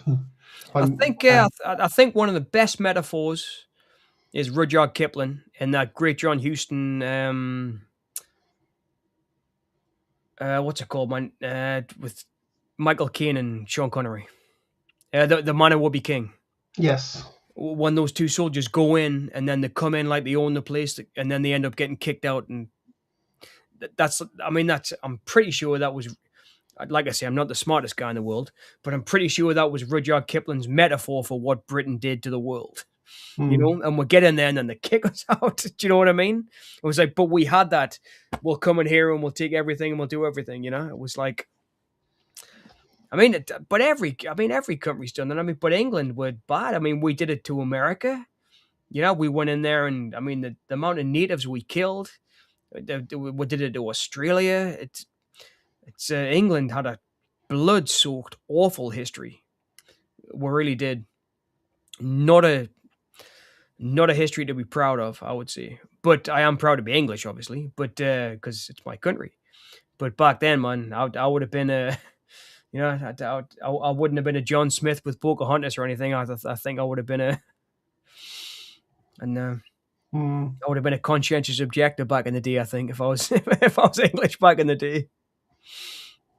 Solitude has a link to Brexit. Yes, yeah. It does. Definitely, without a doubt. Yeah. Little, bringing back the Empire. That's what, and it's not going according to plan. But time is. Time goes by. I'm trying to pick my words carefully here because I don't want to sound like a drunken idiot, but we've been through the best of times, I think, and we need to get back to them. Like, for example, the 70s was a really good time for everybody. In the 70s, Iraq, Sudan, they were a lot freer than they are now.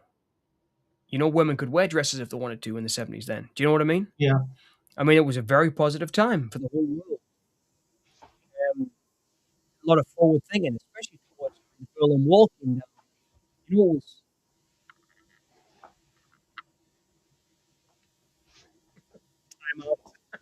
time out. But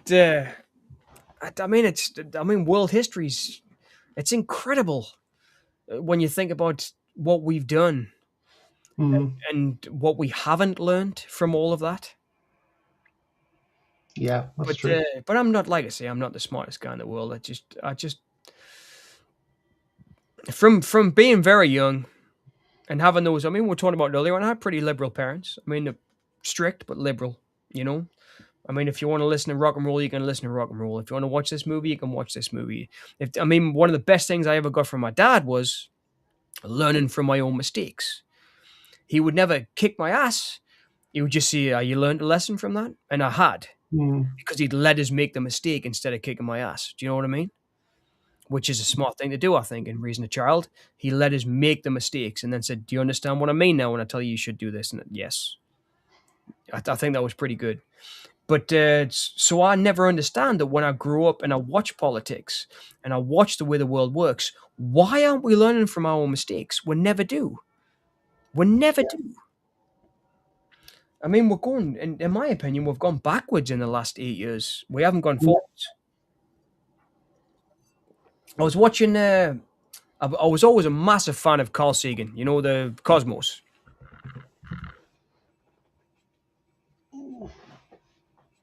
Oh, it's Solitude, proud to be English. It's just, I'm proud to be Mackham from Sunderland. I'm proud to be where I'm from. That's what I mean. I think, I don't know if you know much about Sunderland, but we built most of the ships during the war. It was like, it's a big industrial place. On my dad's side of the family, my uncle Brian, they were shipbuilders, or fishermen. It was very working class. I built cars at Nissan. It's a very working class area. and or middle class, I should say, not working class. I would say middle class. But I'm proud to be from that heritage. That's what I mean when I say I'm proud to be English, Solitude. Because if I hadn't had that kind of background, I don't think I would. I don't think I'd be me. I wouldn't. You know. I mean, I'm so lucky. I really am. I've had such a growing up. I had a great time growing up. My mom's got two sisters, Sandra and Linda, and Linda's passed away now. My auntie Linda, but Linda and Sandra were born in the 40s, in the 50s, so they were like hippies. Hmm. You know, they were part of that generation. My mom was born a little bit later. She wasn't quite a hippie, more like a disco time. But I mean, they taught me, Monty Linda and Monty Sandra. Still, Monty Sandra, I speak to her all the time, text and stuff. Love her to the hilt. She gave me books to read, and you know, they were part of that generation that read and enjoyed music and enjoyed life. And my auntie Linda got me into Zeppelin and stuff like that, and you know, because she loved Free, Paul Kossoff. So that's what I mean. I'm proud to be English. I'm proud to be from them. You know, I'm proud to be from that part of the world. I'm proud to be English. I really am.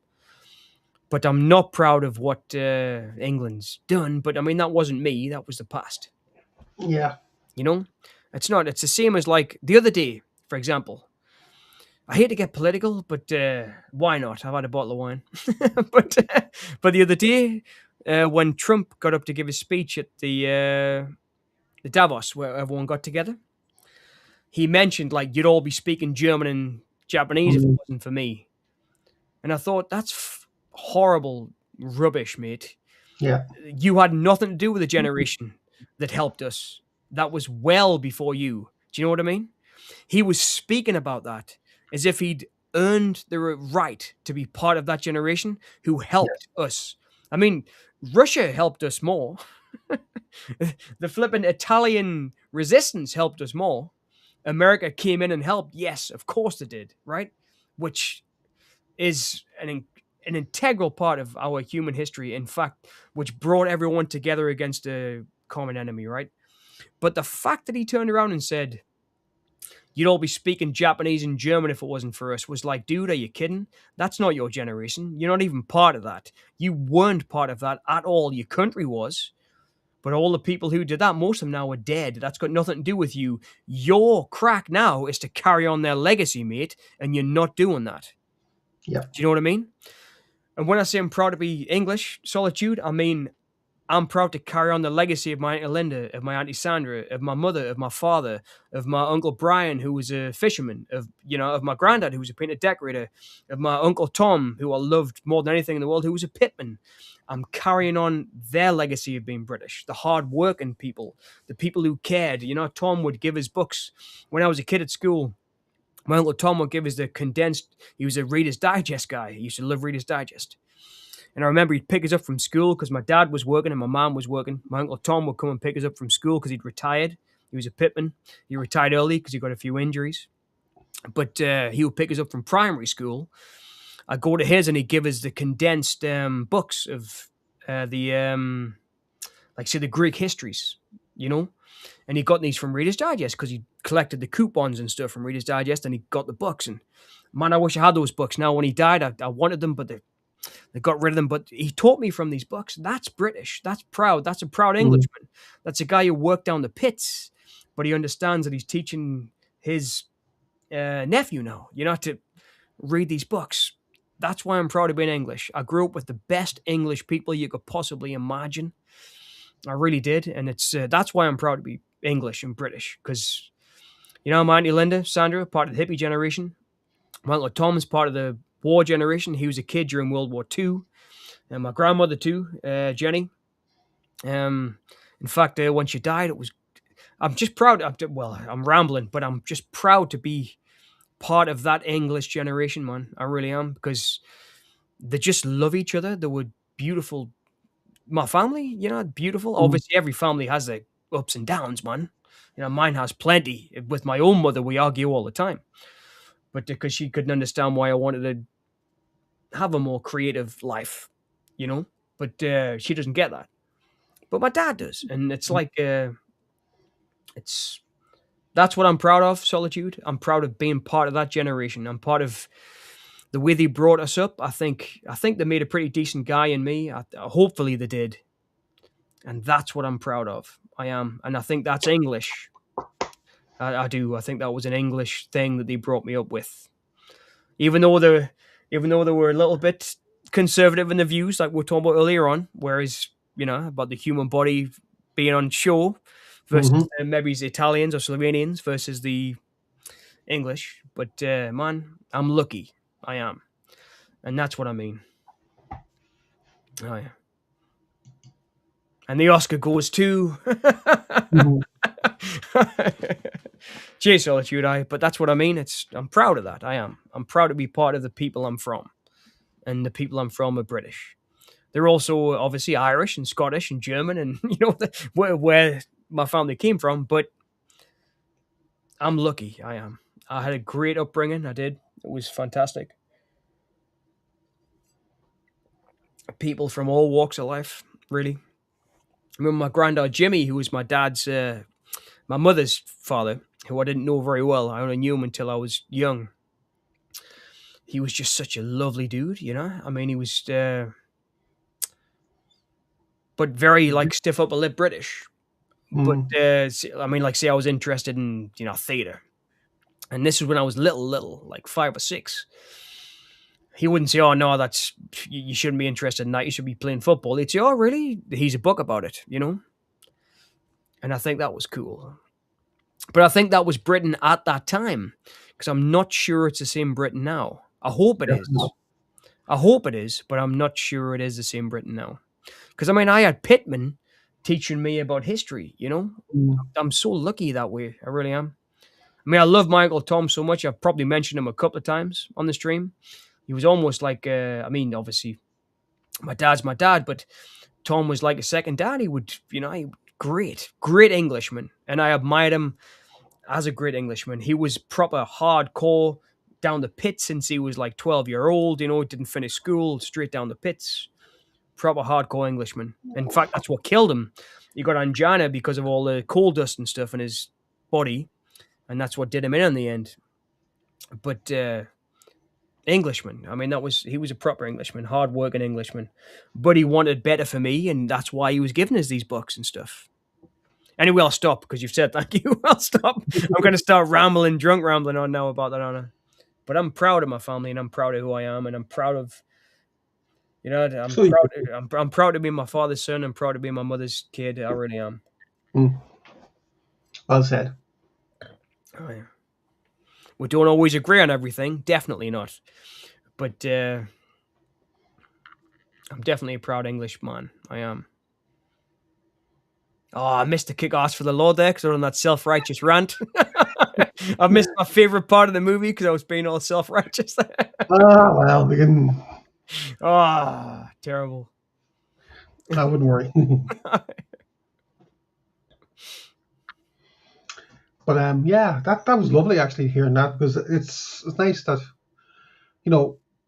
that you are proud of being from where you're from and your family and what they give you in terms of love and obviously knowledge and respect for other people. I mean, really happy times. I remember being a kid. I mean, going to my Uncle Brian's house, who was a fisherman. He worked down the pier in Sunderland. And they would give him the crabs because they didn't keep the crabs. They keep the fish, but they wouldn't keep the crabs. Mm. And I remember going and sitting eating crabs in front of his fireplace with him. And it's like such a great memory of it. Yeah. A proper working class dude. I mean, he was a fisherman, couldn't afford to eat, but he would bring the crabs home and would sit and eat the crabs with me and my dad. He would take us to my Uncle Brian's in Sunderland. And I mean, it was, that's not about being rich in terms of cash. That's about being rich in terms of sitting in front of the fire with your Uncle Brian eating crabs. I mean, that was a great moment in my life. It felt like you've got a family and you've got people Do you know what I mean? Those things money can't buy, because memories, exactly. And it's Aye. It's like I'll be honest with you, like Lexi's the same. Yeah. She has a lot of. She loves where she's from in Yorkshire, and Yorkshire's a beautiful place. But she's she's disappointed what England has become over the last maybe 15, 20 years. He's trying. He is. He's trying. The Prime Minister's trying. He is. He's just done that deal with China. He's talking to Mm, Japan. Sorry, did the deal with Japan. He's talking to China now. I really do think he's trying to. I mean, he's brought the cost of living down definitely. that's good. I mean, today we were getting the shopping, and I bought that bottle of wine, for example, and we're looking at the price of eggs. Eggs have come down like 45 pence. That's really good. So it was like 175, and now it was like 115 or something. So we Mm, are starting to see things like that. So I think Starmer's starting to make a little bit of a difference. I hope. I mean, hopefully so. But that was just today, just buying eggs. You know, it was just yeah, yeah. that was just a random observation. Mm, But I am proud of being English. I am. But I mean, I'm proud of not. I'm not so much proud of my government. I'm proud of the people I've just spoke about. Do you know? yes, yeah, I'm yeah. proud of that. I am. I mean, the government have always screwed us over forever. I mean, when I was a kid growing up in post Thatcher, I remember going for a pint, man, in the pubs, and this is like 10 years after. And there's still old pitmen waiting for the pits to reopen, sitting in the pubs Mm, because they've been told they're going to reopen. There was a really dark time in England. That it really was.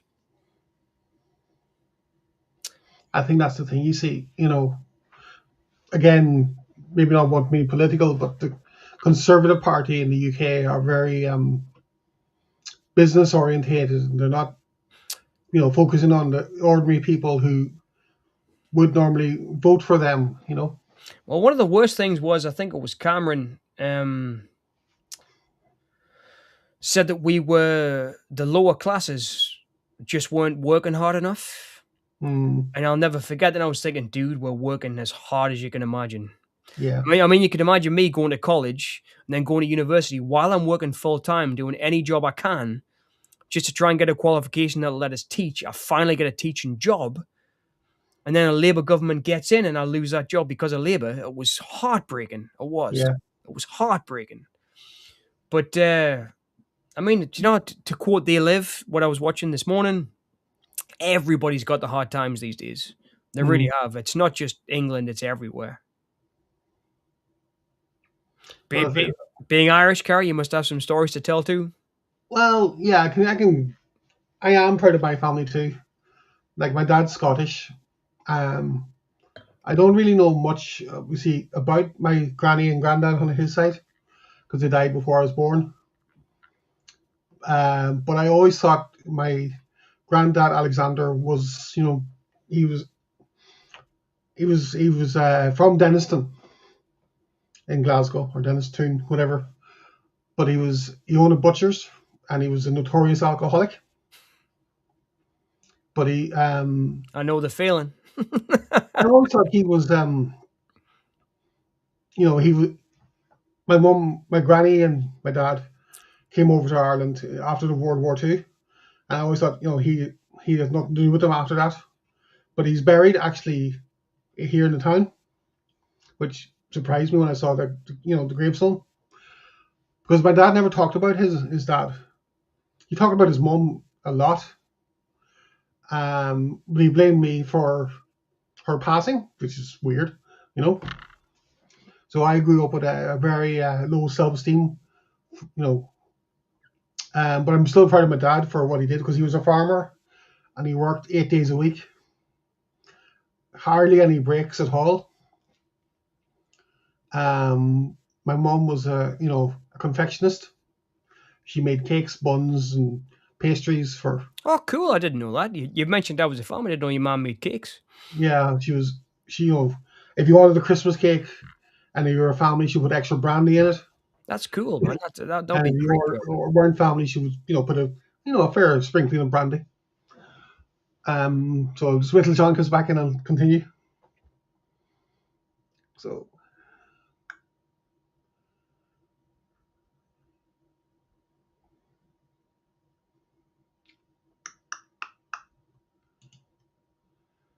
doo, doo, doo.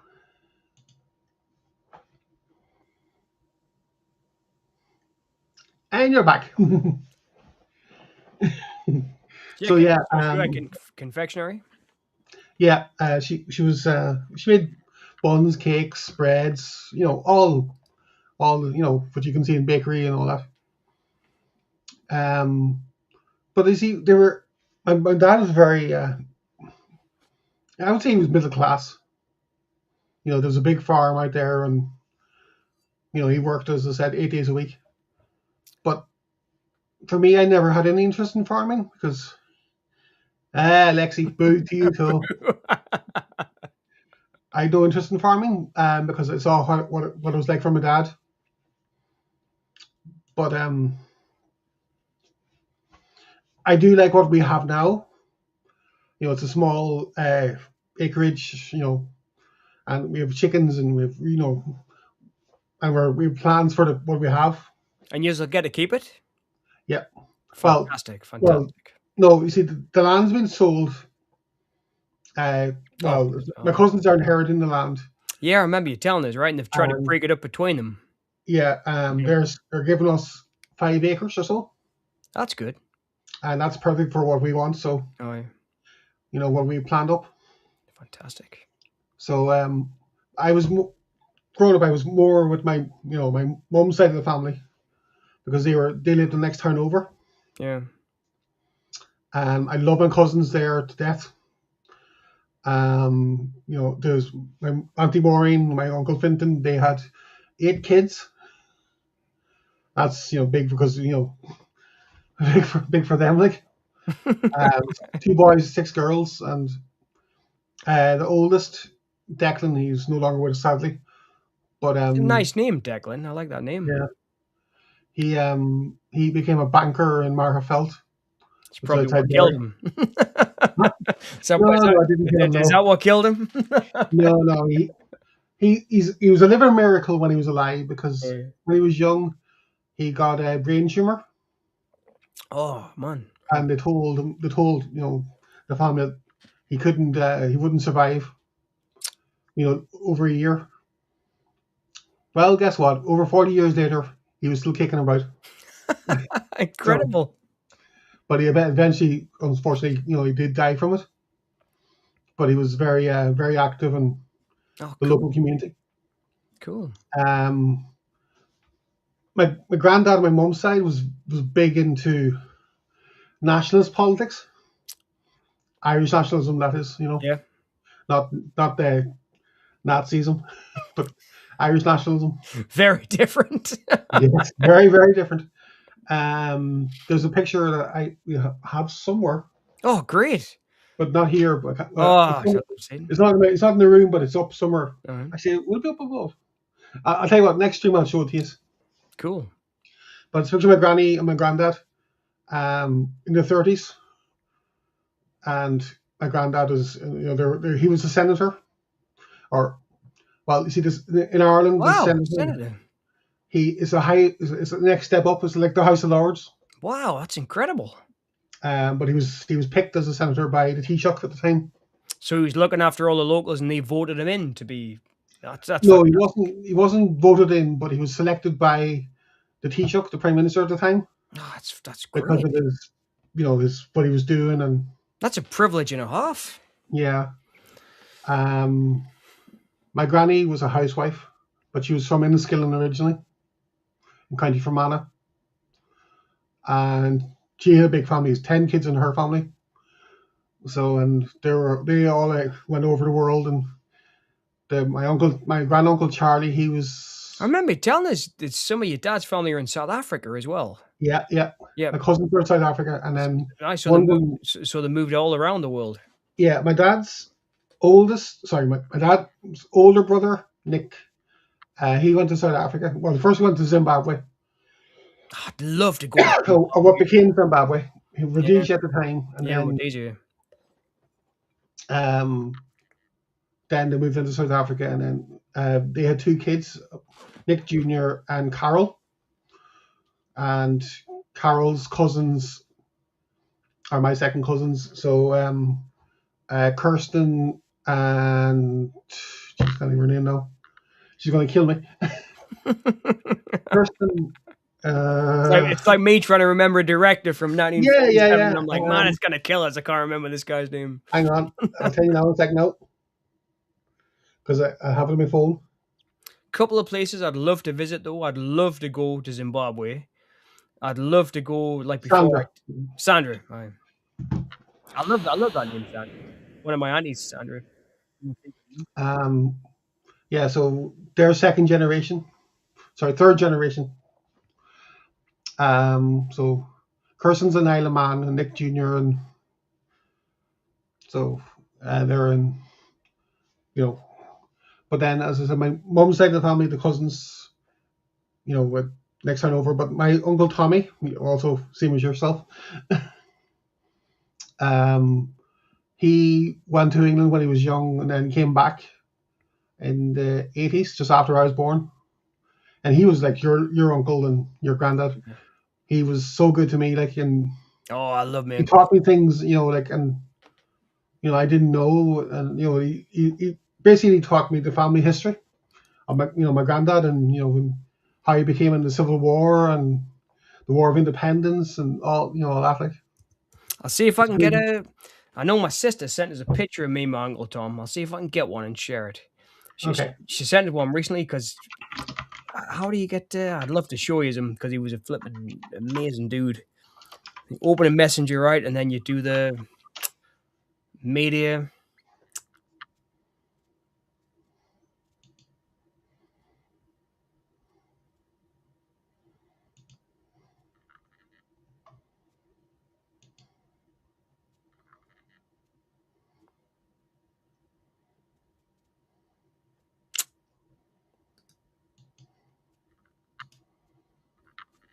No, I kind of find it. I'd love to show you a picture.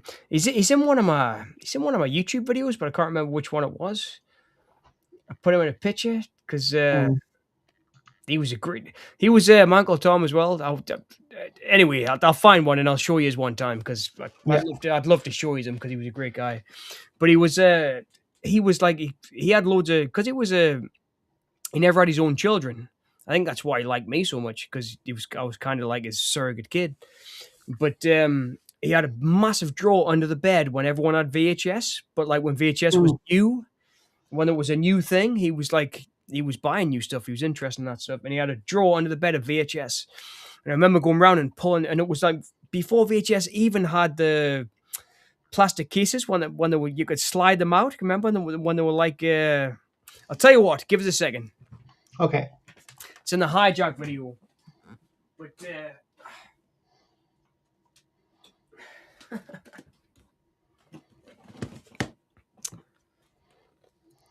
so this is getting a bit, maybe it's getting a bit self-indulgent, but I've kept this video my whole life.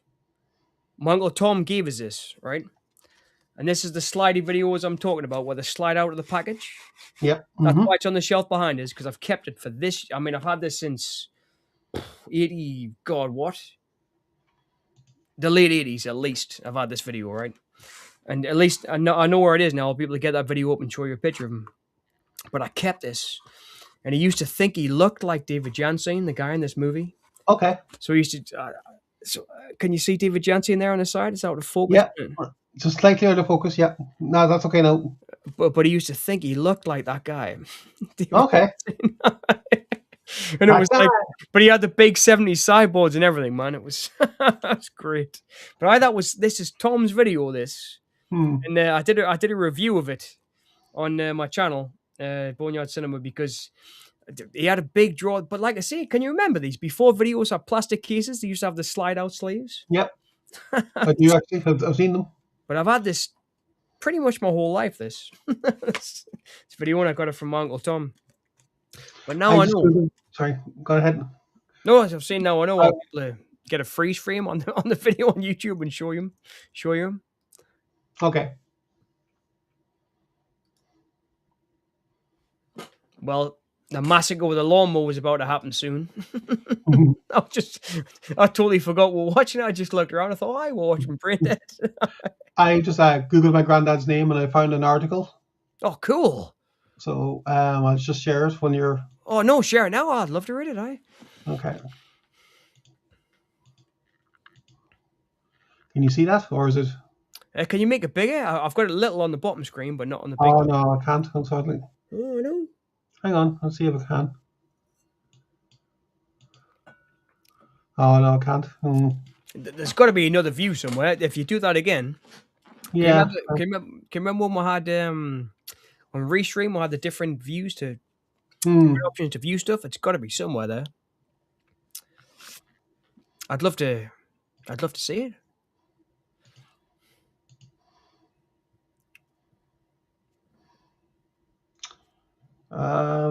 Let's see.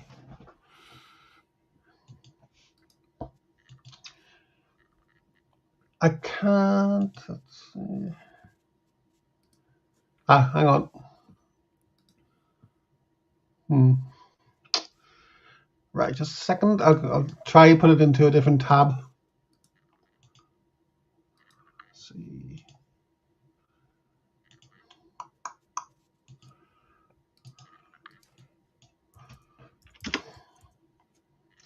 Right, let's see.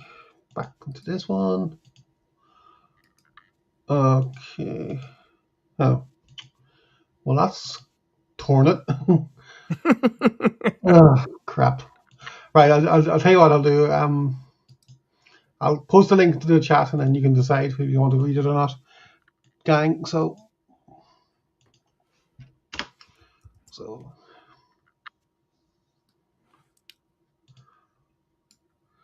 hopefully that'll go through. That's it there. So Let me see. I'll see if I can share this because I just took a screenshot of my Uncle Tom. But I think I might. I think I might have to open the window. There you go. Hi, Jack. Can I share this? Okay, I've shared it. Can you see that full screen? no. No, so it's just in a little bit at the bottom. Oh man, I wish you could see No. it. Hang on. That's So there's got to be a way. I mean, we'll figure it out. But I wonder if I can stick a. Can I stick a image in the chat? It would be great. There you what's go. happening? So we Right. can kind of see a little bit, right? So Yeah. that's David Jansen from Hijack there in the black and white photograph. But Okay. on the left, that's my Uncle Tom in the middle with the sunglasses on. Cool. That's me on his shoulders, and Oh, that's my sister Rachel underneath. he does look like him, all right. He does, doesn't he? I really think he thought he looked like him. Yeah, he does. I mean, David Jansen was the guy in The Fugitive. He was a really popular guy, Hmm. actor. But man, that guy in the middle, my Uncle Tom, flipping really important human being in my life. Like I see, when he died, he left his money that bought us my first camera, and but he said if he doesn't graduate, don't give him the money.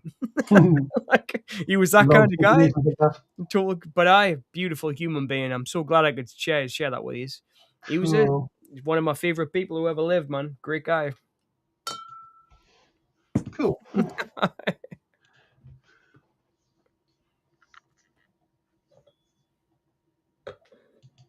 But yeah, that's part of history. Things you can't buy with money. Oh, Just- totally, man. Totally. I mean, can you imagine? And not like Elon Musk or Jeff Bezos having that kind of shit. You can't, can you? No. You just can't. They don't seem like they even know what it's like to be human. Yeah, that's very, very true. Like they probably just suppressed all the memories and thinking about money instead of. If they did, well, I don't know. That was a silly comment. I think I made. I'm getting a bit drunk. No, all right. I'm getting a bit drunk now, but I'm trying to watch the word. I need to get that WordPress link. I'll try from. I'll send it to you by private chat then. Oh, yeah, send it in the private chat. I can't open it. Okay, I'll send it via Facebook. So All right, cool. you should be able to get it down. I'm going to start asking money as your therapist. Totally. Now that you mention it, Why do I love feet so much? is your dad Quentin Tarantino?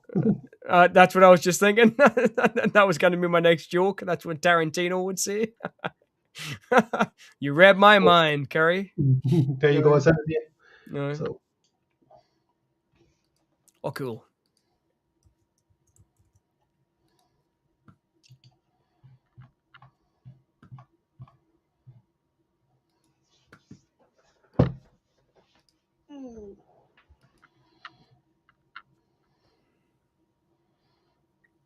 So this was your great grandfather, Yeah, my maternal grandfather. Yeah, Thomas McShea. like she. Yeah, Was a battalion officer commanding with the 1st Battalion, South Donegal Brigade, under the command of Peter Joseph Ward. He states he joined the Irish Volunteers in 1917, but was awarded a pension for his IRA membership only during the periods between the 1st of April 1920 and the 30th of September 1923. yeah. Like she was very active during the War of Independence as well as standard training and drilling. He states that he dismantled locomotives at Bundoran railway station, destroyed the Coast Guard station of Mullaghmore, County Sligo, captured and burned Pedigo Royal Irish Constabulary (RIC) barracks, and captured Ballick RIC barracks. His activities brought him to the attention of the Royal Ulster Constabulary and British forces, and he was arrested on 22nd of April 1921, charged with closing shops in Bundoran in sympathy with the death of Terence McSweeney, which he claims was the only charge they could prove. And set in prison in Derry. That's meant to be Gallo, whatever. It should be pointed out that the attracted application form for military service pension only extends up to and including 30 September 1923, so he must have been trying for a pension from the military, whereas the applicant, Thomas McShea, was not released from a British pension until 17th of July 1926, which was only 4 years after the general release. In addition to Thomas McShea's case, there was only one other case of a pre-truce prisoner not being released at the general armistice. That's really interesting.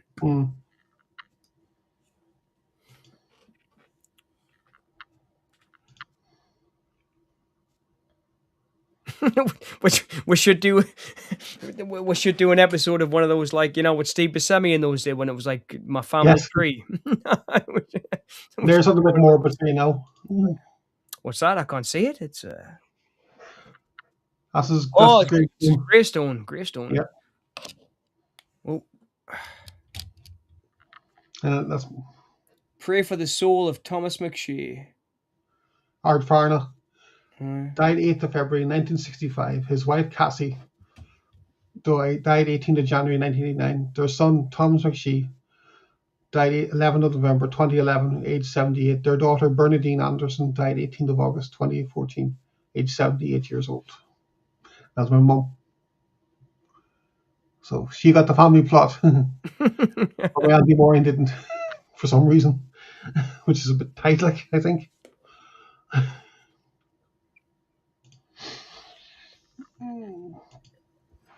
But yeah, so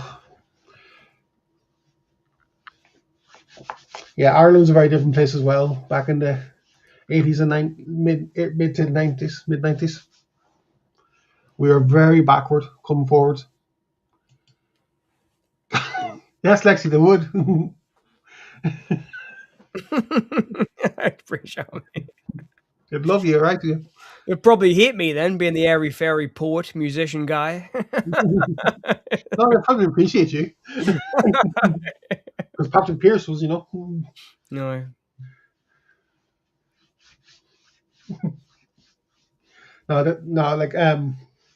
Sure, Mum, before she died, we saw her, the one before she died, and she had Alzheimer's, but she said Lexi looked like Chaz from Emmerdale, because at the time her hair was in a kind of a fringe and all that she had, and she looked like Chaz, and she still does look like Chaz to an extent, but like that's what Mum put in her head, like saw in her head, like Chaz from Emmerdale.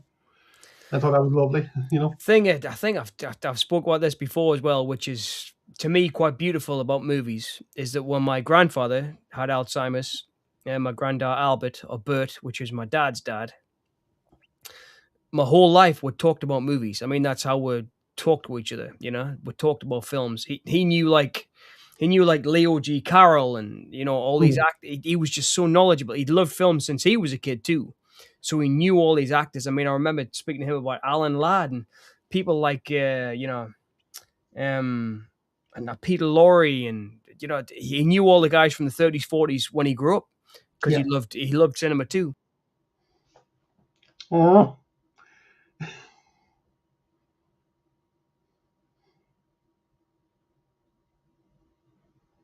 Earth calling Orson. Come in, Orson. Or Mark calling Orson.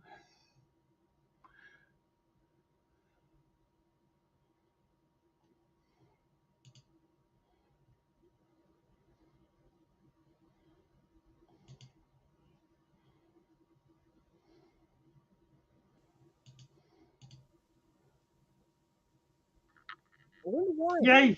I wonder why it's every 30 minutes.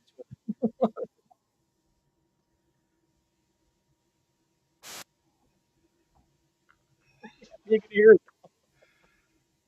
I wonder why it's every 30 minutes. It's Oh, you're still gargling. Hang on. weird.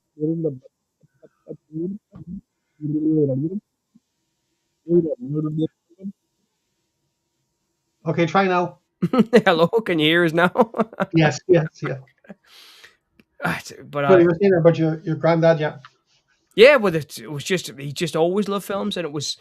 But like when we were camping, when we were kids, he would tell us about it. I mean, it was like I'd talk about films I'd seen, and he'd say, "Okay, who was in that?" I mean, I remember. I'll never forget him talking to me about the Big Heat with Mm-hmm. Glenn Ford, and it was like I'll always remember Glenn Ford's name because he was like, "Who was the actor in that?" And I was like, "I can't remember," and he was like, "Think about it." It was the guy from 310 to Yuma, and I was like, but he listed off about 40 Glenn Ford movies Oh, until I went, "Oh, Glenn Ford," and he was like, "Yeah, Glenn Ford." Now you remember his name, won't you? It was just he loved it. He loved movies too. My granddad, he did. He loved them, and obviously I get that from my dad and my granddad. I think my love of movies. okay, Lexi. See you soon, love. Mm. Okay, hi, Lexi.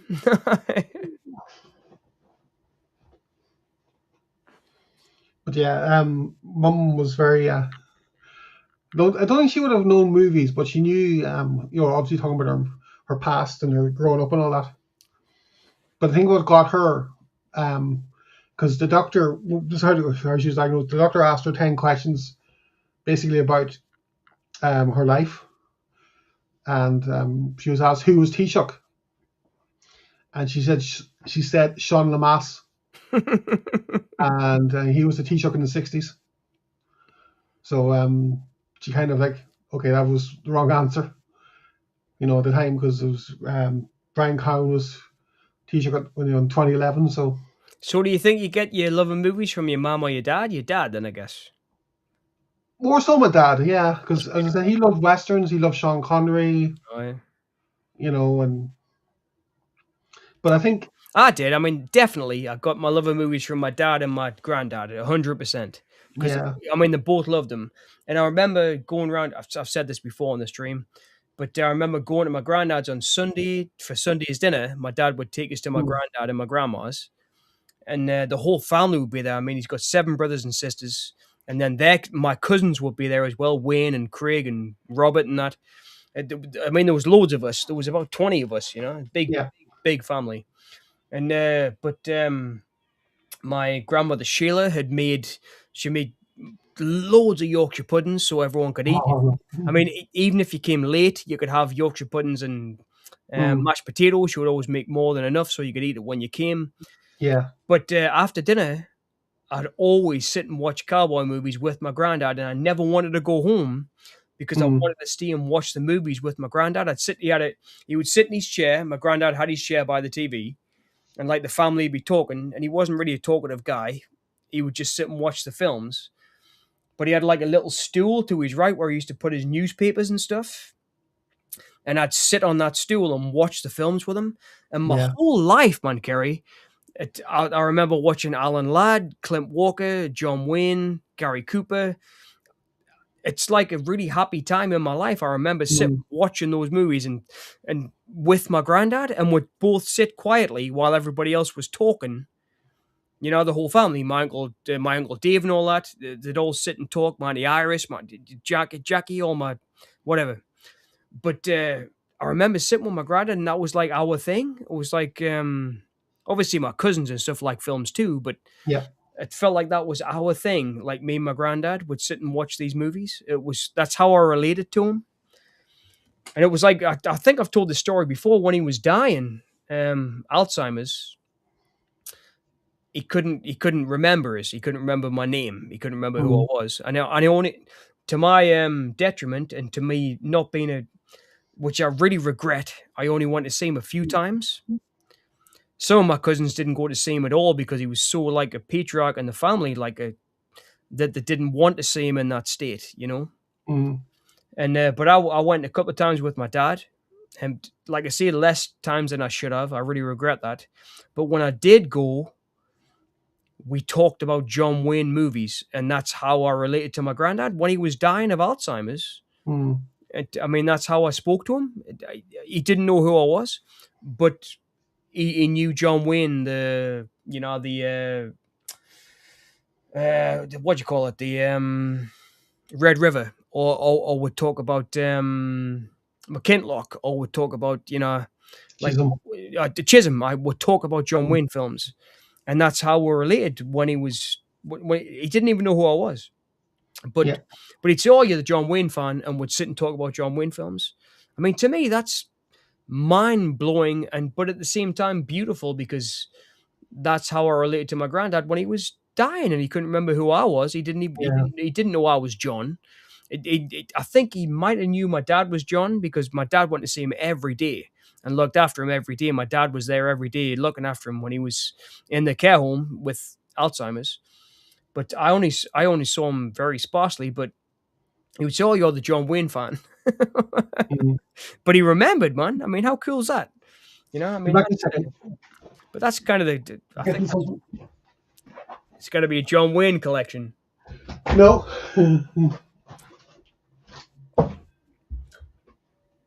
But yeah, it was a great memory, man. I mean, that's how much movies have been important in my life. It was great to speak to my granddad about John Wayne.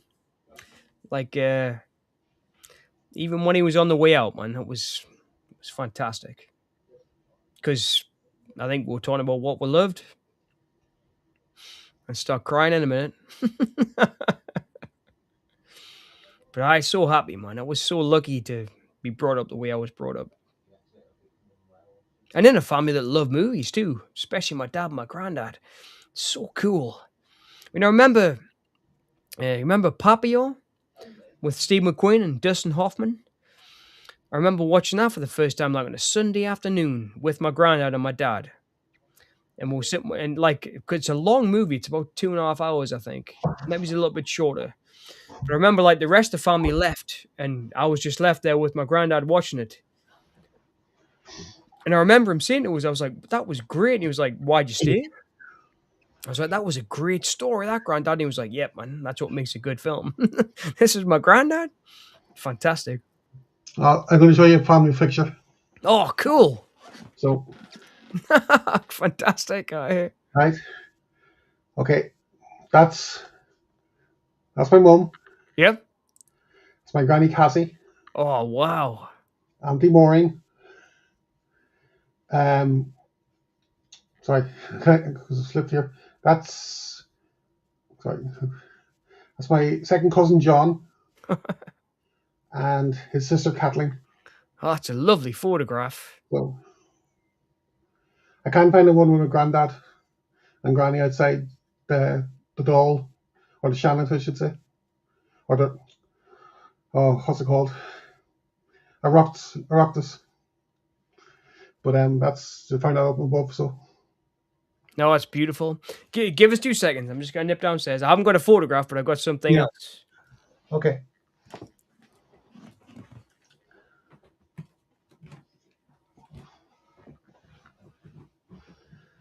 As you can see, I get my looks from my mum. Can't even point to it. Yeah, that's. She actually looks a bit like thingy. What do you call her? Kirsten Dunst, not a wee bit. I don't know. I'm back. I'm drinking water. Right. I have to stress I'm not religious, but when my grandma Jenny died, Mm-hmm. and my mom said, "Is there anything you want?" I wanted this, and it was I don't know if you can see it. Yeah. Uh-huh. It's a paperweight of Jesus. It's from I think it's from Morocco or somewhere. Or I think it was Spain. Sorry, Spain. I think it was from Spain. And when I was a kid, for some reason, the only trip I ever remember taking with my grandparents and my mum and dad was going to Spain. It was sorry, it's Menorca. It was Menorca I went to. It was Menorca. That's yeah. One of the Canaries.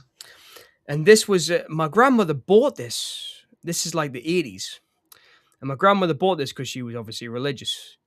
And when she died, I don't know why, but when I was a kid, I loved this. I loved it. I mean, this is old paperweight. It's like really old.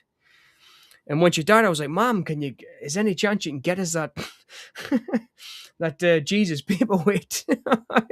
I don't know why. I Mm. always remembered loving it and touching it, and when I was a kid, and she did. So this is what I've got of my grandmother. This is hers. This Yeah. paperweight. Aye. It's And nice though. that's beautiful. It sits behind me. It's right Mm. behind my couch. I've got a shelf. I've got I don't think I've ever showed you on the boneyard, have I? No. I've got like two big walls of films downstairs, but Mm. I've got like a little shelf where I put stuff on, and this sits right behind us. Whenever I watch the TV, it's right behind us. That was my grandmother's, and that's what I've got of hers. It's I love it. I really do. I'm going to show you other pictures now. A little metal Jesus in there. But Heavy metal and I Jesus. think about it every time I look at it. I do, which is what I like. That's good. Alright. But I always keep these next two photographs in the room here because they're important. That's my dad. Oh wow! I've never seen him before. No, that's him. Handsome chap. Yeah. Alright. And me mama. You can see a lot of you and your mum. I can totally see it. Oh yeah, definitely. Alright. Yeah. Yeah, totally. I saw you saying your stories remind me of the Bowman movie Hope and Glory. That's why I love Bowman Ah, so much. that's Okay. nice. That's nice. That's a beautiful. No, I love Bowman. I do, and that's a great story, right? About him and his sister and his mother and his father.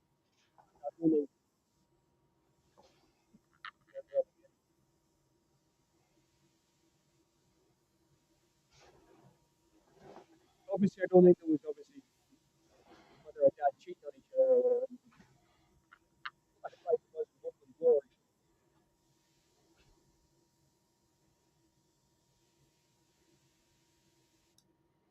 Any better? Yep. I just turned the sound off on Brain Dead. Uh, I bet that's what it was. But yeah, I love Hope and Glory Solitude. It's Bowman. mm, I probably, well, you too, Kerry, right?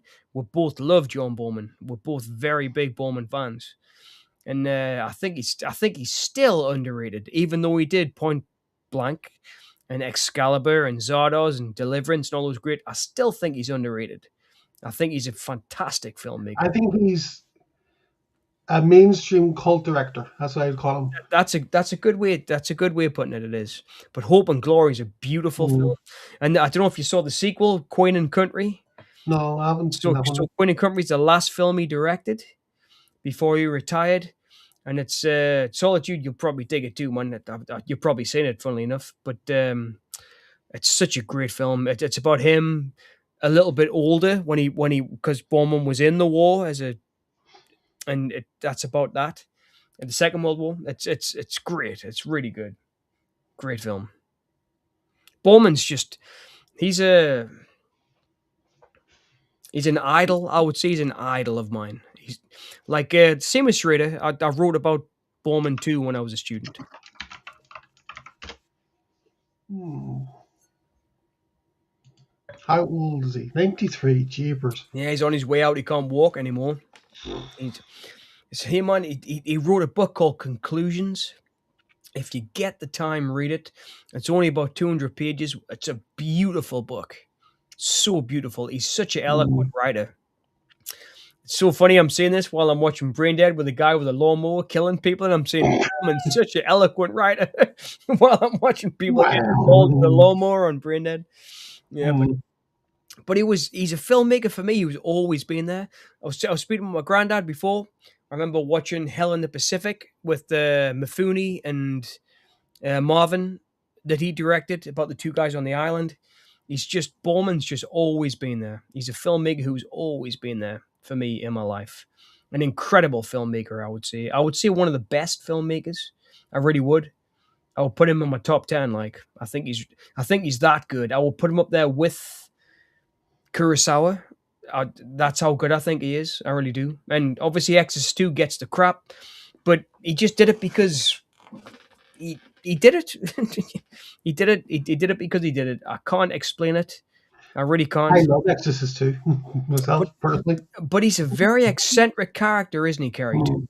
He's an eccentric human being, a human being that believes in love and believes in nature, Yes. and you can see that with the bugs and stuff he put in the film. But it's the total outlier in his filmography. It really is.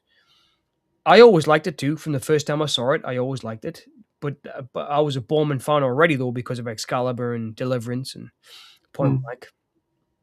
But I mean, in my mind, there aren't many filmmakers better than John Borman. There really aren't. I mean, I absolutely love Beyond Rangoon. I think that's a mini masterpiece that no one really talks about. I mean, the Emerald Forest, man, too. I mean, the Emerald Forest is fantastic, right? I mean, that's a beautiful film, Solitude. He does shoot films really well, and I think Excalibur with all its detractors about being overly long and. Are you kidding? It's a beautiful film. It is. Yeah. It's beautiful. I'm gonna seek sponsorship here for us by opening Arrow. Pay attention, right? Hopefully they're watching this. They are releasing a 3-disc edition of Excalibur. Are they? I didn't know that. Yeah, next month. Well, there's no way I can afford it. It really is. I mean, I'm literally struggling to pay rent. I mean, we are paying rent, but we're struggling. The premium collection from HMV edition. Man, I wish I could get it.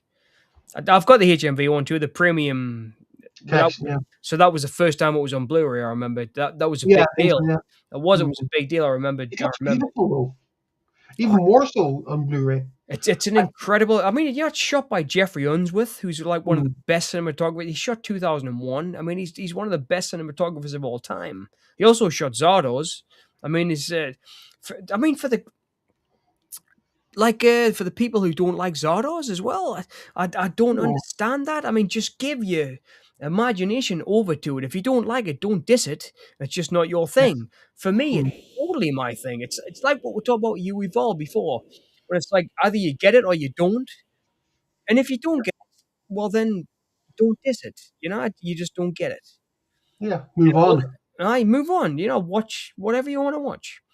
But I mean, Zardoz to me was always an outstanding film because it was so vibrant, it was so unique. It was. Definitely. People see he wears a diaper. It's not a diaper.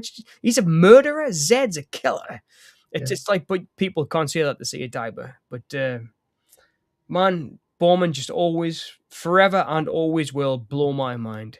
And as a human being who lives on Earth, I relate to him as a creative human being who made the craziest films you can possibly make with a big budget. I mean, after he did Deliverance, carte blanche, he could do a lot. And he totally did it. I love the one he did with Pierce Brosnan and Jamie Lee and Jeffrey Rush, The Tailor of Panama. That's a really underrated film. That's not just good, it's fucking excellent. Remember last stream on Boneyard, we talked about how I kind of pictured Daniel Radcliffe in a certain film. Yeah. Right? It was actually The Tailor of Panama. No. Yeah.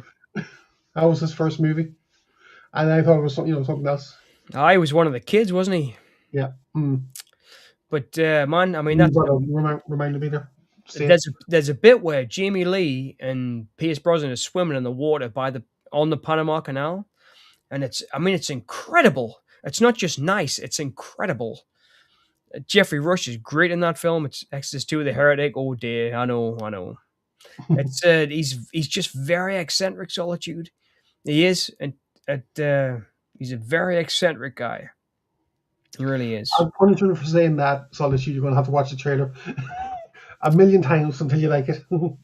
I will force you. But it was I mean, there's a great book. I'm a big fan of Mark Kermode. And back in the day, Mark Kermode said, there's a great book about filmmaking, read it. It's called The Making of The Exorcist 2. And I was like, really? So it took us years to find this book because it was so expensive. I ended up paying about 40 quid for it. It was expensive. And man, it's a really great book. I think we've talked about it before on this stream, I think. I think Yeah, Jed, I think right? you put it, yeah. Yeah. But man, it's a great, great book about filmmaking. And it's a guy who, he's just got different ideas and that didn't transfer into a Exorcist franchise. Yeah, he was a bit too brave, I think. He was a bit in terms of the whole, the film series. Yeah. He dared to do something different. And it doesn't work either. It doesn't. No, I think it does. I would defend it. I don't think it works. I think it's a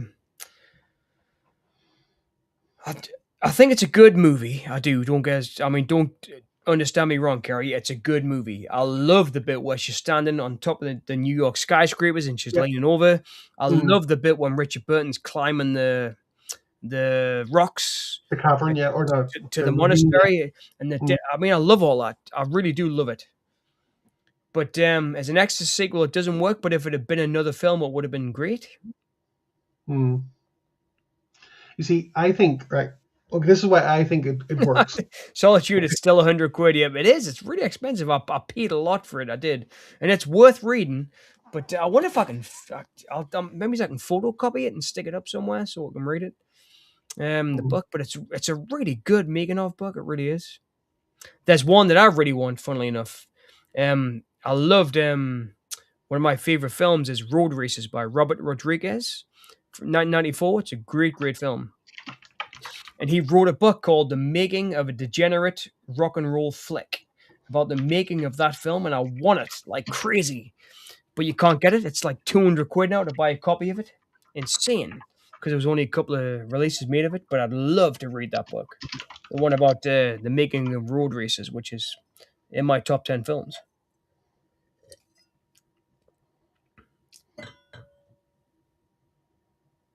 What are you looking at there, Gary? I could see your face. You were thinking. You were like, what's this? I'm thinking, yes. I'm very much so thinking. The wheel's turning. It is. Okay. Okay.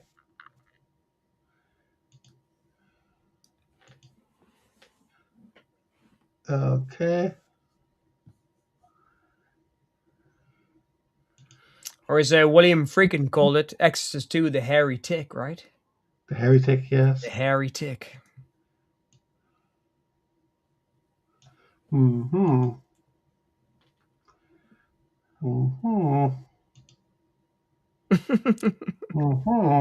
I did enjoy it, Brain Dead, by the way. It's just finished. I really did enjoy watching it in the background. While I was talking about the meaning of life and eating.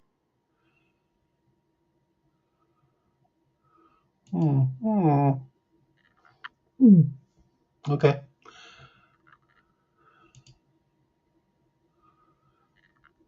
Okay.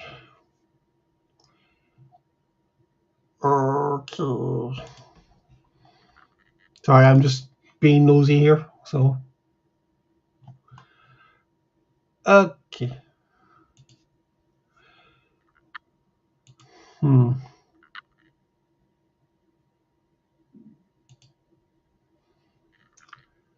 Yeah, it is expensive.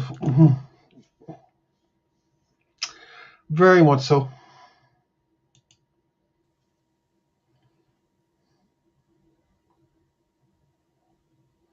Oh, hey, Mark. Hi, Mark. I can't do it, right? I wonder why that keeps kicking us out, man. That's insane, isn't it? But it's been a fun night all around. It has to be said. Yeah, I was just looking at the prices there on Amazon and for it. Of the book. Yeah, it's right in dollars. It's $480 on Amazon.com. It's 111. It's crazy money for a book. It is, but it's a good book. But Mm, they should release millions of copies of it mm, and just give it out to people in the street because everybody would be a better person if they read that book. mm. Well, that being said, we'll end now the stream. We've Oh, done. really? Coming out and watch another film? You just want to open the wine, don't you? No, I haven't. No, it's almost 5 hours. I think we've done well, haven't we? Two movies and Oh, I think talk so. about Uwe Boll and our lives and our families and two good movies. Well, that's the way it should be, right? I mean, Yeah, this is why we live for this shit. it's very relaxed and yeah. Well, thanks, Solitude, for suggesting Yes. Uwe Boll because I really enjoyed it and it was great. I watched loads of documentaries. I read his stuff and I did watch Postal again, and it's great. I mean, do you agree? To come back to where we started, I think he's a good. I don't think he's a bad filmmaker. I think he's a good filmmaker. I really do. As I said, I'll watch a second movie of his and then make a conclusion. Well, I But mean, for what I've seen, yes, I think watch watch undervalued. sorry, watch his first American film with Michael Puri. It's really good. I mean, Okay. Michael Puri is good in everything, I think. But I think Uwe Ball's a good director. I do. Okay. I think he gets a bad rep, and he shouldn't. So next stream, Monty Python. Yeah, Meaning of Life. If we can, I'd love to watch Meaning of Life. Actually, just 1 second. For tonight, it's the meaning of life. Love life. What is life? What's it about? Why are we here? Is it chicken and egg time? I, Are we lo- just jokes? I love the one with the waiter, man, Eric Idle. Come with me. Oh yeah. I want to show you something. It's like 20 minutes of the film's him like walking. Let's see that. That's the house where I was born. That's great. Can we have your liver then? Scene. No, it's not anywhere. It's on YouTube. Hmm. You're right. He should direct other people's scripts, but he doesn't want it. He does. He wants to be his own guy. Well, that's fine. But we'll find something Monty Python related for next time. Well, I'll forever love UV Ball. I will. I will. Hopefully, one day you might see this SOS and come and meet us and tell us about why he's so great. Yeah, that'd be nice. I think someone like him would do something like this, even though it was a very small channel. But we could get the word out in good time, and hopefully it'll attract people. So if you could get a director to talk to you on the channel, who would it be? If there was a dream director to talk to us, Living or dead. anybody. And you know who I'm going to say, don't you? So, Lynch. yes. Oh, yeah. But he wouldn't talk about his movies, in that detail. So I would have to say David Cronenberg. Cronenberg. That would be cool. What would you say? Mick Garris would be. I'd love to speak to Mick Garris. I just love Mick Garris. I love his films. I love the way he directs it, the way he uses the wide lens and like the stand and stuff. I'd love to ask him why he picked it because it's so unique. In Sleepwalkers, he did so much unique stuff. Wouldn't it be weird if we could get someone like him and show clips of the certain movies he's on? It's a dream. It's a dream. Yeah. Oh, it's a dream. Yeah, you never know. You never know. So, Solitude, if you could speak to one director, who would you want to speak to? But Garris would be the one for me. Sam Raimi's a good one. Sam Raimi, that's a good choice. Yeah. Sam Raimi's a good one. I remember.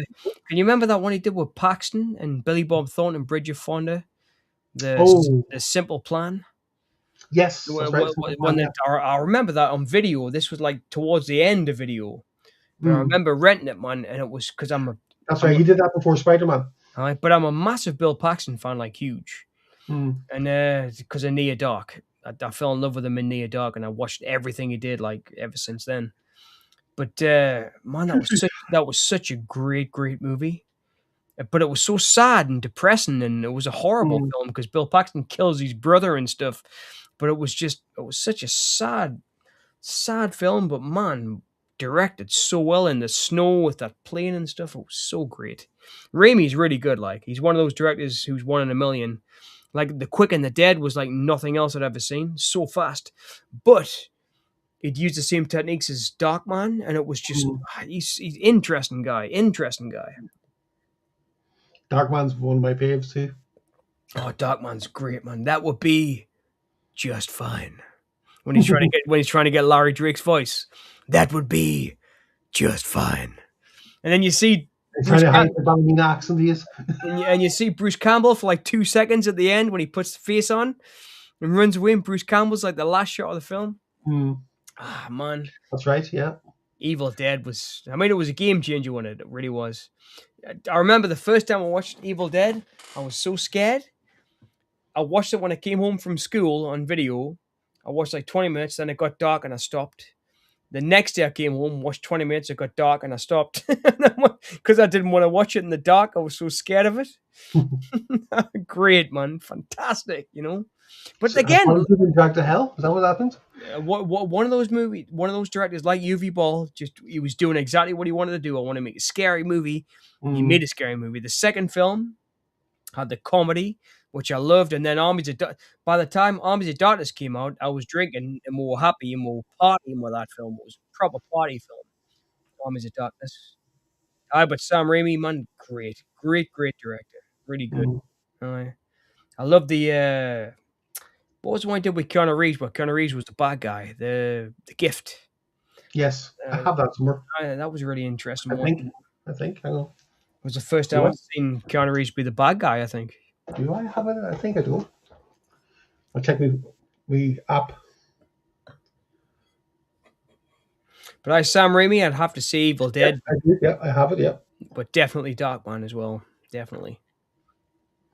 He actually did that before Spider-Man. I thought it was a simple plan, but no. So Simple Man was after Spider-Man. No, that was before. Oh, it was before. Yeah, it was 99, I think, 98, 99. It must have been, was it not even earlier than that? Because it was a video. I remember getting out of the video shop, Dangerous Plan, a Simple Man, sorry. A Simple Plan, sorry. A Dangerous Man, a Simple Plan, a Simple Mind. Man, what a great film. But yeah, Raimi, I loved him. 98, yeah, 98. 98. Hmm. I was in love with Bridget Fonda for a while after I saw her in The Assassin. You remember John Badham did the remake of the Nikita Mm-hmm. with Bridget Fonda playing the assassin. I fell in love with Bridget Fonda after that. It was great. The 90s was such a great time, man. Harvey Keitel and all those great actors and stuff that were popping up everywhere. It was incredible. Times are different now, aren't they, really, cinema-wise? No really out there films and directors. I'll Well, there is, but tell you what really freaked me out the other day, right? This is proper freaky. There's some this was Instagrammer I follow, and she's a film critic. I won't say her name because I don't want to badmouth her because I like her. But she started talking about a filmmaker who did Night Passage with Humphrey Bogart, where you don't see his face for like 30 minutes, half an hour of the film, right? It's all done like POV. And it's a really early film. I wrote about this film when I was in college. It's a really early POV film where the camera gives you the guy's POV until halfway through it turns around, you see his face, right?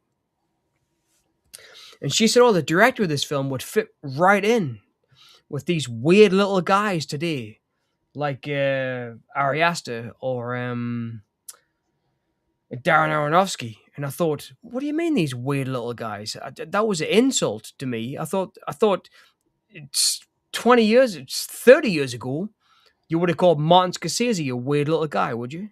Or would you call Paul Schrader a weird little guy?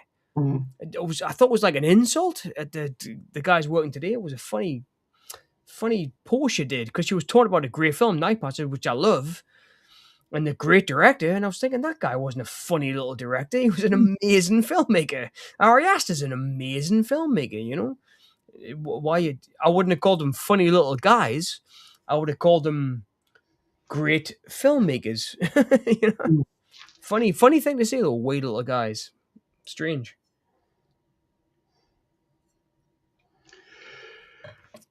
On that note, We're all wee little guys. we're all weird, funny little weird people.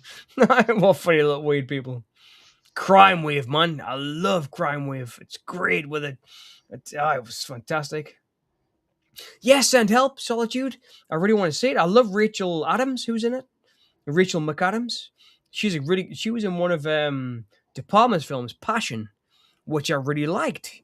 And I liked her, and she's great. I think she's a good actress. She And I'm is, I have to say. I'm agree. interested in seeing Send Help. From what I've seen from the trailer, it's about a woman who hates her boss, and then her and her boss get stuck on a desert island, right? And she has to help him, a bit like Misery or something. Oh, right. Okay. That sounds fun. And it looks like that kind of deal, I think. Mm. But we'll see. We'll see.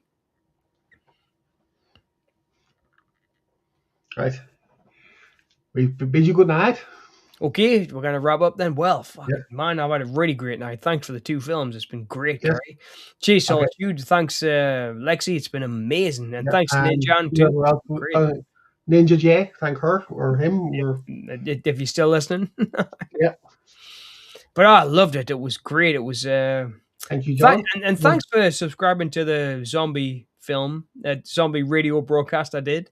Have a listen, see what you think. Tell us if you think it's awful, because it took us a week to make it. Part 2 did. Part 1's awful, but listen to Part 2. That's a better one. Okay. Thank you. Yep. And See you cheers, next one. Solitude. Here's to the boxes of wine. Yes. I've had I don't know what this one is now. This one's a Pinot, but hopefully I'm becoming more connoisseur. Hopefully.